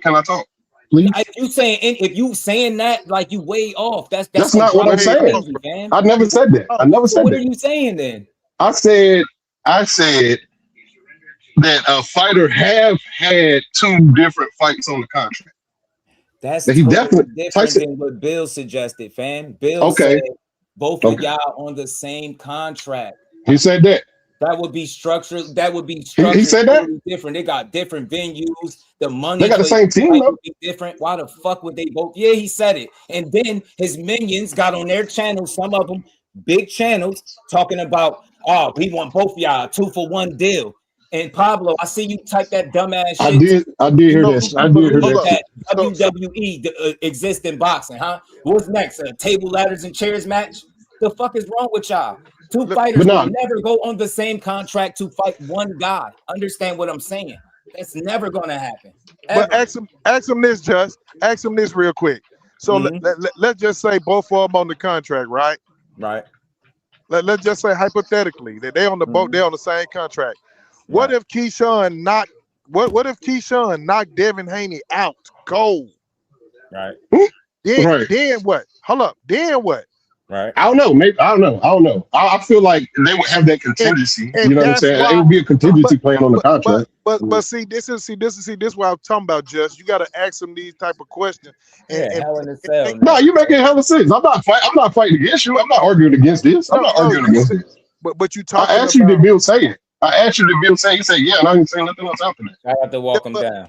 But we talking about how it making sense though. You gotta when Bill starts saying stuff, you gotta read between the fluff. You gotta read between the fluff. See, there is no reason why a person in this day and age would want to put a mega fight, these two big fights, right? So why would you even jeopardize one fight happening on both sides? Let's just say, like I said, what if Keyshawn knock Devin Haney out? So that means Shakur will be fighting Devin Haney, and Devin Haney washed. And by the time Shakur beat him, they'll say Haney wasn't worth nothing. You know, he was punch drunk, and the fight. I think they should fight now. You know what I'm saying? I feel like they should fight now. I feel like since they both got their own, they both got them big old contracts. If they both got them big old contracts, that they should fight. Just like Gustavo say, if Shakur want to fight Devin Haney, he should petition for it at 147. If Devin Haney want to fight, Shakur, he should petition him at 140. You know the thing, they started using his name, and it's crazy that people ignored that shit. Like he was not even thinking about them. Like, and it's crazy how they played this game. And once he started joining in, that's when the game started. Like if he had ignored them, like he was going for a minute, it probably wouldn't even went this way. But like who you saying he? I get it. Bill gonna do it. He gonna anytime he see an opportunity to try to make Shakur look like something in the media, he gonna do it. He's been doing it for years, and he's still running the same play. Y'all really silly enough to believe that either of those fighters are actually scared of each other. I feel like since Shakur got the deal and the network, he should send a damn contract. Hold up. I ain't gonna send no contract without them having. Send the deal. Yeah. Send the agreement. About agreement. Watch this, Judge. Watch this, Judge. Yeah. Hold on. Watch this, Judge. It's only one fighter right now that's saying, hey, Nick and Dana ready to make the fight. Call them. He's giving names. You ain't heard Nick and Dana come back and say, we didn't say that. We don't want that Nah, fight. they want that fight. He said, nah. Dana White said it publicly that he wanted that fight. So right there alone, he letting you know, like, listen, the money men, we already talking about the fight. As Bill already said, Super wants the fight. See what I'm saying? So what's the hold up now? Because Shakur ain't selling no damn. Shakur ain't selling nothing. He ain't selling nothing. Hold up. Did you just hear what I said, brother? I'm just asking. Yeah. You said I'm telling you what the hold up is. Shakur said he got the network and he got the money. I just said Dana and Nick. Dana and Nick already agreed and told Shakur, tell him to hit us up. We ready to make the fight. That's what Shakur got on Twitter. Yeah, he had Bill. He had Bill and said, "Hey, they ready to make the fight. Hit them up. Let's fight. Let's fight. Then what Bill come back and say? This is after Keyshawn. Well, then what he come back and say? Well, after Keyshawn, Gustavo already said they can't fight at 144. So that don't make a difference after the mandatory fell out. You feel me? What you that mean shit don't even matter because they will have to drop the belts. So why would it matter when? So see, this is what you got to ask yourself. Why would it matter when he was saying let's agree to 144? Why would it agree? Why would it mean anything then? What network they were gonna fight on? Devin Haney wasn't signing nobody. It would have had to come from them. It would have had to come from Zuffa and Shakur Stevenson, right? Bro, they could have fought on the ring card. What you talking about? That's what I'm asking you. That's exactly what I'm saying. It would have had to have come from the guy with the money and the network, right? But he already said, let's do it at 144, though. You get what I'm saying, Just Do? You get what I'm asking? The person, he asking me, I'm telling him that if Shakur want to fight, he got the money and the network to send to the Haneys to make the fight, right? Because we don't even know because today, as of right now, there has not been the announcement of Devin Haney signing to his own. It's just been rumors, true, right? Yeah. I think so from what we know, what's holding it up is you saying Shakur need to send him something. That's because he got the network and the money. Like, you see how he tagged him on Twitter? Because that's the Twitter game. That's the games they play. But it was I'm asking you though. I'm not telling.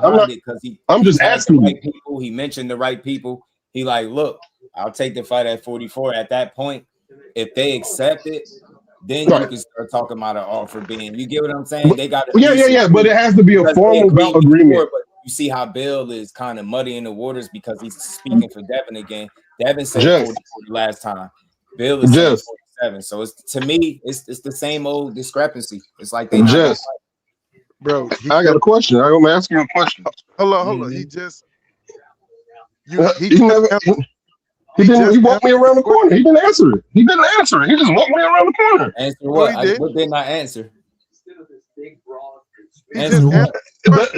I asked you, dude. Since today, we don't know whether Devin Haney is signed to the zone. We all know that Shakur Stevenson is signed to Ring for $60 million, right? Zuffa. Why? Okay. Zuffa. I'm sorry. Why aren't we asking Shakur to send Devin Haney the deal? Well, they're not the deal. Not the deal. I keep the bout agreement. The bout agreement. You don't do that if you can't even get them to agree that what weight the fight is going to be at. Exactly. What bout agreement are you sending if it's still a discrepancy? Shakur is responding to, and he even retweeted when Devin Haney said 144, and yo, look, this is what you said. Bill is saying 47. It's a discrepancy. Nothing is going to because Haney definitely, Bill definitely said 147. I think he said it this morning.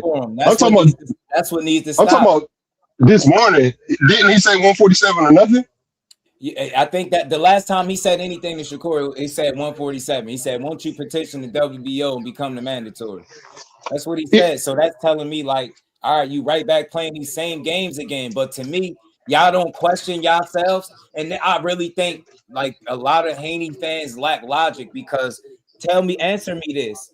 if the talk was he said 144, Shakur still ain't take the fight. I'm trying to tell y'all it was no fight to take yet without deals being in place. Now that it is, it's like this what you said you was willing to do? Okay, I'm willing to do it. Now his dad is right back saying 47. That don't make y'all think like what's the game's about? Yeah, like, it don't make you think like now that he got the deal in place. If y'all was cool with 144 at all, why wouldn't it be good now? Y'all playing too many games, and that's telling me y'all just planning on doing what y'all doing, and that's okay. Stand at 47, but don't take the fans for a ride. That's all I'm saying. But could it be? Has been consistent, but they just he told them he wasn't negotiating. They kept saying they was, and I told y'all it was a reason that he was keep trying because they was spilling the beans. Every little thing that was going on allegedly behind the scenes, they run to the internet. That's bad negotiation 101, fam. You can't be saying you trying to make a fight with somebody while not reaching out to their manager, but then saying he ducking you at the same time. That's all. You literally all over the place. That's all. Your hardest to make the world believe. Ah, man, Shakur scared of Devin. Shut up, dummy. That nigga is scared of Devin. He definitely scared of Devin Haney, bro. This nigga could have been fought Devin. He could fight Devin Haney now. Like this y'all niggas crazy. Let me see this. That nigga said he'll go fight. He'll go up there and fight Conor Ben, but this nigga got all kinds of stipulations with Devin Haney. Like the nigga scared of this nigga, bro. It's literally right there. So listen, you say that. You fucking scared of that nigga, bro. Listen, man, If I don't you know. think Shakur scared of Devin Haney, you must don't watch boxing, fam. I watch boxing. I watch boxing, and I see what shit. I see Shakur energy with everybody else except for a shot, bro. And He's literally saying 144. Nick and Dana. He tagged Bill and Devin both and retweeted. Both. Did we not say? Did we not say? He's literally with Super, fan. That shit is pissing me off. He's with the entity that lying ass Bill Haney said all the money in the world for the fight. Now it's Shakur Stevenson that still don't want it. I thought we was agreeing. They can't even agree to wait. Devin can't even fucking speak for himself. I thought we agreed. I rarely ever say this. In this I thought we all agreed. You gotta shut up. Nah, in this instance, Bill need to be quiet, fam. He need to stop speaking for the fighter. Do y'all see where that got y'all? Y'all was speaking for Devin Haney for so long, saying what he couldn't do, and then he came out and said he could do it. Don't y'all think everybody should stop speaking for him, fans included? Shakur speak for his fucking self. That's why I respect him. He don't need a mouthpiece. Nobody's coming to his aid, speaking and answering all the fucking questions for him. That shit is lame as fuck. Let the fighters hash it out, just like Shakur and fucking TIL. That fight got put together 1, 2, 3 because they both wanted it, and they kept it off social media and off of Twitter. I told y'all from the rip the fact that they was running the Twitter and the mixtape tour started again. You was never gonna see no fight between them.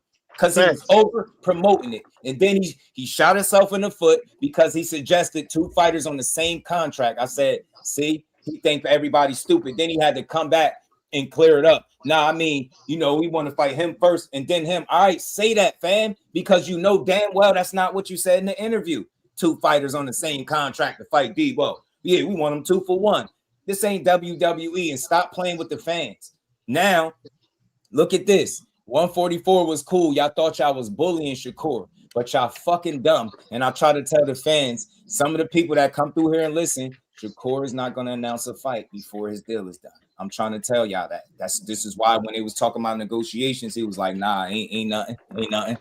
Because you're skipping steps. You're not going to be a promotional free agent, negotiate a deal, a whole fight, and then go make your deal. Why? What? Don't make no fucking sense. Especially if the people that's pushing for that particular bout has the money and you sign to them. Don't tell me that's the guy that's trying to get away from the fight. It's over with. It's not even more to even talk about this. It's dead after that. Like literally, it's nothing else you can say because I'm willing to bet everything, my last dollar. If the shoe was on the other foot and it was Devin that signed on the Zuffa while Bill was promoting that they the ones that wanted to fight and Shakur went to the zone, I guarantee you the entire internet will be saying Shakur Stevenson ducked because he went the opposite way. And it's the same shit they doing now. Dumb as hell. They still saying he ducking, he's avoiding. Why don't he fight him? 100%. Why did Devin Haney go opposite of the people that Bill said wanted to fight? wanted it and had all the money, was pushing for it. They said the time is now. Shakur got to come out of hiding. That's what he said. Come on, remember man. when? And remember when you and backtrack and say he went from saying the money was there to saying no money has ever been discussed. You cannot make this shit Bill, up. but just when Bill was on the Boxing Voice, Ness had asked him about the fight, and he said Turkey. Ness asked him who want to fight. He said, the money man, Turkey. He said Turkey wanted to fight. So with Turkey and Zuffa. So if Turkey want to fight, the fight gonna happen. Only thing that's stopping the person from making the fight is somebody that's pulling out, that don't want it. And the person that don't want it right now is the person that's saying we would fight you at 144, but now we don't want to fight you at 144. We want to fight you at 147 now. After nothing didn't change, but just the negotiations ended. That's the only thing changed. Nothing else materialized. Besides that, if Turkey wanted to fight, if and Artman, aka LionManApparel.com, came on my channel talking about they backed by Turkey, then why go make the deal with DOESN and not Zuffa? Exactly. I thought Turkey's got both of them though. Like Turkey got both of them. Don't exist in their land. They logically just don't think. They just say shit. Like, hey, then we established that. Like, why do you go to DOESN? Right. I thought we established that Turkey has got hands in DOESN and Ring, bro. That shit sound like they both sounding. They're both signing to Turkey, right? Like let me break it down for him.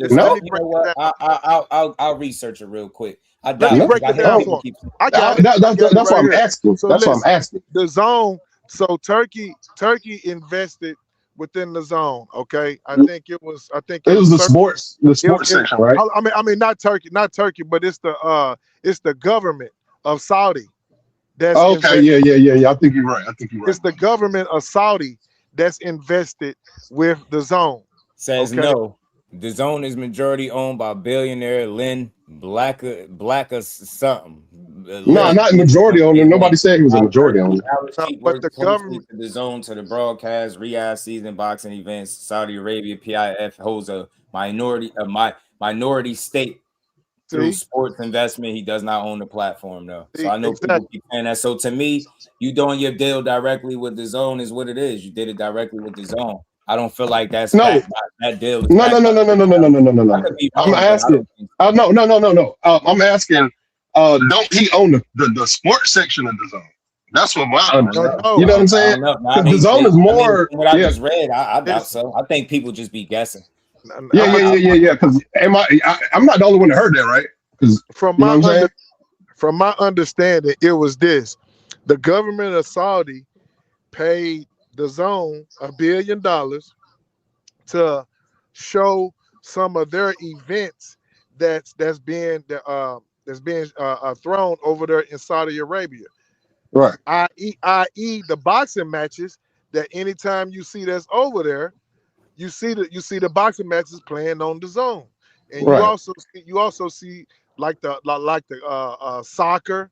You see soccer. You see a host of other events that's over there that's being shown on DOESN. So that part. But what you got to look at though is if Saudi Arabia and Turkey are tied to Saudi Arabia because he's over the he's over the entertainment sector, right? Of Saudi, of their government, yeah. Right. So with him making that deal or being the mediator between that, he just put $1 billion in your pocket. So that's love, right? That's love. So they just giving him clout because he did that. He the mediator. He the one that made the deal right there. So right. They say he works closely with him, so you know. Yeah. So he don't got no ownership or nothing in it. No, been typing about Shakur for the last 10 minutes. I'm about to block you. I hate weird people like that. You get what I'm asking, right? I don't think Turkey has a direct stake, but I think Turkey mediated the deal to put $1 billion in their pocket. So they gave him hella clout for that. True. All right. So you got some love with me right there. Right. See, that's why I kept asking that, because I was under the understanding. This is why That's why I asked y'all. It's kind of like the left hand watching the right hand. That's why I'm asking these questions, because to my understanding, I don't think he backing Devin like they saying either. He been super quiet. He been talking about other shit. He done. Well, he been sick though. He done said he definitely the best in his division, all types of shit. I don't know. Right. It's just he been kind of closed mouthed on that. I done heard him make announcements on Tyson Fury, all this other stuff. I think he done mentioned Ryan Garcia. He done mentioned a few other people. Maybe it's just the luck of the draw where his name just ain't came up yet. But the way his stuff is unfolding, to me, if he'd have made the Zuffa move, I would have felt like that was backed by Turkey. I feel like going. That's their way of trying to justify it, and that's why I question these fans, because he's gonna come on my platform and tell me this man is about to sign $100 million deal with Zuffa, and Keyshawn Davis is holding it up, and then he signs to DAZN, and then the dude try to come back and say, "Oh, well, DAZN counter offered," but that's not what you said. You said for sure that he was going to Zuffa, so I know you didn't know what you was talking about. God just be talking. So I hate the bullshit, man. If you tell me this grocery store got a certain product, right, and I'm saying I want that product, I'm going to that grocery store to get said product. Why am I going to go anywhere else and act like, imagine you telling me where something is at, and I'm like, I don't go there, I go somewhere else. And you like, yo, but I told you it's over there. You get me? It just don't make sense. But it's not about ducking as much as it is about trying to do business. And I think the concern has always been what it is. They don't want. And those dudes, like, they got a similar concern. You got one guy who has a manager who's clearly against him giving up any kind of pounds. And then you have said fighter that's like, at this point, I'm not going all the way up, breaking him. It's that simple. They both got the similar respect for each other. And it'd be a lot more tasteful if they just said, you know what? We can't agree to terms. They don't really want to come down. I'm not going all the way up. He don't want to meet me in the middle. And it's just that. It ain't got to be no ducking. No, I'm tired. That shit tiresome. It's corny. You think Shakur Stevenson scared of a guy that his dad said if you got off any against Shakur, it was considered a good day? That shit don't even make no logical sense, fam. And I don't give a fuck about how big he looked to y'all. Oh, yeah, he looked big. And I know it's something to consider because, it's weight classes for a reason. You sitting there 15, 20 pounds, outweighing guys are putting that much weight on after the weigh-in. It's concerning. You know what I'm saying? It is concerning, especially when you comparable in skill. You ain't no fucking Conor Ben picked up the boxing at 17, right? You ain't just all size, you skill too. That's what Devin is. If he was a Conor Ben type, Shakur wouldn't be talking about his weight. He'd probably be like, hey, fuck it, let's do 47. But because he know that dude can fight too, he like, hey, you know what? I ain't giving up everything. I don't get as big as him. I'm not as big as him, right? So meet me in the middle. And that's all. Shout out to both of them. You don't get to the level that they get to being scared of people. Stupid ass fans. When they fanned out, they pushed that. Notice how consistent I am. I don't tell you neither guy because that shit ain't real, fam. Telling you now. Let somebody offer up some real money for them to fight each other, other than it just being an open conversation on Twitter. That's the problem. The conversations ain't going to the right people. Twitter doesn't get it done. Pick up the phone. You got Jay number. You could really call him and say, hey, man, you got one of the best fighters. I got one of the best fighters, man. Like, what we doing? You could really do that, and y'all can make that shit work. That's all. That's how you do it. Real people do real shit. That PR shit, that's for the birds, man. That's for people that don't think for themselves. They follow Twitter and they think that's the law. That's how boxing fights get made. Dude told me, but just they don't want to fight. Made on Twitter. But the fans don't want to fight because if the fans be like, I care you 100%. If the fans be like, no, Bill, Bill, y'all said 144. Y'all said 144, man. You know what I'm saying? If all the fans, if a lot of the fans be like, man, y'all said 144, Bill, this the biggest fight in boxing. Stuff like this just get you blocked, man. Stuff like this get you blocked. Matter of fact, here we go. 5 boxing fan. But hey, that shit dead now, though. You don't got to type by in the chat. Here's a link specifically for you, fam. Yeah, that shit dead, though. Well, there go the link for you. That 144 shit dead, though. Come tell me how I'm biased. But why is it dead when it was just all good a week ago? Because that Gustavo dude, the president of the WBO, killed that shit yesterday. I told you earlier. He said that Huh? Bro, it was all good just 2 weeks ago, though. Man, I don't know what happened though. I don't know what happened. Because the rules am I They didn't kill it. just you heard The that? problem is they be talking about titles and shit like that, and that shit got a little murky because people thinking that they can't fight at 44. He's not sanctioned for the belt at 144, but they don't fucking need it. That's where the confusion is. So the thing is, when you both are established pure boxers that both had y'all shared success, y'all been through the weight classes, Devin 3, Shakur 4. Neither one of y'all can force each other's hand. The only logical thing you can do is meet in the middle, because neither guy is in a position where you can say you gotta come here or you gotta do that. No, they don't gotta do shit, and that's what real ones gotta know. Push real boxing. Nobody gotta do shit. Yeah, Devin to be comfortable at 47. Now Shakur be comfortable at 44 because he said it with no rehydration. So I don't see what the issue is. You them 3 pounds, you don't want to do it. I remember them saying 3 pounds wasn't shit with Ryan until after the fight. Then they started complaining about it. But then when guy gaining 15 or 20 pounds after the weigh-in, that's not nothing because he made the weight. Y'all hypocrites. So Josh, you just said bias is when you can't speak on both sides. You heard me speak on both sides. So you said respectfully give both of them their credit. You ain't hear me tell you Devin is ducking. Bias is when I'm only speaking on Shakur. I'm telling you why I see it the way I do. He went where the pot of gold is essentially at, because that's what Bill promoted and did interviews saying who had the money. How could you logically make yourself believe that that's the guy that's moving away from the fight? Thanks. What Bill said. I get what you're saying on that. I agree with what you're saying on that. Channel, fam. That's disrespectful because you don't agree with my views on Shakur, because the popular thing to do is shit on him. Let me school you to something, fam. I'm from Jersey. I've been watching that kid since he was about 18. That young man, should I say, since he was about 18. He's 29 now. Do the math. I've seen all his fights. I've been to about 3 of them. You get me? I rock with him. He's the hometown guy, but I ain't never gonna get up here and lie or push narratives on his behalf. Have you heard me do that? Or do you hear me talk about Devin Haney is scared? But I'll tell you that they sound like they be bullshitting because they led the fans to believe that Zuffa was the landing spot. And so much so, that's where they was looking to go because they had a particular fight that they were pushing. Right. The opposite direction. And then fans say, Shakur, you really didn't want it. Dumbasses. I'm sorry, fam. Because if Shakur is telling you, yo, Zuffa got the money and then signed at the zone, they would have said he ran. Just like when he signs anywhere else. When he went to Top Rank, he was signing the Top Rank because he knew he couldn't fight guys on the other side. He go do some business with Eddie Hearn. He going with Eddie Hearn because he's trying to duck this one. He start doing business with Turkey Al-Sheikh. He doing business with Turkey Al-Sheikh to duck that one. He start doing business with Dana White. All right, doing business with Dana White to duck that one. It sounds like wherever he go is the wrong place. You don't want to fucking fight him, and that's for any fighter. You don't got to be on no magical promotional network or company for you to fight him. It's either you want to fight him or you don't.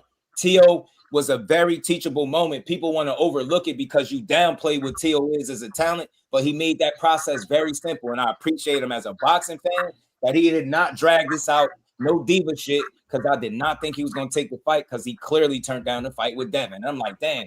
I ain't think he was going to take that fight either. You ain't going to fight Shakur. I'm like, but he did it. He did it fast. So when I get Shakur back on here, that's one of the things that I'm going to ask him about. You know what I'm saying? Like, but what in his mind, what was the drawing point that made T.O. say, you know what, we gonna take this fight? Appreciate y'all for blocking the disrespect. We don't play no disrespect over here. Hey, you want to know what I think? You know what I want to think, just about that T.O. thing? You know what I think? Right. I think he thought that Shakur was an easier fight than Devin. Possibly. I could he went in there betting wrong and shit. He couldn't do nothing with that man. Yeah, I think that's possible, bro. I think he could have been like, like this. Yeah, looked at him like little bro. You know what I mean? I could beat him. Right. Yeah. But he miscalculated like hell, though, man. Yeah, he damned if he do, damned if he don't. Everywhere he go. And like I said, man, don't wait till the first time you hear something you don't agree with and then call me biased, because that makes you fake. If you ever thought I was not biased, then me saying something that you don't agree with shouldn't make me biased. You know the definition of bias? Bias is when you can't speak on both sides. You heard me speak on both sides of the spectrum. while giving both guys their credit and saying they could meet in the middle or they could respectfully leave each other alone. Nobody else you hear had this conversation is going to speak on it this evenly, where they're not trying to paint no guy as a duck. But what I am going to highlight is if one guy, which is Bill Haney, is telling the world who has the fight, and that's where the opposition ends up. There's no way logically for me to say, oh, where Shakur, is your teachable moment, bro? Where is your teachable moment? You talking about here's the teachable moment. Where this is is the teachable moment. So come up here because you clicked the link for a reason. Now come up here and tell me how I'm biased. All right, so you ready? All right, so you ready to let me talk? You ready to let me talk? You got the floor. Hurry up. Watch this. You just said you rock with Shakur for what he say because he speak for himself. He out here lying back and forth. How the fuck can you rock with that, bro? What's lying back and forth? What you mean? What's lying back and forth? He told Ray. Let me talk, bro. Let me talk. Man, no, you on my show. Then he tell Ray Ford. Bro, you know where you at, fam? You on my show. You'll never come to my show talking about let me talk. Now I'm conducting this. So again, you said he's telling lies. Now tell us what is it that I'm what lie am I backing up here? Tell us what you whole ass nigga.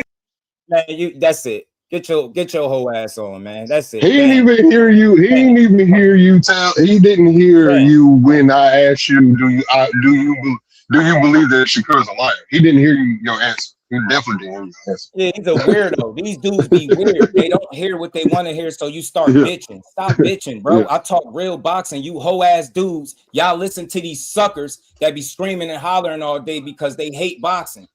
Then you come over here, you hear the real, and you want me to not speak the real because you don't like it. You ain't never supported this channel, fam. You think I give a fuck about your opinion? Y'all did get at me. Y'all did get at me for talking internet shit, and then y'all basically hit me with a bunch of internet shit, which I still don't get to this day. Man, I still don't get right now. If you got y'all niggas is just with this activated for anybody that want any comment about anything I put out. Yeah, and I don't even debate. This is an open challenge for you or anybody else that got a problem. Well, you still haven't answered my question. What question, fam?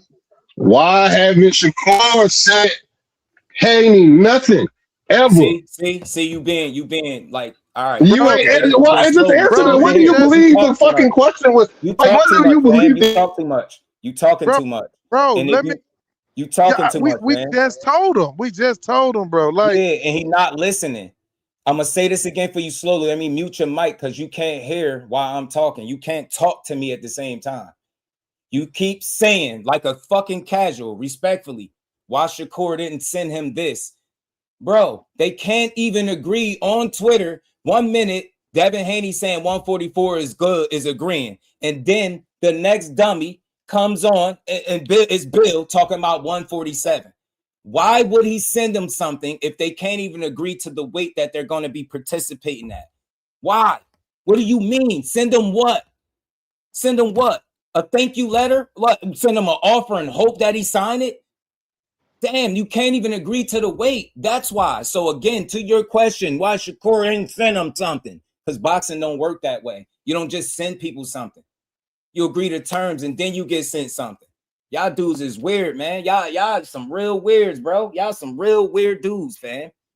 And then he keep chasing his tail. You keep telling me, but that's where they're conducting their business because he's not picking up the phone and trying to make the fight. He's doing it on Twitter. So Shakur responded on Twitter because that's how they do their business clearly. So he said, y'all can say 144 on Twitter, and I'm telling y'all on 44, and I'm tagging y'all on Twitter that we all can make this fight. Get your ass out of here, man. Nah, fam. Y'all dudes, once you talk crazy to me, it's over with. Because I'm very respectful, fam. Very respectful. Once you curse, talk crazy, talk over, nah. Sit in the comments, fam. You done. You cooked over here. Got to be careful who I let even talk to me in this space. Y'all be weird, bro. Y'all weird. Y'all sit here all day till you don't hear something you don't like. And then you're like, yeah, this guy is biased. But the weirdo came up here talking about everything but how I'm biased. Dumbass. Get your weird ass on, Five Boxing fan. Five Boxing, ho. Get up out of here, man. Sick of you weird ass dudes, man. Y'all don't know how to talk no boxing. He keep asking the same questions in a row. Once you be disrespectful, Hustlers Home, you cook, fam. That's it for you. You could sit in the chat or you could exit stage left. I'll give you that option. But you said something disrespectful. You good. Because it'll go way left. And I don't even try to bring that energy online. So we back to the boxing. My bad, job. We back to the boxing. Shout out to my dog, man. Hey, I wanted to bring this up because I thought this was a very a pivotal point last night or a moment last night.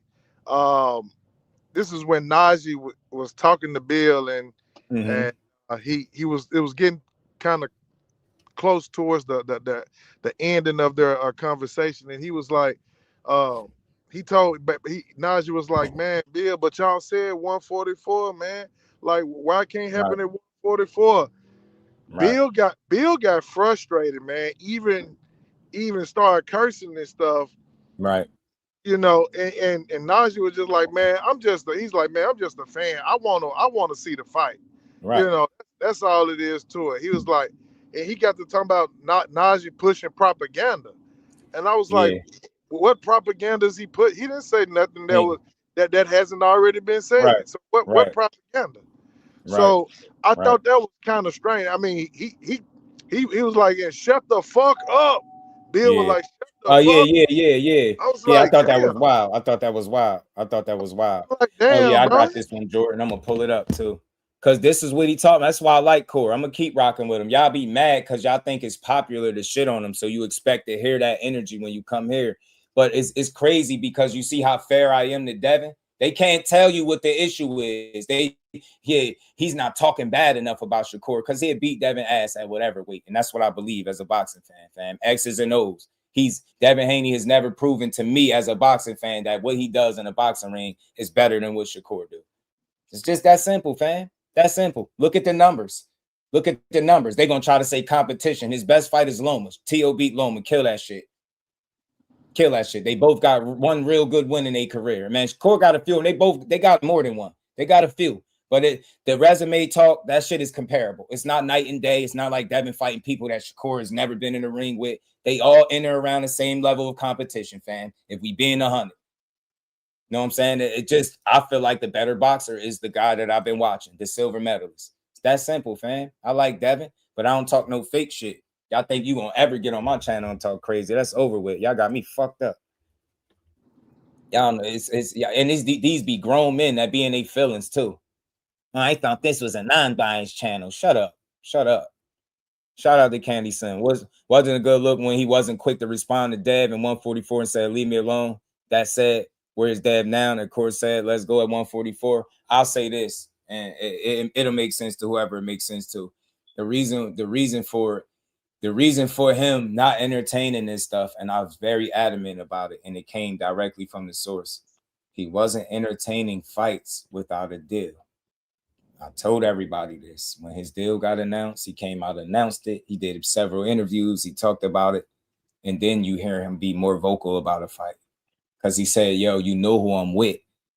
Do you get what I'm saying? It's a pump fake to respond on Twitter with no deal, knowing that the fight ain't even being negotiated for real because neither one of y'all have a deal in place, right? So what all Bill was doing was giving people a dog and pony show, and Shakur was like, yo, chill, I ain't negotiating with him. Everybody like, well, he lying because Bill said this. And then my guy goes in the gym and asks him directly what's going on. He said, man, don't believe it. Then he asked Jay Prince and him on another day. They laughed at him. That's enough. Like, as men, you know, like, we ain't got an answer to that. Like, look, laugh like, bro, it ain't that. Why? Because his deal wasn't in place yet. Do y'all see guys being promotional free agents making a fight and then going to announce their deal after the fight? Do that even sound like that make business sense? Or can you point at a time when that's happened?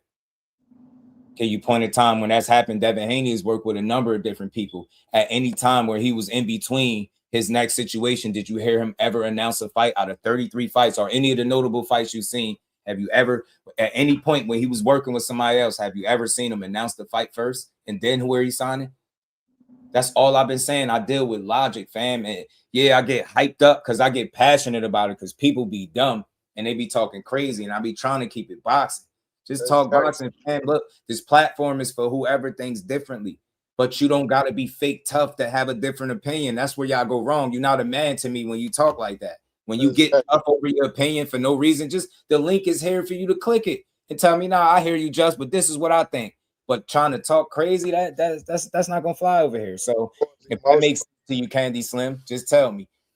They was putting the cart before the horse. They was giving y'all all the promotion, but Bill Haney was on record. He went on Champ Side. Shout out to Champ Side. He went on his platform and said he wasn't even willing to reach out to Jay Prince to negotiate a fight.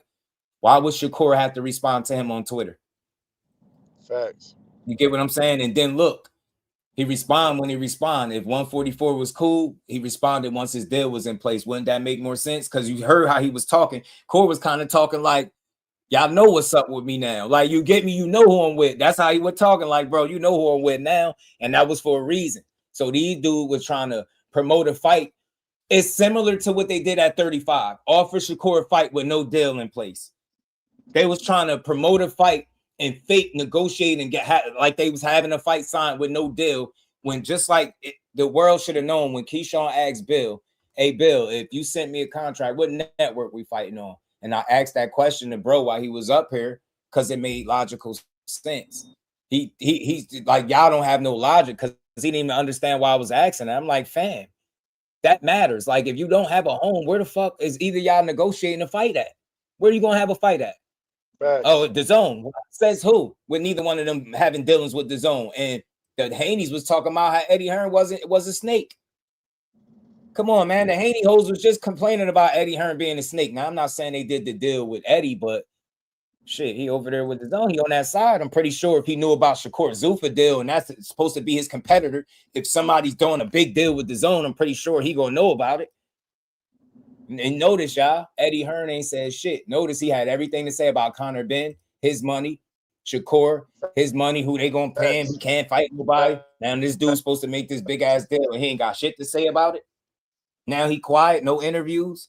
I'm waiting to the next Eddie Hearn interview. I want to hear what he think about everybody saying, or what's his thoughts about, him signing to this big ass DOESN deal that they report. Let me pull this up for my dog. Yeah, Corby on it, fam. Corby on it. We're going to rock for a little bit more before we still got 60 people in the building. Hit that like button. And shout out to Candy Slim. I appreciate you all. Yeah, man. It's just wild how, these guys they don't deal with logic. They don't ask themselves questions. You got to ask yourself. See, I don't, maybe because I done dealt with a bunch of slick talkers in my life. I hear these streets, and I can peep the slimy, slickery shit that they do. I can peep the fluff. You can peep the fluff, and they talk quick, and you ask them a question, and then they go all the way around it, and you know what I'm saying? They get to start throwing hyperboles and synonyms. That's why people usually get disrespectful, because they can't fuck with the logic. I've proven this the few times, and I'm not a debating guy. Y'all know I'm not that channel, but lately, I've been trying to give people what they've been looking for. Y'all think I can't do what everybody else do, this cooking that y'all be talking about, because y'all don't deal with logic. It's very simple.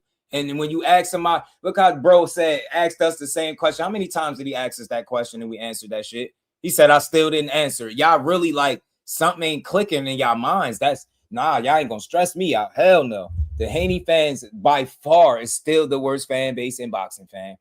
Big shout out to my dog, man, Marcus. I appreciate all the love, man. So I've never seen you push duck narrative on any boxing. You get me? Never on any boxer. I don't do that weak ass shit. Yeah, I'm a different breed. See, the problem is they be wanting me to pick a side, and whatever side that they favoring with at that time, if my argument doesn't seem like it support the guy that they sided with, now I'm biased. I have still to this, I've been here 4 years, fam. I haven't had nobody ever be able to come up here or type in the chat how I'm biased. Give one example of a narrative I pushed. None of this. They call me a Devin Haney hater. Still to this day, I haven't seen one person list how or what I've said that's hating. These people are weird, man.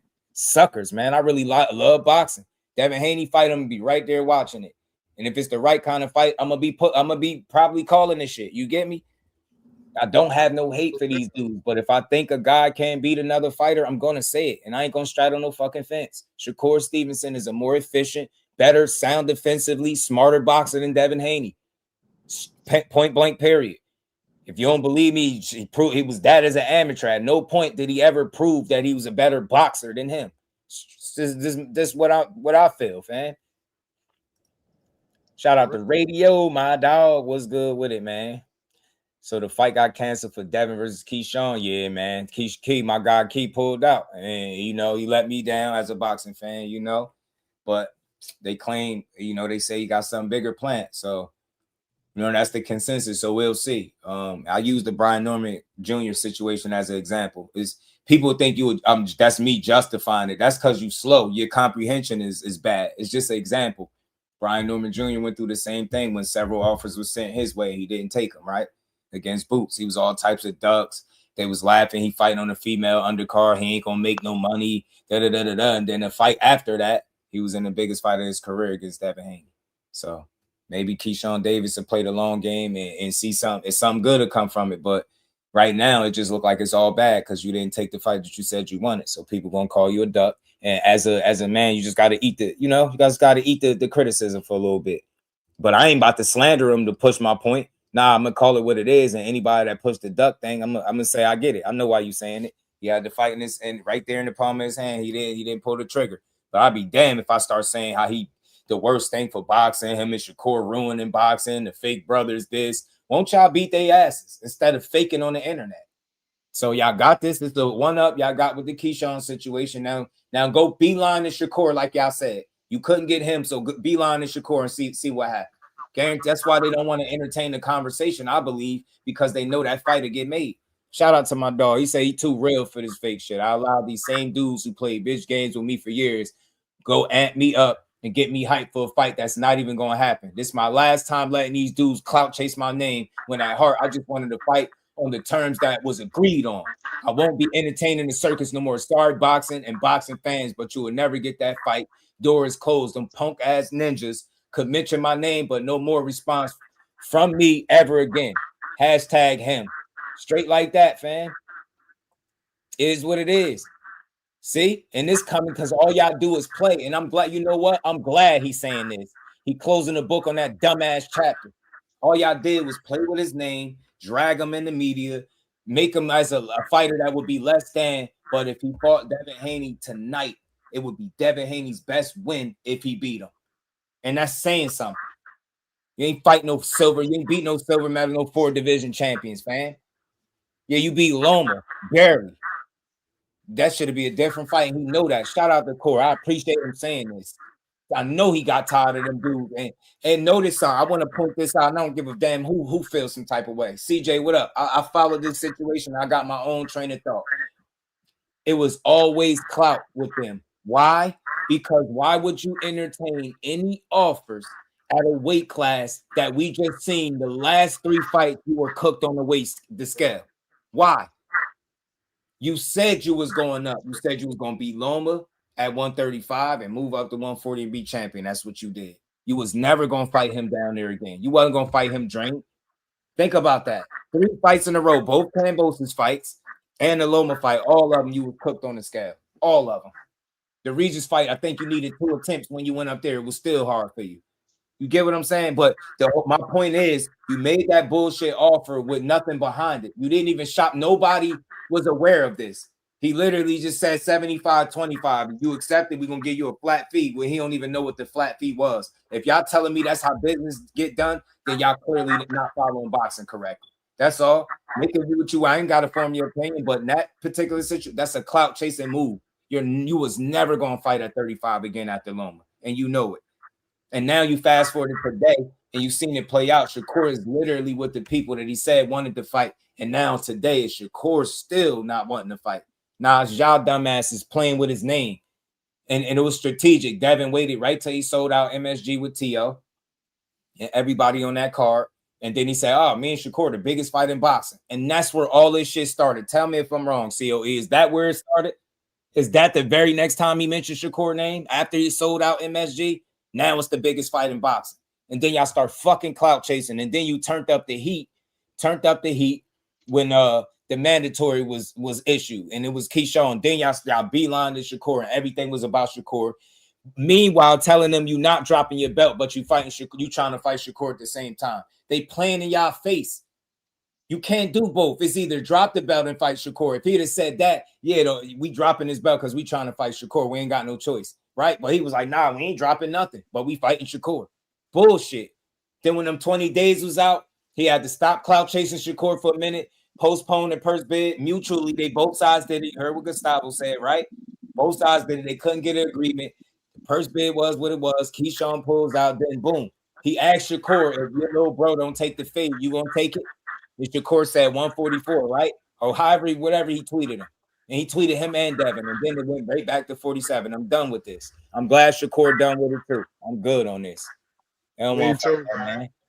Hey, I don't blame him, bro. I don't blame him. What up, bro? What up? Like so many years. What's good with it?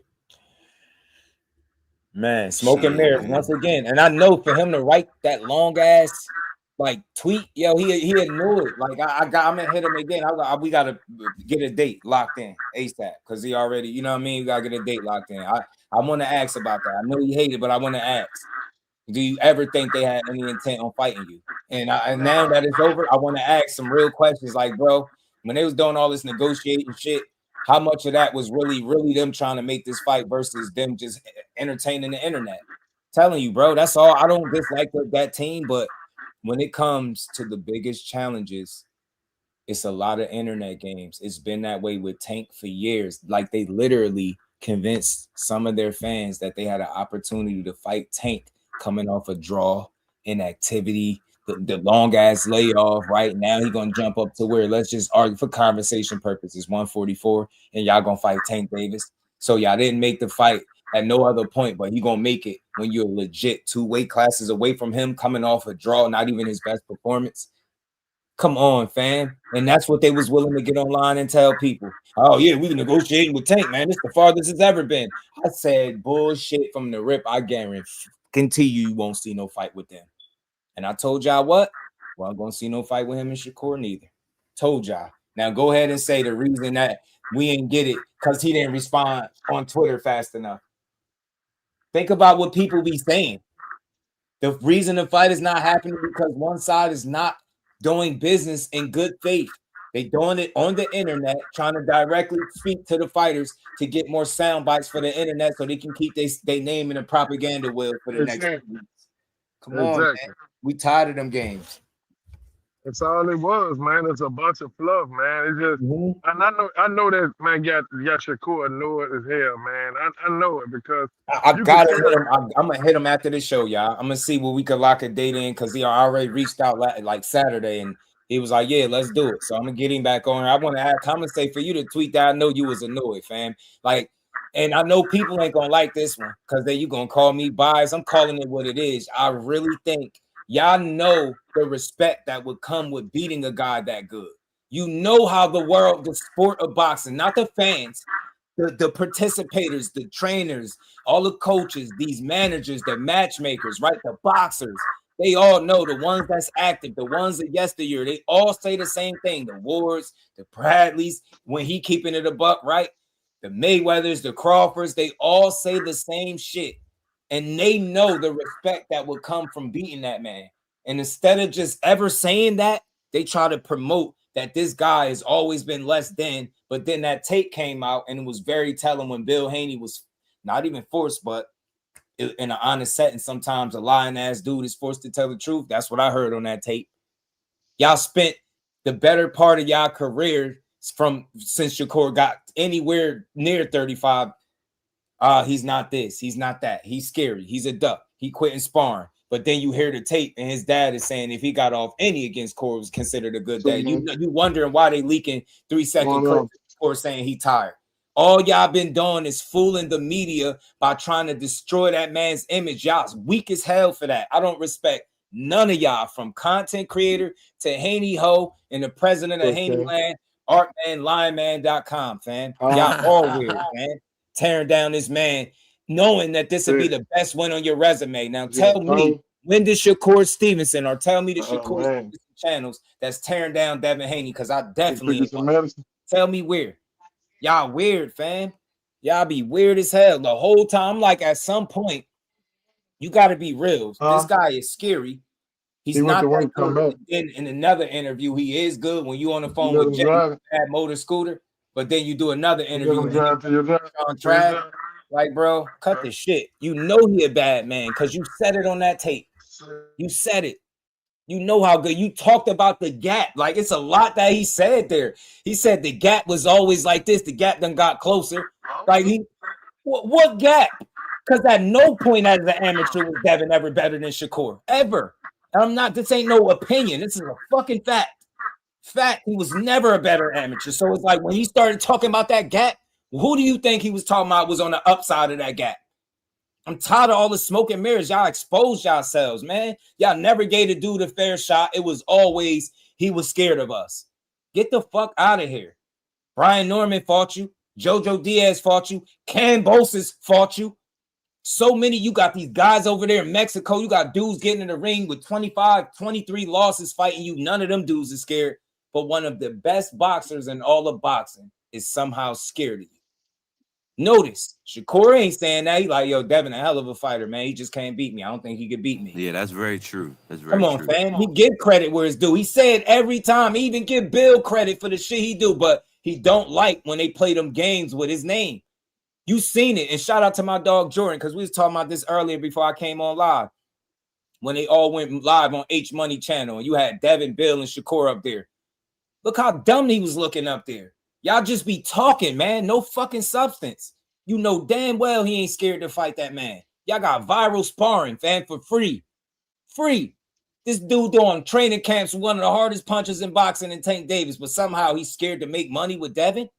Y'all some damn fools. It ain't that much scary in the world, man. You telling me none of these fights that he's fought in 25 fights was risky? He ain't take no risk his entire career. Damn, yo, this shit is crazy to me, bro. Is what I'm gonna rest my hat on, fam. I've never heard nobody that's promoted Shakur. Nobody. Well, he got the manager, Jay, his manager. I never heard none of the matchmakers come out and say this dude loses money. He hard to work with, right? And he don't take fights. I've never heard that shit about him. The only place I've heard that exists is on social media, where nobody has no proof.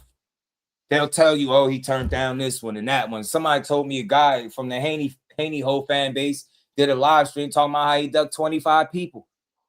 Bro, it ain't 25 boxers in boxing better than him. And I'm saying that.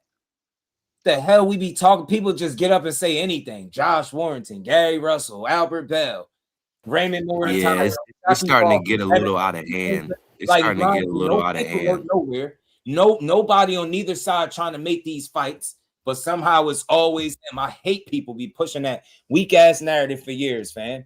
I talk the real. They be pushing weak ass narratives. Hey, Just. What up, Hey, Just. Hey, Just. I done heard someone say. I done heard he say he ducked someone because he picked what's the guy he fought from London? Josh Paddy. Oh, Padley, yeah. Yeah, they said he ducked Herrera or some shit like that. They said, yeah, he ducked him. Why he ain't pick him? He ducking him. You got some background, Candy Slim. You could chime in when you ready, bro. Yeah. I said, man, these niggas is crazy. It's like even that clip I played from Showbiz talking about O'Shaquie Foster. It's like, bro, the man is at 130 about to make a unification fight, and y'all still talking about Shakur. Y'all so disingenuous when y'all had the conversation about him. You ain't tell me you really think he about to jump any weight class and fight that man. Tell me you think it's a 130-pound fighter in boxing that beat Shakur. Who fucking thinks that? I swear, let's make some money. That's the only reason I want to see that shit. Because, man, if there's no way, to me, if Shock Foster was the guy that they really thought he was, that the guy that they fake portraying that they feel like he is, and this is not a diss to Shock, I just don't think they fans of his like that. They can't name 5 of his fights without box rec. And you telling me, just off the last 2 fights, you've seen something that can beat Shakur Stevenson. I don't know if that's hard to look at it that way, but you really think that they got common opponents and shit, and you really think that's the guy to beat him because of some shit he said in sparring. And then when he told the world to go ask a particular individual about the sparring, the guy spoke. Now the guy's a liar. I've never heard nobody in boxing call Antonio Leonard a liar. Never. Put it like this. Like people like to see like some drama. Like, let's just say if Lamont Roach would have came out and said, yeah, I beat the shit out of Shakur and sparring 10 times in a row and all this stuff, these niggas would be calling for that fight too. They'd be like, oh man, he want to fight. Why you won't fight him? That's the only reason why they hopped on Oshaki train, man, because I like Shaq, what he was saying and all that stuff. I understand, but yeah, like them niggas is like that's all they do. Anybody that like got like something to say bad about him, and if Shakur say I don't want to fight him or whatever he say, he don't really be saying he don't want to fight him. He don't say that at all. But I'm just saying if he allude to why fight or something like that, they'll sit back and call him a duck. Right. They gotta listen to Stock Team. They asked, I think it was Lou DeBella, hey man, what's up with the Shakur Stevenson fight? That fight is not next. Did he say the fight ain't next year, man? We trying to make that fight, but Shakur ain't keeping his word, man. You seen him face off, he ducking him. Do he talk like that? Because he know the business. That man is not in a position to be from 130 barking at a guy that just fought at 140 and won the title in his 4th weight class. And to be honest, Shock would be the smaller man. Core wouldn't even get credit for being Shock. They not gonna get. I know they not. What they gonna say? That's gonna move the needle. Too small. You're not impressed with TIL, right? But you're gonna be impressed with Shock, with him beating Shock. Man, I bet you any nigga that's calling for that fight, that's calling for it. They not genuine calling it for like to see a good fight. They just calling for it because the drama behind it. Because they damn sure ain't gonna bet on Shock. I can bet my last dollar they ain't gonna bet on Shock. No, they not, and I like them. So they not being really genuine at fights they really want to see. That dude they just want time. He done beat the system, right? He was in the street, had 1 foot in, 1 foot out. He put both his feet in boxing and became a 2-time world. What is it? Is he 2 or 3 at this point? Two-time world champion. One of them 2 times, because I know he lost to Conceição and got it back, but. This was a guy that Bobby Benton to tell you nobody wanted, and Regis was another one. They was the outcast, and that's how far he took it. What I look like as a man, not rocking with what Shock Foster journey been. Yes, so for him on his side, I understand why he would be barking at a Shakur fight, because that's a big fight for him. It's not a big fight for Shakur. So you telling me you think Zuffa signing Shakur and that conversation come up? Yeah, man, you did do that face off with Shock, man. Yeah, we gotta make that fight because you gotta keep your word. You gotta keep your word on that. Yeah, so they ain't thinking that. They thinking what fight is gonna make money? What fight can we put him in? All right, we allegedly gave him this money. Who we gonna fight that makes sense? And that's how it go. It's gonna be business oriented. It ain't gonna be shit about this one ducking that. Nah, man, it's gonna be what makes dollars. That would be a big fight for old Shocky Foster. So Stevenson. let me ask y'all guys, man, y'all Shakur fans, and be on Shakur. Where's he going next? Who's he fighting? Who do y'all think he's targeting next? I'm a boxing fan. I'm a boxing fan. I hate being called a Shakur fan. I'm a supporter, if anything. You call me a Shakur supporter, we good money. Fan, nah. And you say this a fan page, that's because I'm not shitting on them. The popular thing, you go to the average channel, that's what they're doing, because of most of them dudes you listening to are the Haney channels, right? I'll talk about him when it's relevant to talk about him. I give Haney his credit as well, but y'all just don't like that I'm strong with my opinion. I rock with my hometown guy. He beat a lot of ass. You talking about one of the best amateurs in the world when he was doing this shit. You talking about a guy with the most high, one of the top 3 anticipated pro debuts. I don't know where y'all be at. You get what I'm saying? He been putting on for Jersey, so I'm gonna always salute him as a man. This ain't no fanboy shit. He's just like the rest of these guys, but I would like to see it. I think he's gonna have a mandatory coming up soon. Hey, Candy Slim. It's supposed to be some type of mandatory. Raymond Muratalla, I think, in November. Hey, Candy Slim. To be honest, I don't know who he gonna fight, but who your favorite fighter right now? My favorite fighter right now. Yeah. Wait, man, that's a tough one. And real quick to your question, Candy Slim, you was like, who could he fight next? That Raymond Muratalla fight, not a bad fight, fam. It's not. Yeah. It's really not. He needs smoke. You know what I'm saying? He need a op. And Robert Garcia says see you soon on Twitter. So I think let's go ahead and get it. Yeah, let's go ahead. I want to know. Who are you a Shakur fan? Do you like Shakur in the ring, Candy Slim? He got a lot of hype, but I'm for the open and pudding type deal. You know what I mean? Show me. He talks about he's the best fighter in the world, but he. No, I'm saying, do you like him in the? I'm saying, do you like him in the ring? Is he a good fighter to you? Yeah, I'm not as sold as the rest of most of the world. No, I'm not as no. Okay. Erno, Debo. We rock with Debo over here. My thing is, I get it, man, fighters, but I just feel like what I've been listening to, because I listen to a lot of people get their takes on him. It's like they focus on a lot of what he be saying and what don't come to fruition. But every time I say, can you say that very same thing about everybody else? And it's like, I guess they value the talk more than what's actually being done, right?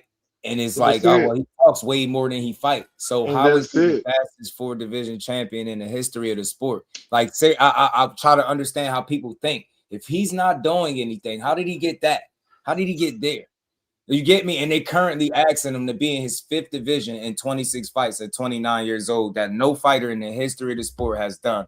And if he was to do it, I guarantee you they'd say you can't compare him to no Floyd, no Sugar Ray Leonard, but ain't none of them got that feat under their belt, right? But they'll take credit from him. So it's like no matter what the man do, they're going to say he ain't this. My thing is this. The only people that question his validity are fans, and most of them, not all, most of them don't like him, or they like a contemporary that he could potentially be in the ring with. I have never heard people the can rhetoric say whatever they want, but ain't nobody beat him sport yet. of boxing. Never. I've never heard the sport of boxing speak like that. Yeah. Never. Like you hear it, and I see people write paragraphs and articles and all types of shit. They publish all types of articles. They're mad that some of the greatest fighters that laced them up look at him as the best. What are they seeing? And bro, these are some of the best. Why do you think they all saying it? And then he proving it to you, and it's like, nah, that's not what we see. Like his defense is not really good. Those numbers are fake. Let's see how good you know what it is, Just then you see it against Tio, and you it's know like, what it is, well, Judge. nah, he It's just like beat him with a jab. That's not good enough. It's like, bro, it's like people being envious, Judge. You know what it is. They You know what mad, it yo. It's something with Jersey too. I hate to say that, y'all. I forgot. Like I forgot to throw that in there. I don't know if y'all know what it's like being from here, but sometimes our own hate on each other, and that's nasty work. I've seen it. Our own hate on each other. Hey, let me say this about Jersey that piss people off different. When they attack Shakur, Jersey, his fans, how they hate it. Like it don't stop at the fighter. It's like personal. And I'll be asking, like, damn, have you ever met him before? Nah. You ever seen him in real life? Nah. You ever been to his fights? Nah. Damn, nah. You just missing out. Go to a fight, go walk up to him, approach him, say something to him, and see if you still feel the same way you feel that you've been talking on your fucking channel. It's a big channel right now, smearing that man name in the mud. And I could hit my bro right now, and he'd tell you that he had a conversation with him, and that's not how you feel about. But you know what, Just you know what, He's gonna lie and make it seem like he's soft. I don't like him. Bro, you literally said you F with him and he don't F with you. And I don't want to quote you, but he might have said Shakur beat Devin. I gotta ask my guy. I'm gonna call him later and tell him to remind me if he said that. But I know for a fact the shit he been saying is not what he been saying on his let me say this though, right, Just? All y'all on the panel. Imagine telling someone about a fight and you say, man, for 12 rounds a nigga beat him with a jab. You would think a nigga lying. Be like, man, they ain't beat nobody with a fuck. Like, I would be like, yo, let me see the fight. So when they do bring up stupid shit like that, they be like, I'm from Jersey, and and then shit right on core. I'm like, bro, what part of Jersey you from? Like, and I question anybody that got a neighborhood where you from, or an area where you got a fighter, and I look at it as a damn. I had a cousin in boxing, and he put me on the court. That's his guy still to this day. You get what I'm saying? Like, he made me aware of the dude. I'm thinking my cousin nice. He like, nah, watch this dude. So you know that's real when a guy is willing to tell you somebody else is better than them. Boxers is too prideful. They won't tell. He was like, with no hesitation. I'm like, damn, like you said this shit like it was like not a no-brainer. He was like, he looked me in my face, he was like, watch when you see him. I watched him. I'm like, I get it. Nigga asked me hot on why you think Shakur is good. I said, ask Bozy, ask Buddy McGirt, ask all them people,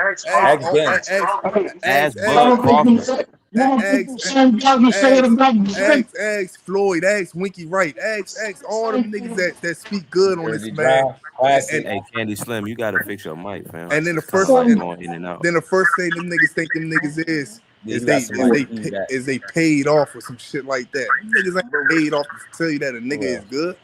But when you ask Floyd and you ask Crawford and when you ask the Grace like that about what's up, they'll tell you in the heartbeat, man. I got Shakur over Devin. Yeah. And when you ask them that, and they say and they give their honest opinion, you know what them? Well, you know what I see people come in and say, they just like him because he done sparred with them. So what the fuck, Usyk? Why Usyk so high on him like that? Right. Why Usyk ain't never sparred with him? Usyk ain't even from his country. Usyk put him over anybody. Right.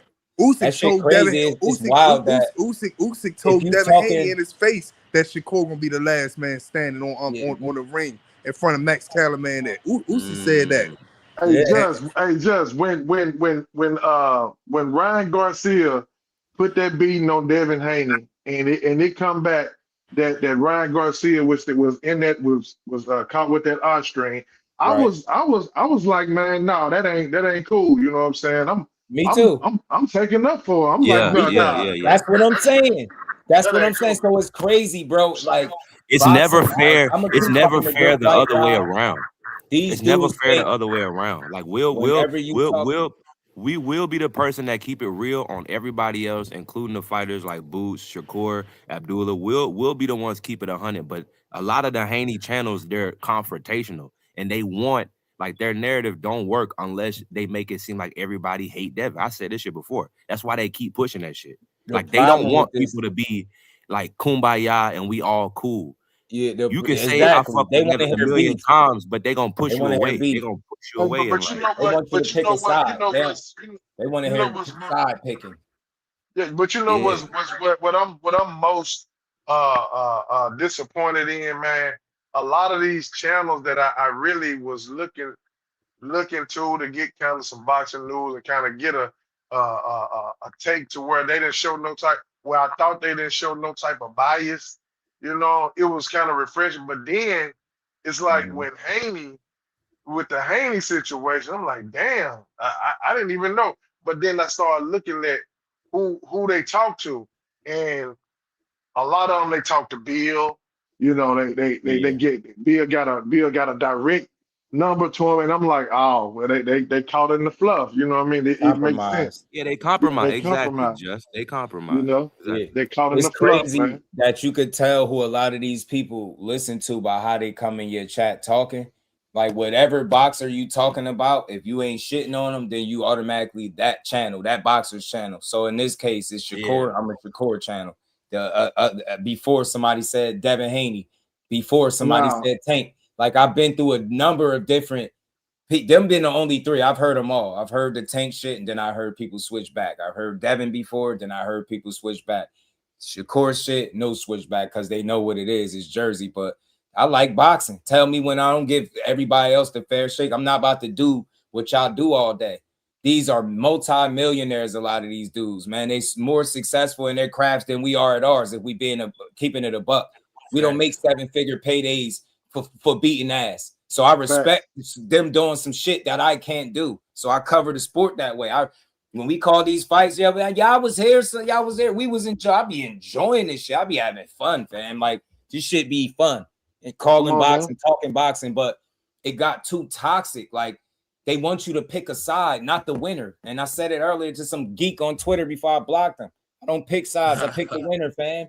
I pick who I think gonna win the fight, and that's it. Not, oh, okay, if I pick you to win the fight, then it's fuck the other side. Nah, this ain't the streets. This is sports. Bro, we pick them, and that's it. It's just like in team sports, you could be rooting for LeBron, the Lakers, right? With LeBron, he went to Philly, or what you say, the 76ers, and then the Lakers. And then the next day, you'll be rooting for the Lakers and not the Sixers. Like, don't nobody lose their mind when you bet on different basketball teams or football teams depending on who you think will win. But in boxing, when you do it, oh, it's a Shakur channel, or you're glazing. Now, that's for them little-ass kids. Bro, if glazing, boxing, is giving these people they just do, unlike what y'all hoe-ass dudes do on y'all channels, then I'm going to keep doing it. I don't want to talk negative all day about some of the most successful people in their craft. That shit sounds crazy to me. Sitting up here, yeah, man. Keyshawn Davis ruined his career. His last payday was $1 million, but his career is over. Then you're gonna be watching the next fucking fight. You get what I'm saying? Same thing with Shakur. You're trashing, but you're gonna be watching the next fight. Just build your And see, sport and up. that was my thing. Like, you know, Build all this shit right, up. we had the Stop getting on situation boxing. with the key, you know, and you know, the fight not going how it went. Right. At some point, we gotta, you know, move on. Like, are we gonna slander him? Now, people have the right to do that, but are we gonna just slander? Like, am I on my channel? I covered it, but then I'm moving on. There are a million other fights. We got fights this weekend. So it's like, are we just gonna keep making every video about how Key messed up? Right. We already know that Key messed up. Right. He know that he messed up. We ain't gotta keep right. You know, kind of beating a dead horse, because at the end of the day, Right. that's his career. He gonna have to figure it Exactly. out. And there are a million other boxers in this game today. If you keep playing around and not disciplined, you'll get overshadowed. So we don't have to like beat a dead horse. The fighters gotta go in there and work that shit out themselves at the end of the day. You know what I mean? So it don't really make no sense to kind of keep going on and keep piling on. You know, it's like at that point, it's like, all right, now we just It's overkill. you know, yeah, right. Now it's just it's like, all right, bro, you hate the dude though, don't you? Like, and it's crazy because I'm talking they about kept typing. everything, man. I'm You talking got about him making this. excuses for him, but couldn't list one excuse that I made. That's crazy to me. Why even type it then? Because I don't hate him the way y'all want me to hate him because he made a decision that right, affects him. right, That shit don't right. affect me. Man, it don't affect me. It don't change what kind of fighter he is, but it will change. Like the next time I hear a call out for him, I'll think back to this situation naturally. Yeah, Most of it yeah. will, right? That's But natural. that's But I don't natural think though. he's some Yeah. fake fighter and don't really want to fight nobody. And Because that's it's the natural, reason bro. why we Like was if you all catch your surprised with homeboy his lying, decision. on some shit, you're not gonna just trust him at the the next time he say, "Hey man, somebody chasing me." Like you're gonna probably question it. But that's still your boy. You know what I'm saying? So yeah.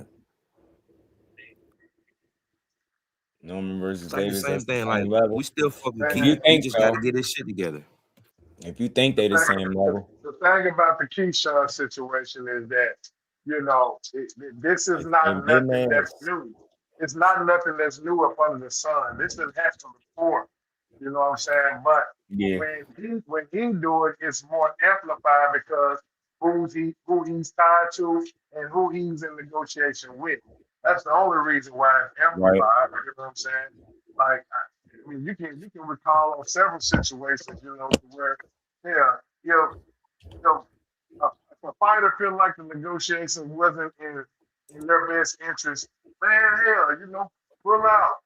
And that's cool. But if you're making more money than you ever did, then I got a question like, man, like damn, bro, why Hi, Demarius. you Hey, look, you know what I'm you know saying? that was a bad example, right? But you know what I meant, Demarius.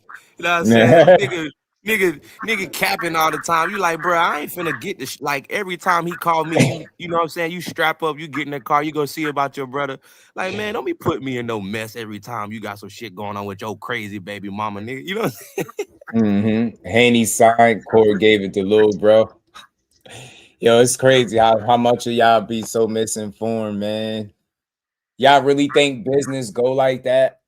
He signed to one fight, but then the fight is given to Keyshawn. I be really trying to talk real boxing with y'all, man. No false narratives, no none of that, no agendas. And look, can I respond to that? Yeah, they did all this on social media, bro. Like, if you're not willing to reach out to the other side, what are you negotiating? Right. That's all. But go ahead, COE. Go ahead for sure. Oh no, I was just saying that, you got people talking about he threw this person in the way, he threw that person in the way. Man, these grown men, and let me ask you something. To a lot of people out there, if me and you homeboys, right? Listen, I've been getting bread, I've been getting major paydays, right? And I see an opportunity for you to make a little bread. Shit, go and get your name out there, go and get your little bread. That's love to me. You know what I'm saying? I don't think about you throwing this person in the way and that person in the way. And when they talk about the Oshaki Foster situation, and Oh boy. Like, listen, man. I mean, Ray Ford. Listen. Nobody was mentioned for us. Nobody named Ford name wasn't on the list. I mean, not on the list, but it wasn't on the radar. He wasn't being talked about or doing none of that. But just because a person throw him a lifeline, put him in the mix, man, that's love. He just really put his name on the map. You know what I mean? I look at situations different than a lot of these things, man. Maybe because I'm cut from a different cloth. I hit my brother out. You know what I'm saying? If I'm in business, if I see, hey, okay, bro, listen, we both can win on this. Price boy, he turned down $3 million. I mean, Devin turned down $8 million. The thing was, Price boy, hopefully this could fill in a little bit of blanks. Their respective sides could have made up any differences. So what my guy Dub was telling me was that Key was gonna stand to make more than the $3 million too. But the problem was he wanted a flat fee. They gave Devin a flat fee. He was gonna get $6 million plus more than that, considerably more than that. So, you know what I mean? Keyshawn wasn't, he wanted a flat fee like Devin. They wasn't willing to do it. That's how I ended up going to the purse bid. You get what I'm saying? And he tried to gamble there and it didn't go out. Didn't go according to plans. And for those that kind of follow it, if usually it's not good for neither guy. If you go to purse bids, you can end up getting more money if y'all could make a deal beforehand, which is why it was being reported that he was offered more before when they postponed it, he was offered more than what he ended up getting once they divvied it up. Because again, the 75-25 split was going to determine everything. And the fact that Top Rank put 8.5 up, it shows you that they believed in Keyshawn. People like, was it a low offer? No, it wasn't. It wasn't low. Follow these purse bids. That's that 8.5. Look what TIL did. Could you imagine somebody winning a purse bid with $2.3 million? Imagine it. So yeah, they both could have stood to make more than what the purse split would have been. But Keyshawn, that's what made him end up going to purse bid. From what I heard, he didn't want to. He wanted his money up front, kind of the same way Haney did with Rolly. Not exactly the same situation, because I believe in boxing there's no two situations that's exactly the same, right? But very similar, right? It just boils down to money up front that you wanted, and they wasn't willing to give a flat fee, so he ended up with that 2.1 shit, and he wasn't cool with that. And I'm hearing they got something bigger for him on the back end, so we'll see. 99 or 003. It sounds like you said Haney. You said Norman versus Davis is the same level. And then you said, I'm not saying Norman is a bum. Many were picking him over Haney. What I'm saying is Davis can fight Norman. Respectfully, those sound like two different sentences. So I'm trying to follow you and like figure out what you're saying. But it sounds like at first you said that Norman and Keyshawn are the same level to try to make it seem like you're really trying to big up Haney with the Norman win, which is cool. But Keyshawn and Brian Norman Jr. are not the same. It's crazy that they just repeat all the same shit over and over. Hey, Fern, you can click the link, my guy. You ain't got to be in the chat. Just type it. Oh, yeah, for sure. How do you duck somebody, Fern, that's not in the same weight class?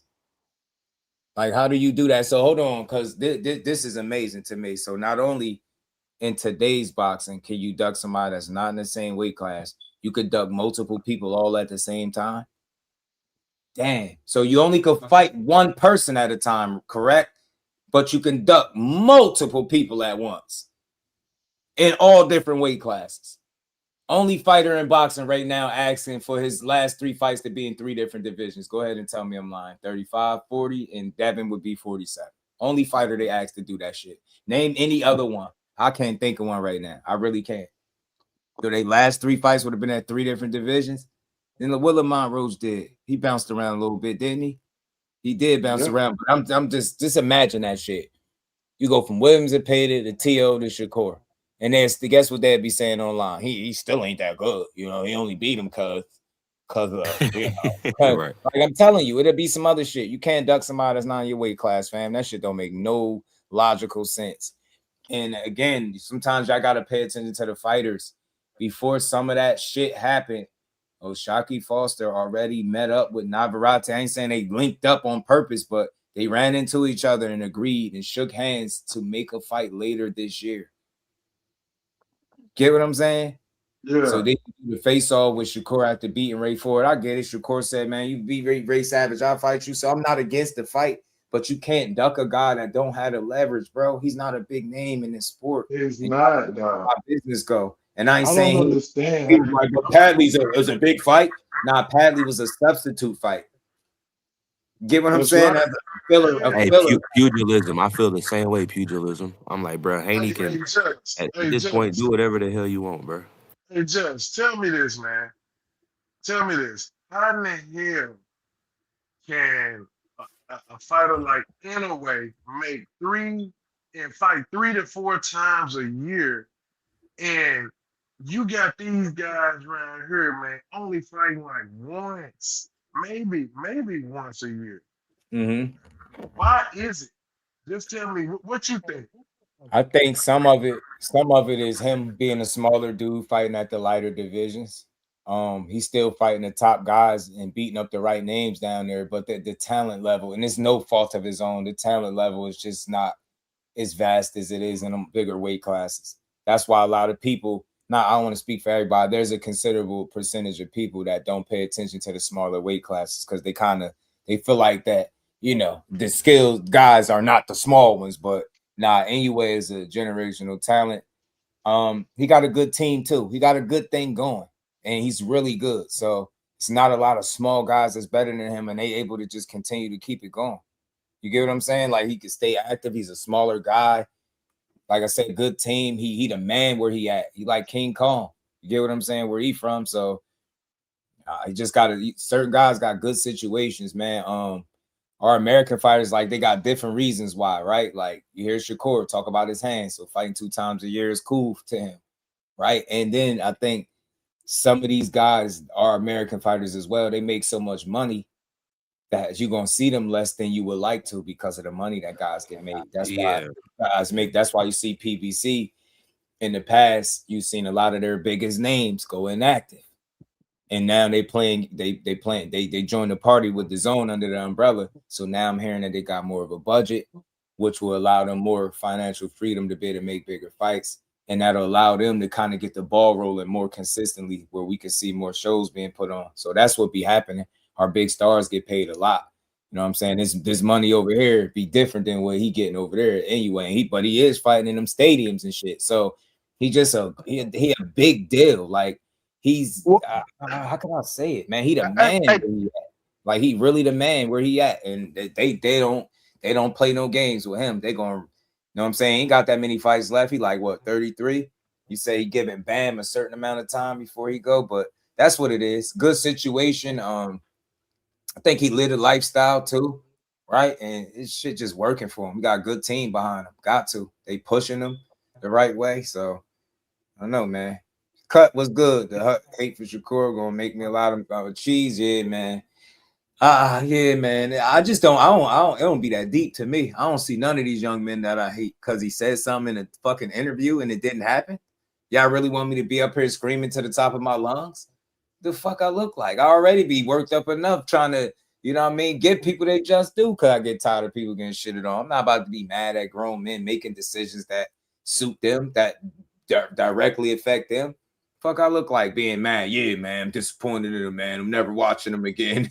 We be so permanent. I'm never watching him again, man. Hold on, Just. Talk to me.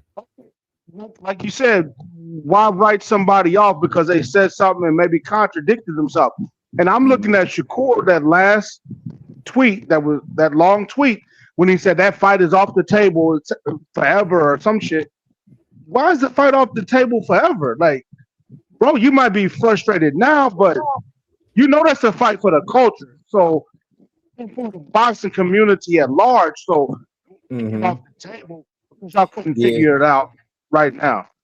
I think the best way I can answer that is because he said it a lot. Like, this a long drawn out like post for him. To me, like, he's saying it like, yo, y'all been playing, hyping people up for the longest. And if we been 100% honest, since the very mention of them fighting each other, it's been one side that's been heavily pushing that one guy has always been scared. and they're always trying to make a fight, but he's so scared. But you don't have no paper trail that would suggest that it's real. And it's like it sounds like he got to the point where he like, bro, you know what? This is it. I'm good. It sounds like Shakur is looking at what we see. Every year it's the same bullshit. Tank, Shakur, they scared of us. Yeah, they ducked us at this weight class. Then you move up in the weight class. Now it's Tank, Shakur. It's like it's the same old shit. It's like at what point? Because like right now, you got a perfect opportunity, right? With both guys having newly situated deals, allegedly, right? And your fighter said the last thing he said was 44. Bill shouldn't then come after him and say 47. You don't fucking fight. Man, you don't fight. You don't fight because y'all was arguing that he agreed to it. So you don't then get to determine what weight the fighter is fighting at. If he said 44 left, and that's the only thing I hate about this situation. And I said that. That's my only knock as a fan on Devin. He don't talk enough. Okay. Hey, okay. Not speaking can I as a Devin Haney fan, and I've been liking this guy, I mean, since 8 years. But that recently, when he said 144, 2 weeks later, you can't say 147. I don't think that's no solid shit. But at the same time, I think Shakur, when he first said 144, should have said, let me get my deal done. We can do that. Keep that same energy. I can appreciate you for being 100. Should have said that. Yeah. I can appreciate you for keeping that 100 about Dev because nobody say that. Nobody says that after 2 weeks he switched up on that weight. You know what I mean? I think without saying it, it's like sometimes you got to read between the lines. Like people was already saying Shakur is at Zuffa, but the problem why he wasn't agreeing to it because y'all was skipping steps. The time that people were saying he signed to him is not when he signed to him.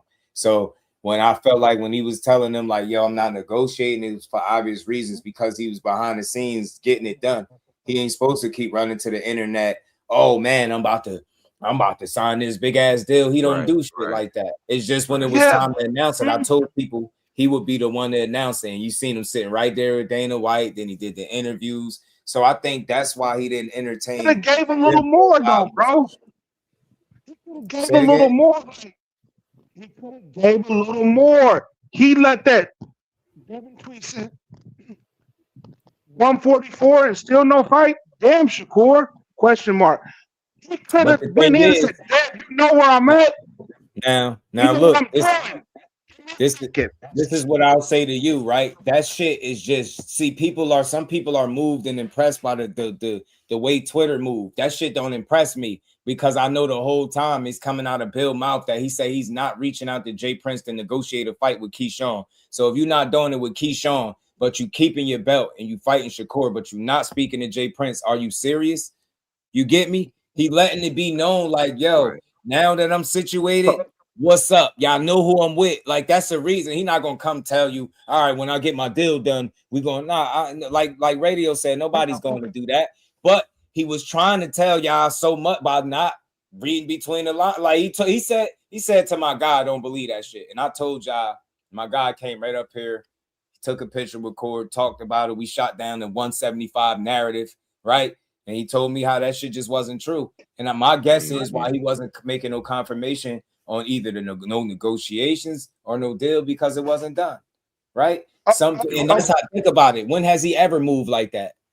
Right. Get me? Made this grand announcement and then we leave us in suspense, and he never do that. So they know what they was doing, and the Haneys respectfully they prey on the ignorance of boxing fans.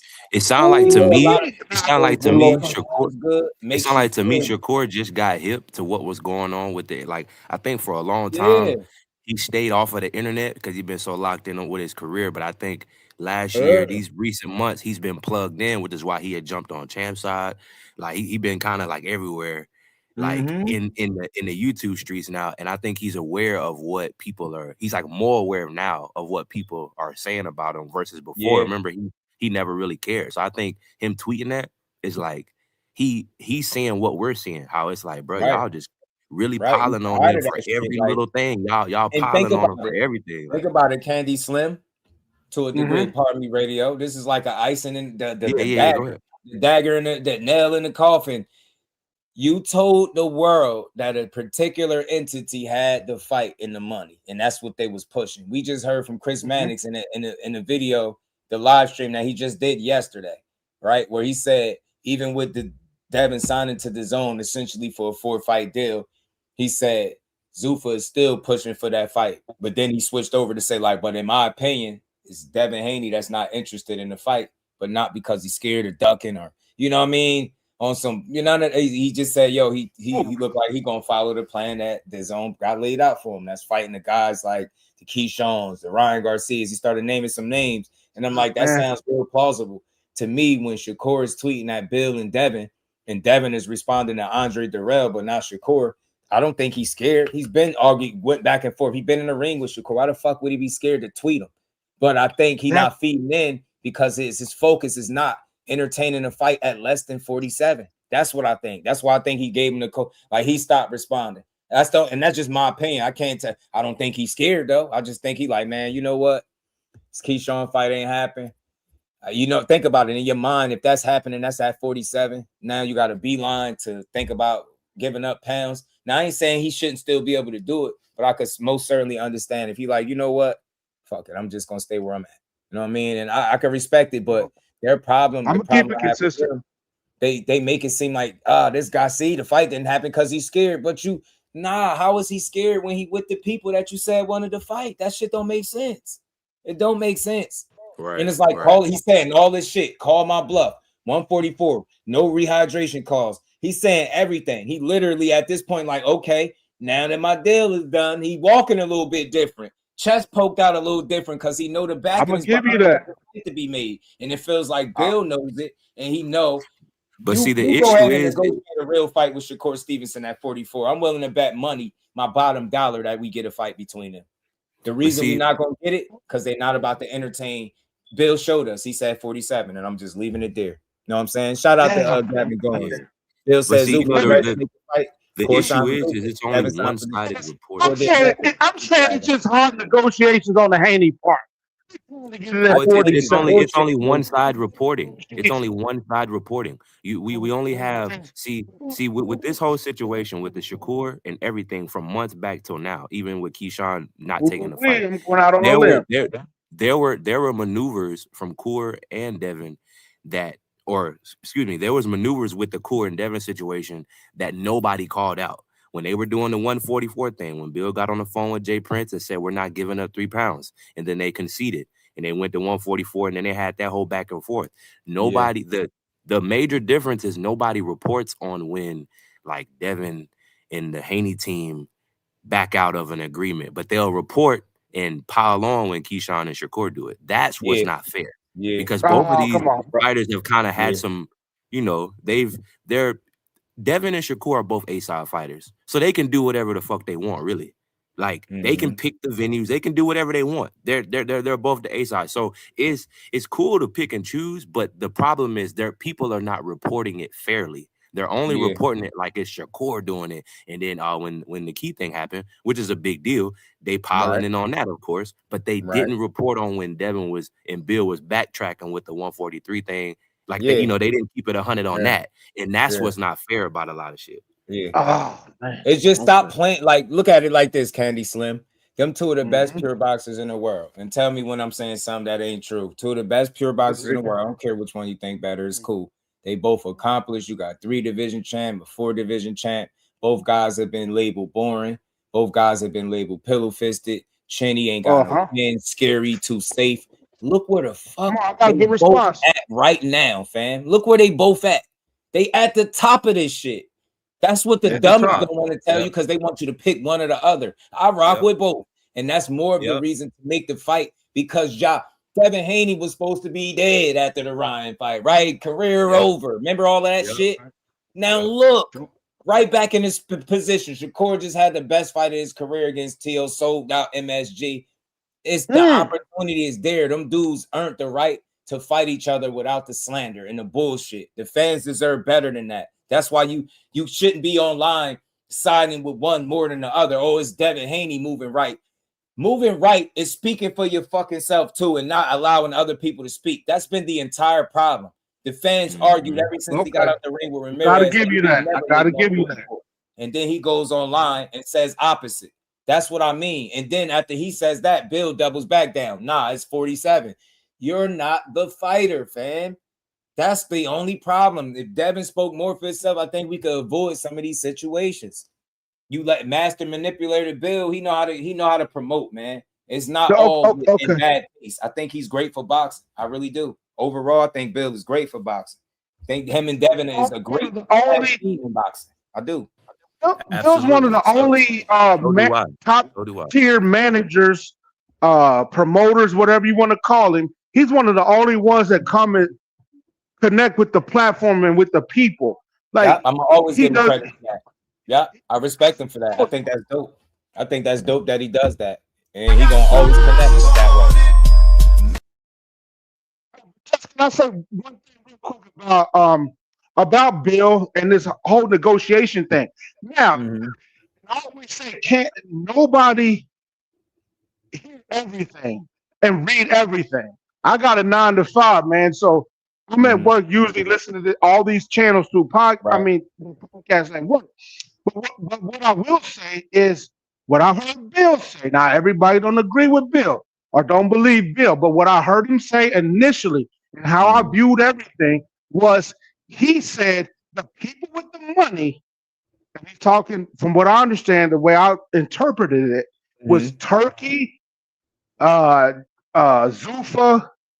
I don't know about the zone, but he said the people with the money want Devin versus Shakur. Yeah, Keyshawn is secondary. Right. Yeah, he says Zuffa. He said they didn't want the Devin and Keyshawn fight. They want the Devin and Shakur fight. That's the fight they push it for. They got the money for it. They said the time is now. Yeah. And then Shakur signs there, Candy Slim. So why would it be Shakur that don't want the fight? That's all we've been trying to say the whole stream for people still blaming Shakur. That's the thing. It's always been his fault. Every time a fight don't happen, it's his fault. With no paperwork, no nothing. It's just like, yeah, we're supposed to do this. That shit dragged out over a couple of months, I believe. Say that again. Shakur seemed to drag out over a couple of months. Hey, Shakur, these people want this fight. Can you sign for it at 147? Shakur not committing to that, not committing to Oshaki. And I'm looking back and I'm like, damn. And then Dev come out and say 144, Shakur. Will you accept the fight? You said you'll fight Conor being at 154. Can you fight us at 144? Shakur take another couple weeks. So what I'm saying is the people, the way I understand it, the people with the money wanted Devin and Shakur first. All that Keyshawn little brother shit came later. And it seemed to the fans, okay, I know y'all got y'all's interpretation, but other people's like, oh, we throwing another roadblock. And I know y'all understand this. You threw Ray Ford in the way. Now you throwing Keyshawn in the way. So it's like people are like, Shakur, step up, niggas. Poke your chest out. Say it with your chest. Yeah, if you negotiate, say it with your chest, bro. Let us know. Look, really quick, narrative-driven shit down. Behind the hands, is my dog. He knows Oshaki Foster personally. He knows Raymond Ford personally. He's talked to Shakur. He got an interview, I think, coming up with Shakur. He's gonna do when they set it up as well. Do you know Oshaki Foster? I think he said a year ago, a year before all of this happened with Shakur, that he was gonna fight Raymond Ford. This had nothing. I'm telling you, this was that's why I love the fact that I know that guy. I always reference, that's really my guy, man. Like all that shit they be talking about out there where they be guessing, he be in the gyms where he's. And that's what I was gonna say. Always bring me the information. He doesn't put me on the phone with the team. He's a solid, real boxing dude. Yeah, a lot of information that we get off of these channels. None of that. He always after the truth, man. These dudes just be pushing shit. So. You got to be careful where you get your information from. That's another man can control another man's career is wild. Like Raymond Ford, that's disrespect for the Raymond Ford. I've always followed him too. He's from Camden, New Jersey. I always said Jersey stand up in his comments. That's a dude that's always been his own man. He don't even like fake shit. He the dude that called Mill City out for the shit he be on. Ray Ford do not be for the fake shit. He been wanting to smoke with Shock. It had nothing to do with Core. And then Keyshawn, how is Shakur making Keyshawn go up to 147 and then WBO putting him in position? Keyshawn being in that position has zero to do with Core, and he's telling the world, fam, that dude is his own man. I love Key, but he his own man. I have nothing to do with what he's doing. How did he get there? Throwing these roadblocks, but it's not Bill. It's Bill throwing a roadblock when his son say 44, and then Shakur, the weeks that you're referring to that he took, is him getting his deal done. You can't make a fight without it. That's why Devin Haney and them is playing in y'all face with no deal, acting like they negotiating fights. And you should have known that it was smoke and mirrors because he tried to slip in and tell Keyshawn, I sent you a contract. Bill said, man, stop fucking lying. He said, stop fucking lying, Bill. He said, if you sent me a contract, he said, what we fighting at then, Bill? And Bill went to something else. A real one is going to answer the question. Yo, I sent you a contract. You got a contract. We fighting on this network. He would have said that. He moved on to something else because he was being disingenuous. He was not being honest. You're not making these big ass fights. You're not making no fight with Shakur being a promotional free agent. Shakur Stevenson is not making a fight with you being a promotional free agent. I'm saying it on both sides. And I'm trying to tell you, think about the timing in which he started talking again.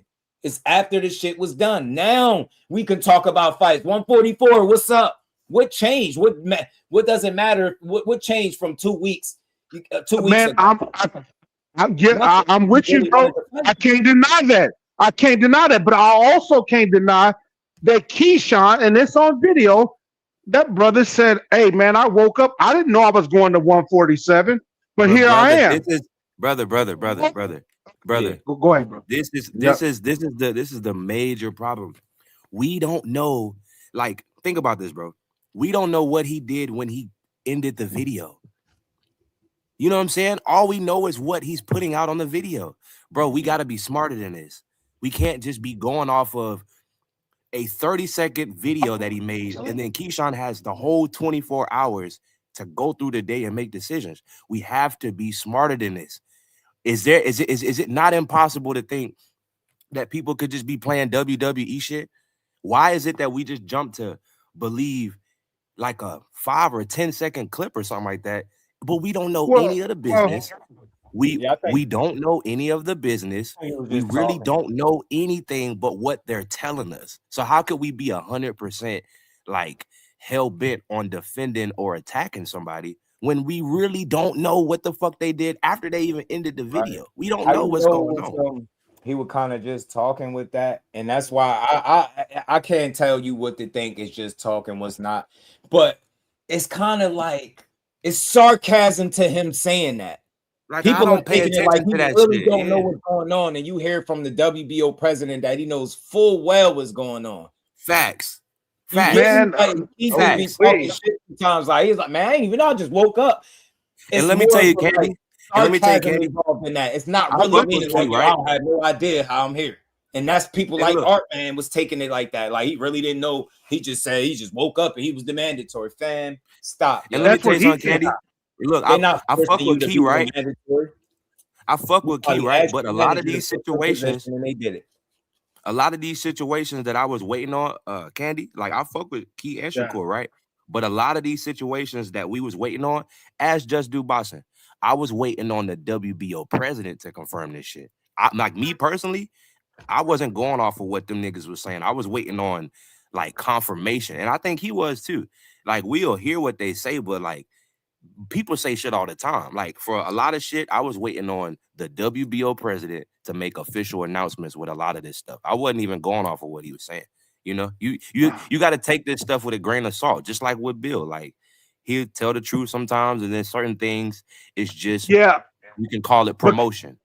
You know, right? Yeah, absolutely. But really quick though, when Devin won that belt from Norman Jr., and then Keyshawn got elevated so quickly with having just, well, the reason why it happened so quick is because Jay Chris about the petition. There you go. Right. Yeah, So that's all. It wasn't like what he I'm went through saying, like a process of beating a bunch of people. Nah, you 100% right. Jay Prince filed that for the petition play to in put him in motion. position. I was telling my thoughts, and I don't get on these panels every day or whatever. It's But good to my see thoughts. you at the ring, Candy Slim. I'm glad you did. Yeah. I was telling Devin what my thoughts were, and my family's dancing around asking me, hey, help here, help there. My thing was, Devin, drop that belt because they forcing you to have to agree to fight this dude. And the normal terms are like 18 months or 12 months or something. And they trying to push you to fight Keyshawn. And the money people are saying, we want Shakur. Yeah. Well, I mean, according to the WBO, the mandatory was supposed to be discharged within 9 months, I think. So I mean, that was I like thought it was like over a little bit over a year, but nah. I mean, you it's like saying 9 different months, with different it's sanctioning 9 months. bodies. And he been out the ring about that amount of time. So yeah, for the WBO it was 9 months. I think for different sanction bodies it might be different, Candy. You might be right, bro. they expedited for this in this situation. Has it been 9 months? I thought Devin he been fought. out the ring. I mean, shit, the last time that fight was what, November? November. So by the time the fight happened, it would have been 9 months. It would have been past 9 months, I think. So. Yeah. That and I gotta listen because like you can't hear everything, but I think that Gustavo, he's You know what though? I will have to agree with you though, Candy Slim. Jay Prince got his. He explained. I will he agree with you, explained how Candy. he got in a position. He explained it. Devin beat Brian. He listed a few fights. Pacquiao had the draw. He stated that Keyshawn was the silver medalist. He was a WBO champion in the previous division. He's still undefeated. He had some criteria as to why he put him in position. Most people not most, but certain people kept asking, well, how did he get up in that spot? Pay attention, fam. He told you. Answered it. And he was transparent. He said, yo, we not perfect. We get it wrong, but we want to hear from you. He giving you an opportunity, like, yo, we did something wrong. Tell us. But we've been following protocols. He's been very consistent. I've been very appreciative. But you know what though, Candy Slim? I see what you're saying though. I see what you're saying though, Candy Slim, because maybe it's like maybe it's like maybe Devin wouldn't have had to fight a mandatory because before Jay Prince had put Keyshawn in that position, there were still other people ranked in the 147 pound, right, Just? But it was like that mandatory wasn't being pushed. It wasn't being like, oh, you got a mandatory coming up. You know who's number one? Because I think, you know what I mean? So I do think that when Jay Prince petitioned for I'm just being like, just straight down the middle. I do think that when he like made that move, which is nothing wrong with that. That's called being a good manager. But I do think when he made that move for Key, it activated Devin's mandatory. Like if Jay Prince probably never would have did that, Devin probably wouldn't have had a mandatory. Like, or the WBO probably wouldn't have enforced it because there's nobody really accomplished in moving and shaking in 147. Yeah. You know, so it was you probably got a point, Candy Slim. To play out like this. Yeah, you know what I'm saying. I definitely thought the whole reason to try to trap him, box him in, is to say, hey man, either way you go, you got a tough fight. You know what I'm saying? Yeah. But I'm glad he didn't drop the belt. Shout out to all parties involved, man. Yeah, I'm glad Devin didn't drop the belt. Yeah, salute to him. But let's not give up on these fights, man. This shit can still happen. Let's not give up on them. Just do it. Just negotiate in good faith. That's all, fam. Like, and the reason why I had a tough time believing that that's the fight that y'all wanted, because at the same token of saying this is the fight you want, you saying how scared he is. I'm making this fight, but he's ducking us. Which one is it? You negotiating a fight that a guy is scary and ducking you? It don't even make sense. That's what I'm saying. Just please go about it one way. Like, you don't hear this with Loma and countless other fighting. No, Regis, you ain't hear this bullshit. And Regis did get a little annoyed at first with the shit that Haney's was doing at first. He did get annoyed, but just make a fight in good faith with that man without trying to make him look like less than. They can't do that. And to me, that's insecurity. To me, you don't really want to fight him because it's like, which one is it? If you want to fight him, you will make the fight. It is things that you can do to make it. Like, you got the number of his manager in your phone for a fact, a guaranteed fact. Y'all know each other. You got the utmost respect for that man. If you want to make a fight with his fighter, you know you can call him and get on the phone as men, and then you allow the fighters to talk to each other like T.O. and Core did. That's all. That's all I ask. Give the fight on both sides. Give the fight an honest chance to be made. So the family can get something decent. Okay. That's all. Respect.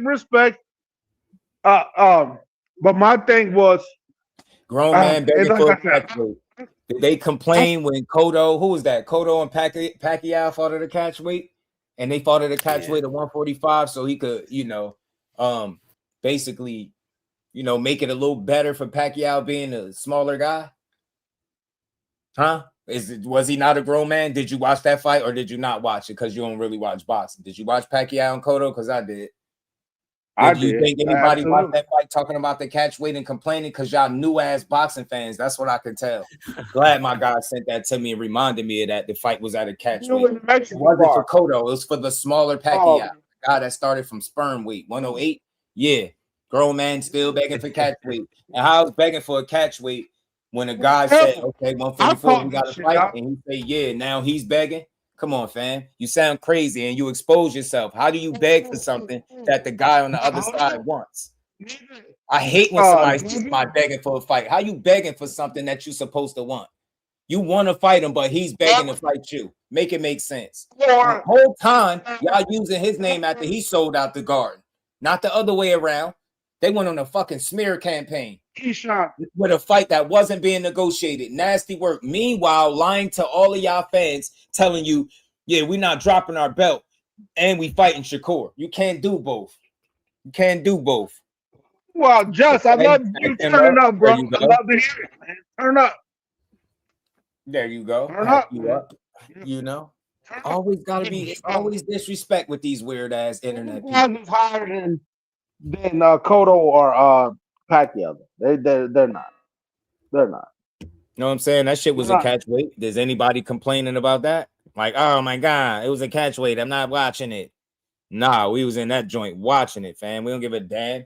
You sound dumb with your casual ass. Shakur didn't start catch weights. Your favorite fighter fought at, or the guy that you're talking about fought at the catch weight first, 2 fights ago. It wasn't a problem then. Y'all remember when he was talking about fighting T.O. at 145 T.O. too? Same shit Pacquiao and Cotto fought at. Knock it off, man.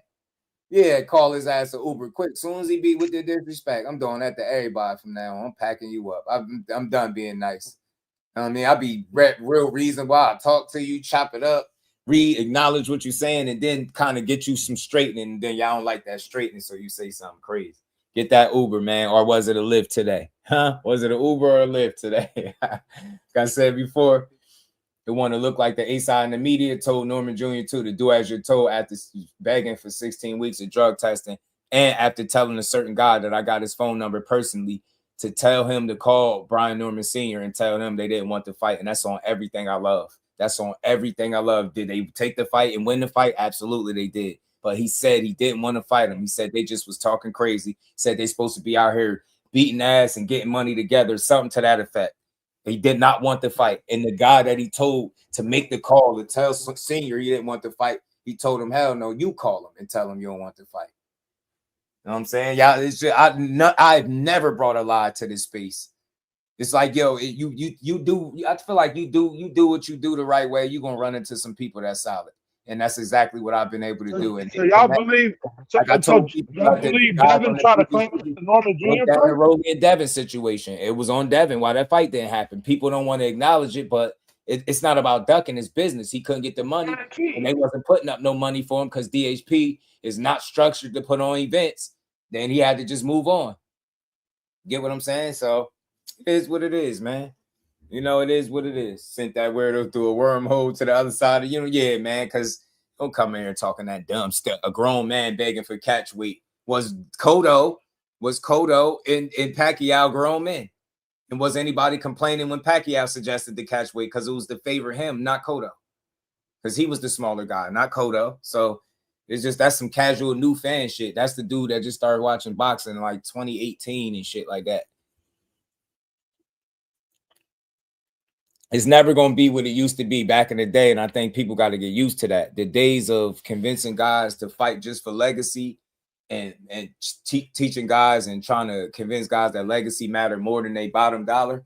It just not, it don't exist in today's boxing. Boxers are more business savvy. It's kind of like what Bud was saying on the telecast when they was talking about it. Business oriented is the word he used, and I couldn't agree more. Sometimes they, trying to be or make an attempt to be business oriented, you might get in your way. You might make some bad moves, but who's to say in business every move you make is going to be the best one or the perfect? You're going to make some mistakes. You're going to learn some shit along the way. You get what I'm saying? And Keyshawn, this is a teachable moment for him. Brian Norman Jr. did it, right? He turned down the fight with Boots Ennis, and the whole world said he was a duck. He was fighting on a girl's undercard. He had never made this money. He fought that. And not even that. He took a beat loss. him and then got the it's even worse. He took a loss. Right. You know what I mean? It's even worse than what Keyshawn going through. Brian Norman took a loss, and he learned from that. Came back, stopped this next dude. Now he got his own. He got his own promotional Remember, company. they was laughing though, radio about the boot shit. Oh, you turned down this many million. You ain't never made this money. Yeah. You ain't gonna make this money. Then the Devin Haney fight, what? Biggest fight of his career. Most money he made. Shout out to B. Norman. And I might want to cover his Danzig Project interview. I might just reach out and try to get him back on. I interviewed Brian Norman a couple times. I like it. He's a very genuine, authentic dude, man. You get that energy when you speak to him. You could tell that that's a real one. You can tell that's a solid dude, man. Solid dude. Mr. Old School Boxing. Not me. Because some of them old school boxers that don't have a pot to piss in and a window to throw it out. We can't understand they speech. We got to go back and watch their days of yesteryear. But I'm fine with this. I think every era is what it's supposed to be. I think back then they fought a whole lot. It was the glory days. It was all this legacy talk, and it's about the belts and the best fighting the best. But it was always about that dollar. And I think more so now than ever. And I was talking about it earlier. You got guys like Jake Paul that's been able to cut the line in a real way. And you got guys that's getting that shit out the mud and ain't gonna see the kind of money that he's seeing in his boxing career. And he ain't put in half the work, respectfully. He ain't put in half the work. So these dudes want to get paid. I'm not knocking nobody for that. I'm not, because in whatever profession it is that you do out there in the world, you want to get paid. What the fuck? How's it any different? And these dudes are risking their life every time they're in the ring. You think they don't want to get paid for it? It's just that simple.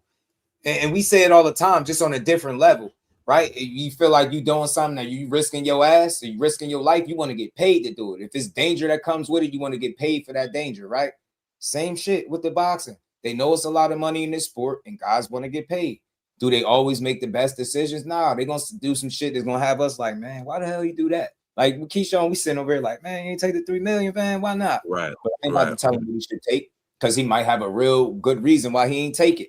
That's not for me to overanalyze and try to seem like I'm giving him an out, but I still would like to hear him speak on his own situation if he ever do. Why wouldn't I want to hear just what he said? Conversation-wise, because it's always something.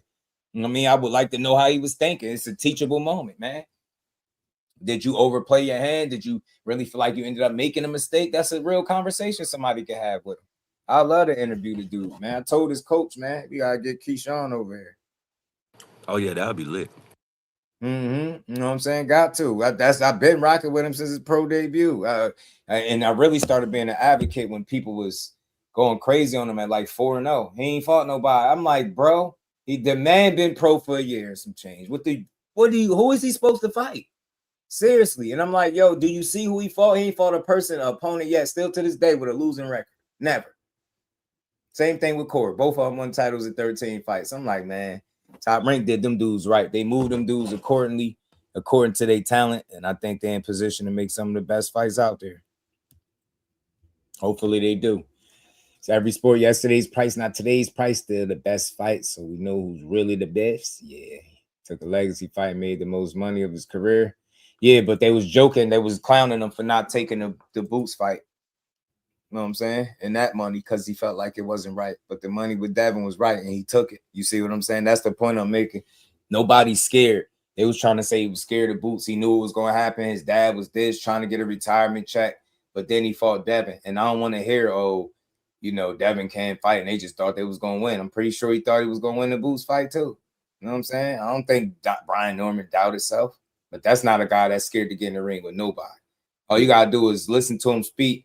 or have a conversation with him, and you'll know that's not no scary dude. You will know it right then and there. You will know what you listening to. It's just authentic. Listen, the only difference between the only really difference and issue between a Devin versus Boots. I know we ain't talking about this because I think people will be surprised. Just giving Devin some credit. I think people will be surprised now how he fights now against somebody like Boots. The only issue is the durability. Right. Like, as soon as you get hit by a really sharp shot, Mm-hmm. I think a lot of people have questions about that. But I think Devin is also good enough with certain opponents that he can box for 12 rounds and not get hurt. Mm-hmm. So with Boots, he would have to fight a perfect fight, but we not really breaking that fight. I think so too. And you know what? I got a couple of clips I'm gonna play to close out this show, man. I just wanted to speak briefly on this. Y'all know the Raymond Muratalla fought Conceição. Robert Garcia, I played the tweet or put the tweet up there. He was talking about Shakur.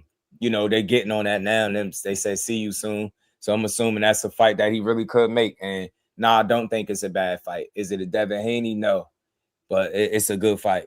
And I think it's one he should entertain. He need opponents. He need a good dance partner. I think Raymond Muratalla is a solid dance partner.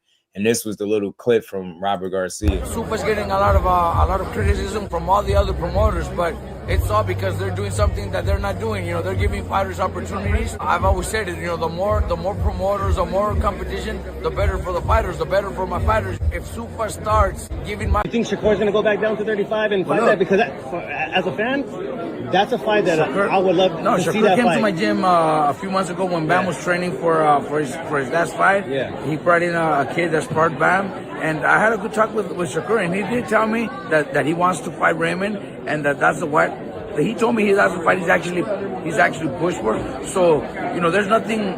We got to fight next week, so we gotta take it seriously. We gotta take care of business. Yeah. But after that, I haven't read or heard that Shakur already has another date or anything like that. So after this fight, if everything goes well with Raymond, October, November, December, we're ready to fight Shakur. I would love to. Yeah, because when it goes skill for skill set.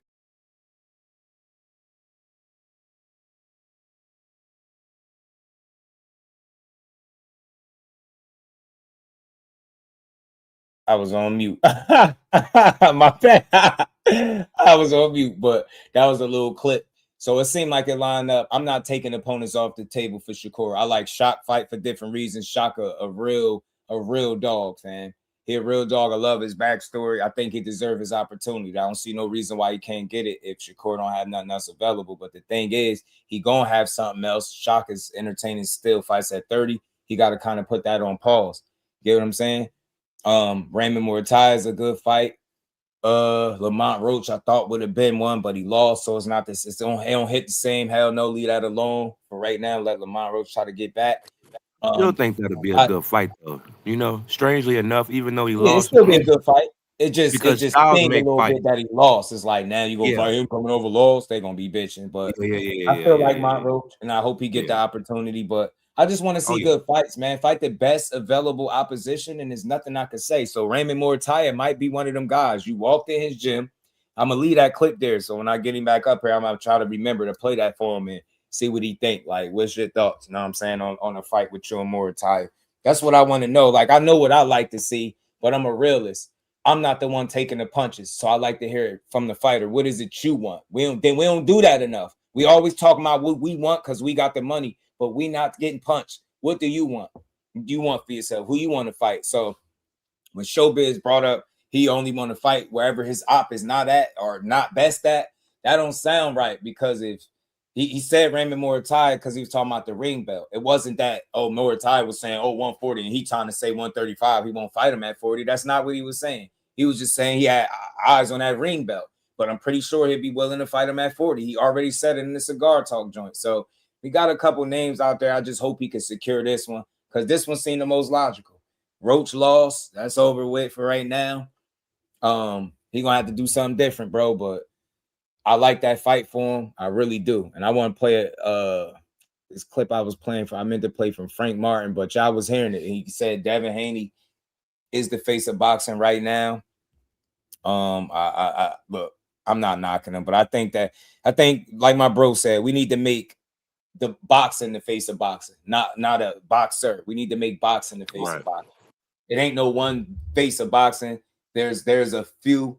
If I'm gonna be honest, One fighter get that title to Tank for what it's worth, right? One fighter does not make up the whole sport. Exactly. And if he's one of the faces is Tank, that's the guy that knocked you out, Frank. Respect to you, just giving Devin his flowers because you respect how he move. And I get it. I hear that a little more than I used to. I don't dislike how he move. It's not him moving wrong. It's Bill. It's Bill that causes the confusion. Devin just reaps the benefit off the shit that actually pans out that comes out of Bill's mouth. So all the shit that don't come to fruition, they could just blame it. Oh, it's Bill. Devin ain't said, so I get it. It's a lot of games being played, but that's why Devin focused on the fighting because he let Bill do all that shit. You know what I'm saying? Play them games. But overall, man, these dudes are in position to make fights, and if they want them, they can make them. I just hope Shakur get a quality opponent. I hope Devin, being that his time to a degree got wasted with Keyshawn, I hope he get a great opponent. He deserve a good fight. And if it's Lynn Parrow, I'm gonna be right there watching you, Devin. I don't give a damn. You fight, that's who want to fight you, fight him. You know what I'm saying? And that's the fight that you can get. Just stop talking about the Shakur shit, and I'm cool with it, and focus on your weight class. I'm completely on board with it. Shout out to Andrew Charles and my dog. Appreciate the love, man. He said peace and blessings. We appreciate you as we closing in on that 6 hour mark.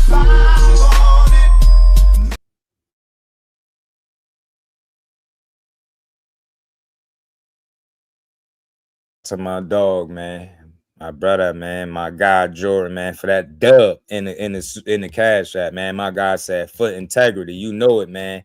We gonna stay fighting that good fight, fam. They not gonna all rock with us, but the real ones will, and that's all we care about. You get me? We spend a lot of time giving boxing its just due. I talk some shit, but I'll never trash and slander these guys because that ain't my MO. But I do like to have fun.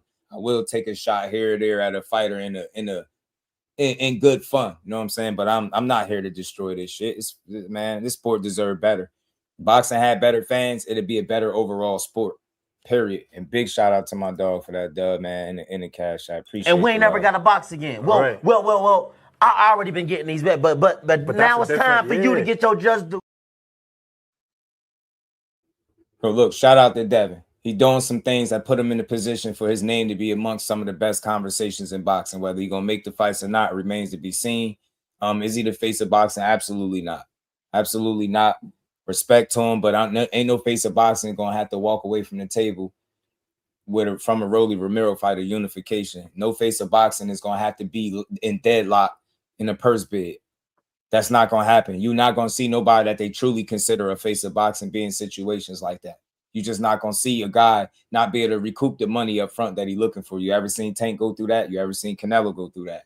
Absolutely not. Them dudes get paid, they get their bag, and they move on. He's not the face, but he's one of the faces in the sport. He's one of the most accomplished young fighters in the game, one of the more talented guys in the game. Those things are all true, but at the face, nah. Frank Martin, shout out to you.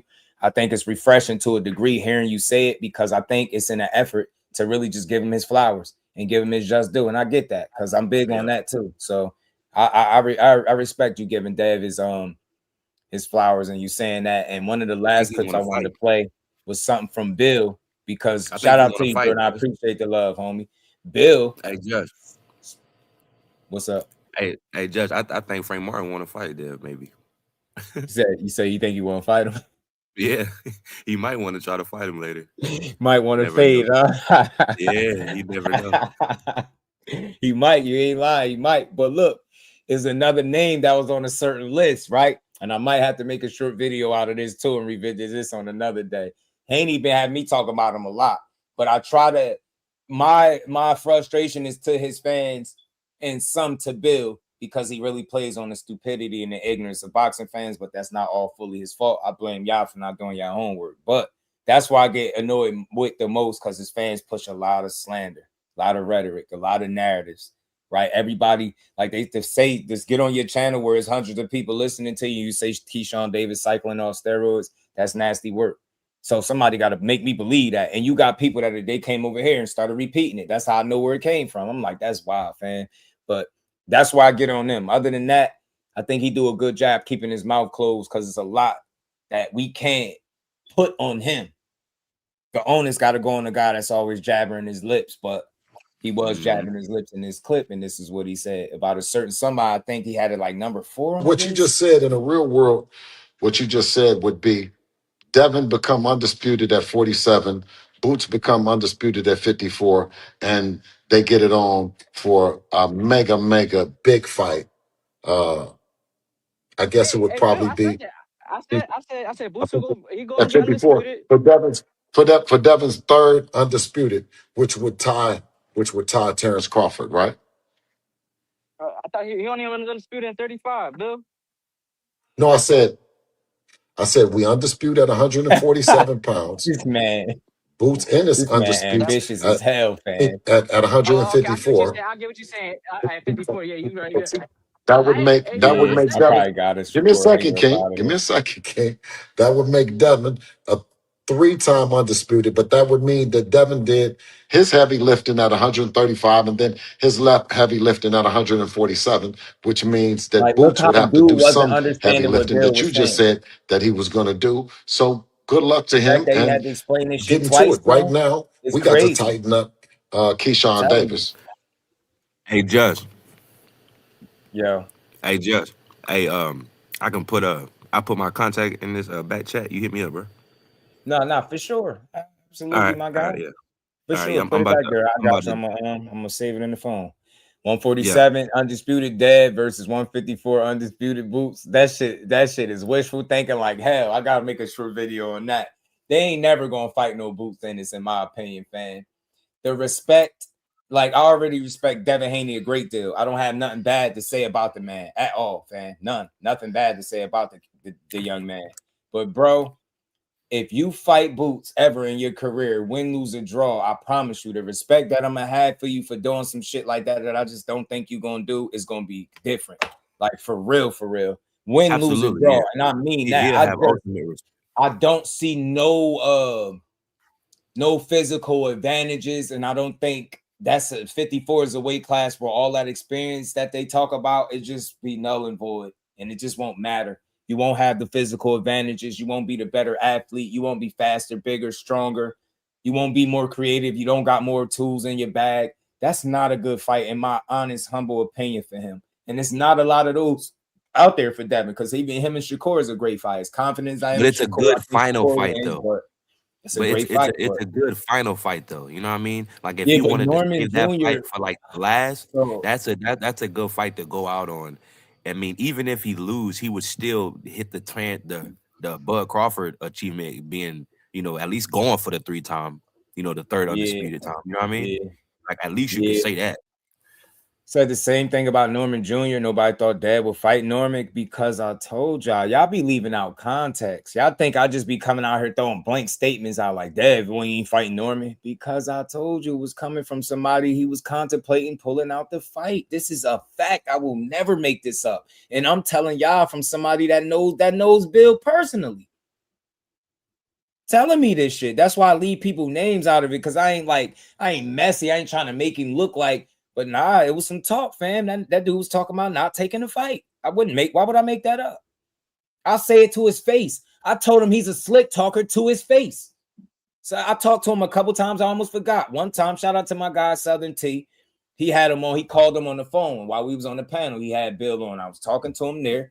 Then it was another time I asked him about the Shakur fight and the deal. He was on J Hardcore Boxing News, my guy channel. I talked to him a couple times because they kept asking me in the chat, hey, Just, he talking about your boy. You got to go up there.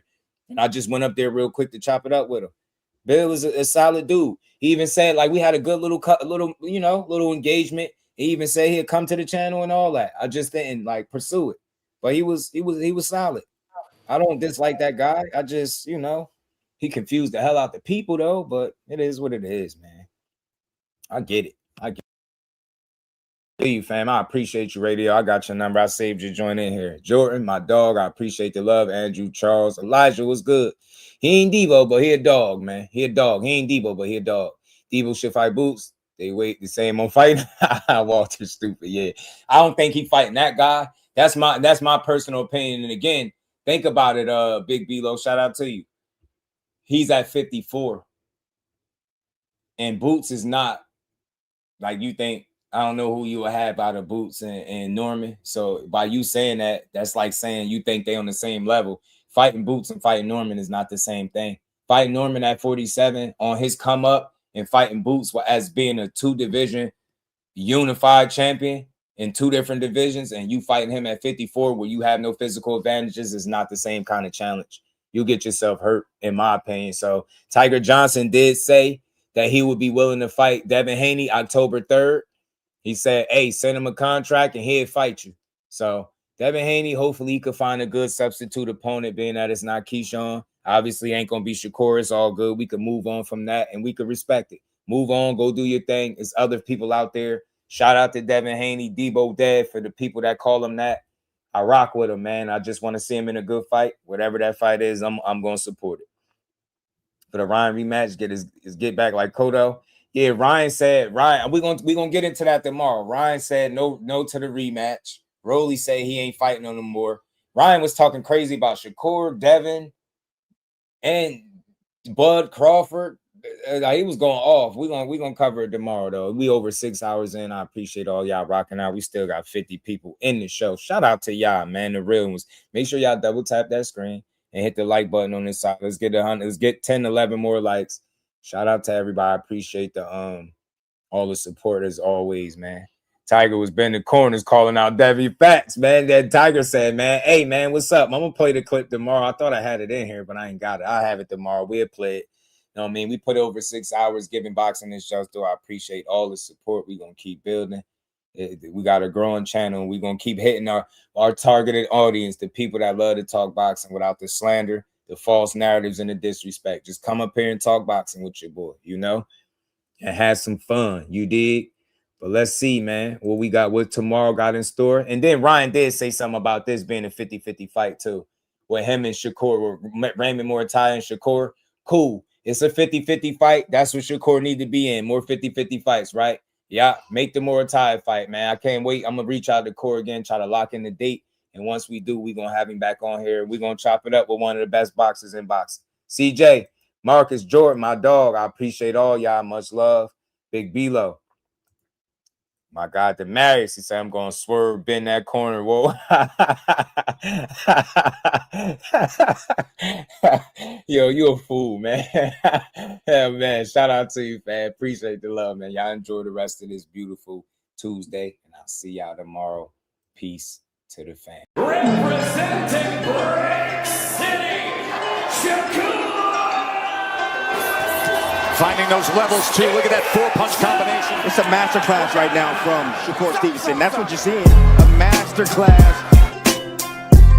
And Shakur meeting them with straight left hand. Oh, there's a knockdown score with the left hand.